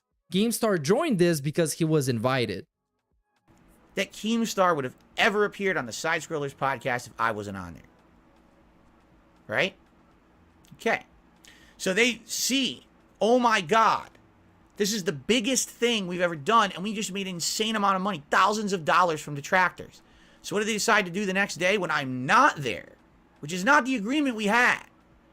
They do the DSP Pylon show, where we're just going to sit there and we're going to take a big dump on him because he's not here to actually respond to any of it. All right? There's a difference between journalism and online drama for personal gain. It's cause and effect here. They saw the money rolling in on Thursday, and they decided instead of doing our Mario Kart show that was planned and we were supposed to be doing on Friday, instead, who cares about that? We're going to ride this gravy train on. We're going to do the Dump on Darkside Phil show. And it became a 2.5-hour clown show of them essentially taking in donation after donation after donation from every detractor under the sun. But what are they supposed to do? Reject them? Reject them? And I've said this before. If you're doing something on the internet that somebody gives a fuck about in the year of 2024 and you're not monetizing it, then you're doing the wrong thing. That's just how things work nowadays. Just allow yourself that opportunity. You don't have to be predatory with it. You don't have to be abusive with it like DSP is. You don't have to exploit people. You don't have to appeal to their sense of sympathy. You just got to give them an opportunity to give you money if they feel like it, because that's just how the internet works nowadays. And I don't blame the side scrollers for doing that exact same thing. People wanted to give them money because they appreciated what they did, and they gave them money and they took it. What's wrong with that? Read it, laugh at me, make jokes about me, and then make money on it. Okay? So here's the question I have for Craig and the Side Scrollers crew. If the Dark Side Phil interview on Thursday only had 100 viewers, and if you had made $5 the whole show, would you have done the Dark Side Phil Aftermath show on Friday? I would love to hear their answer. I'm sure they will.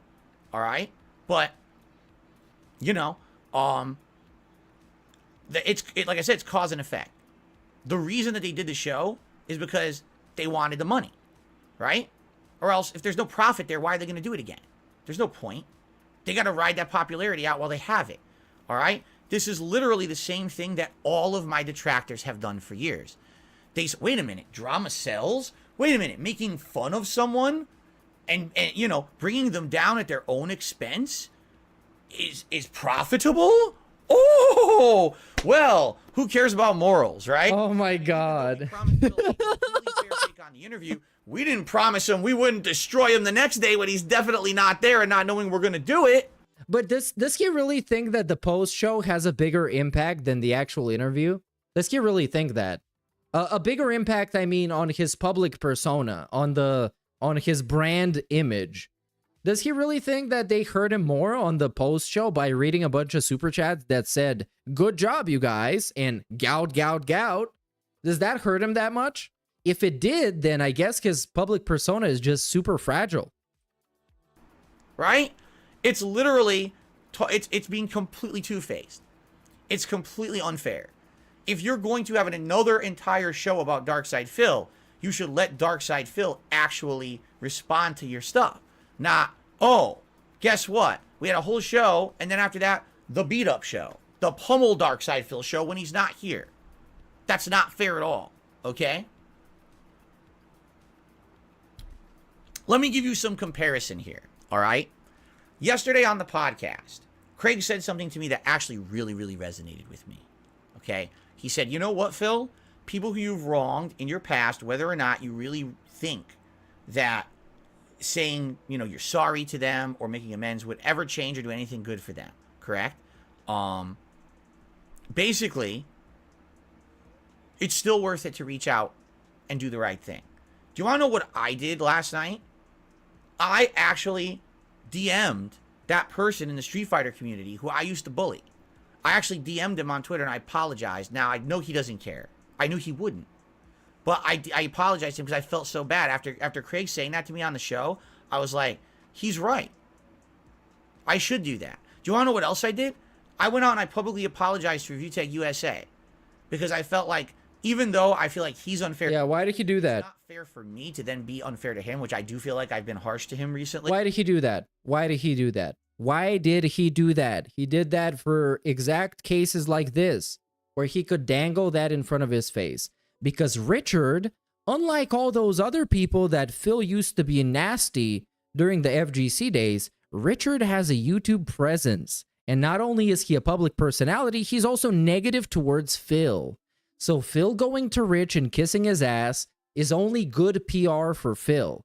Is only good, a good influence on Phil. Because Phil has nothing to gain by going to Shady K or whatever that guy was in the FGC days that he bullied and apologizing to him. He has something to gain from Rich.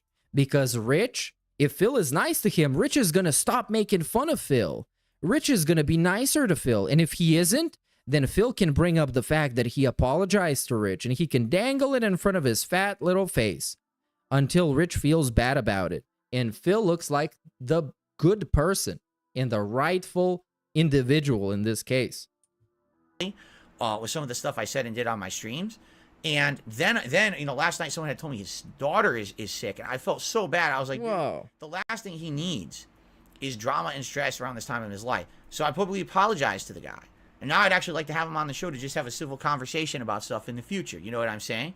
So that's what I did when I got off the show. I thought, wow, out of the stuff that just happened, you know, Craig had some really good advice. I actually like that. I'm going to go run with that and try to be a better person.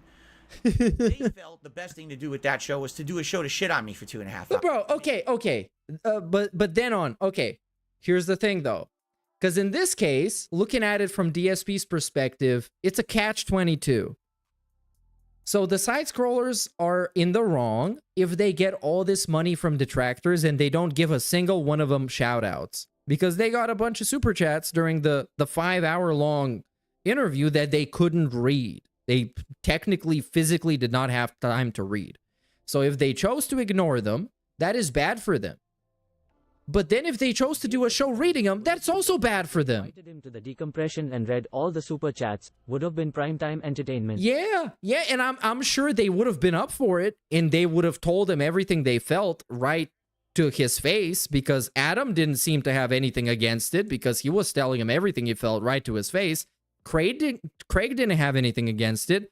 That other guy, Travis, I don't know about him. He didn't really have much to say because he was just running the chat the whole time, and Blabs is just there to look cute, which, well, has a positive effect on me, so I appreciate it. Money on it.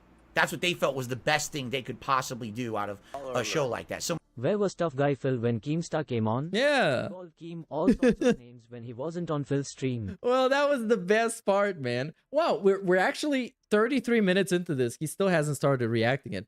But yeah, Keemstar came on, and Phil, he tried to push, like he tried to press, but he tried to do it in the traditional pre-stream way. Because Keemstar, he's been born and raised in the fires of internet shitposting and shit-talking. He knows all about this. So even if he's fucking wrong, he's gonna pretend he's not wrong until you pull out the receipts, which is, I believe, the correct way to be acting online. because until somebody has receipts, you're fucking wrong. Even if you know they're right, you're wrong. So Keemstar acted in the best way possible. He was on his best behavior, because I know he can be wild sometimes.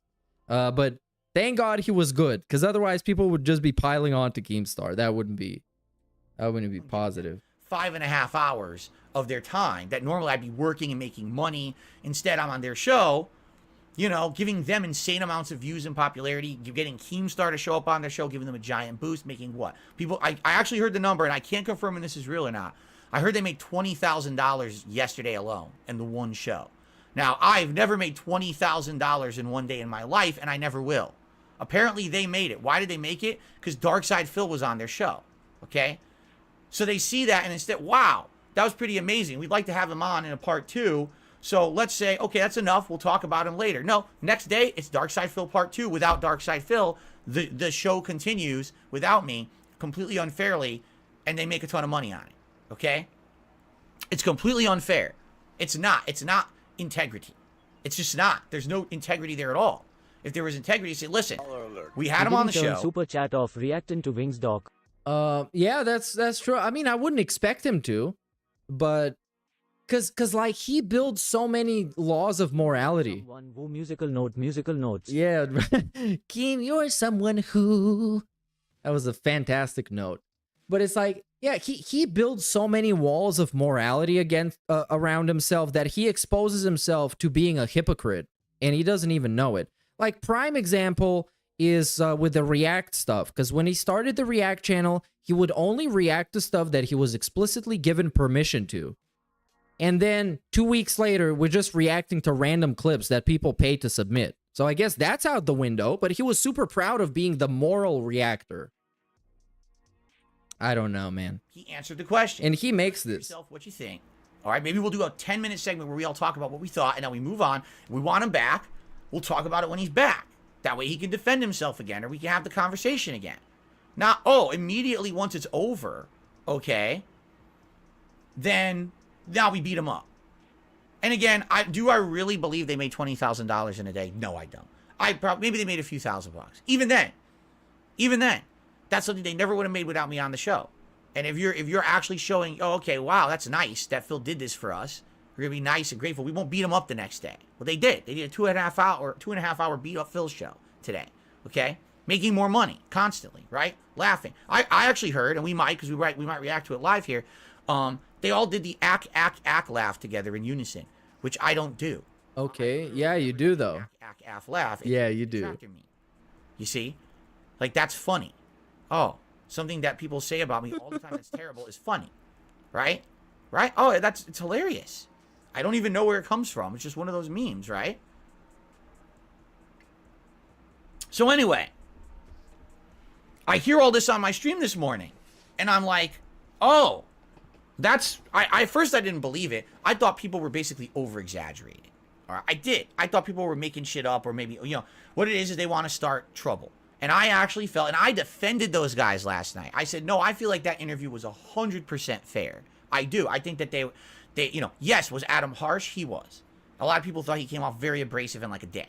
All right, while Craig was more neutral and or seeming like a journalist, Adam was kind of being a jerk. I actually didn't feel that. At the end of the day, I was okay with all of them. I mean that, and I defended them. My audience was telling me the opposite. So if Phil can't make that kind of money in a day, how is it his own doing that they made that money in a day? Well, because they exposed them, basically, because they gave us the cathartic moment we've been waiting for years. And I guess if he was as right as he thought he would be, then people would support him way more. And that whole interview would turn the public perception around to being positive. But it wasn't, because he's delusional. I said, no, I think you guys are wrong. I think that it actually was fair. Okay, I did. All right. So anyway, when everyone's telling me this on my show today, I'm like, I don't believe it. I'll watch it for myself later or whatever. But over the course of the show, people were progressively... He sounds like a scorned lover. Well, he kind of is, because he expected to be on the show a couple more times at least, or to be some kind of a regular guest, or for those guys to be kind of his social circle. Because nowadays it's fun. We do that on TBS. Many other detractors do that on their own streams. For you to be gathering with like-minded individuals and talk about stuff, because people find that to be interesting to listen to. So he wanted to be a part of that, but they didn't want him to be a part of that, and it just didn't work. Getting worse and worse. I mean, no, Phil, you have to understand, this was really bad. Like, this was 1,000,000% a detractor show. Craig is saying he's going to go on detractor shows now. Really? Craig, the guy who literally said, I'm going to be neutral about this, is going to be a fair interview. Now he's going to appear on detractor shows. So not only is it now, it's on their own content that they're not, it's going to continue. It continues into other people's content as well, right? Right? Okay, this is interesting. So again, all this is happening, right? And I'm just doing my content. I get an email, all right, from a fan. I hope the fan, I'm not going to reveal the fan's name or anything, okay? Okay, I think this is where I'm going to stop this stream. Because it's already going a little bit too long and I'm running out of energy. So I want for the rest of this explosion to be energetic and to pay attention as much as possible. And I just can't do it at the moment. So thanks everybody for swinging by, stopping by, contributions, interactions, and all that good stuff. Thank you, everyone. I'll see you all on the next Angry Joe show. And until then, peace out, yong out, and keep it flat. Fuck off! What? Hey, Kid Rock. What happened to Kid Rock? What happened to Kid Rock? No, they just don't want to play. This one plays. Oh, no, they don't. Well, fuck it. Hold on, I need to restart this. Fuck all you hoes! Detroit till I die, motherfucker! There we go. Hey! Big ups, everybody. See you next time.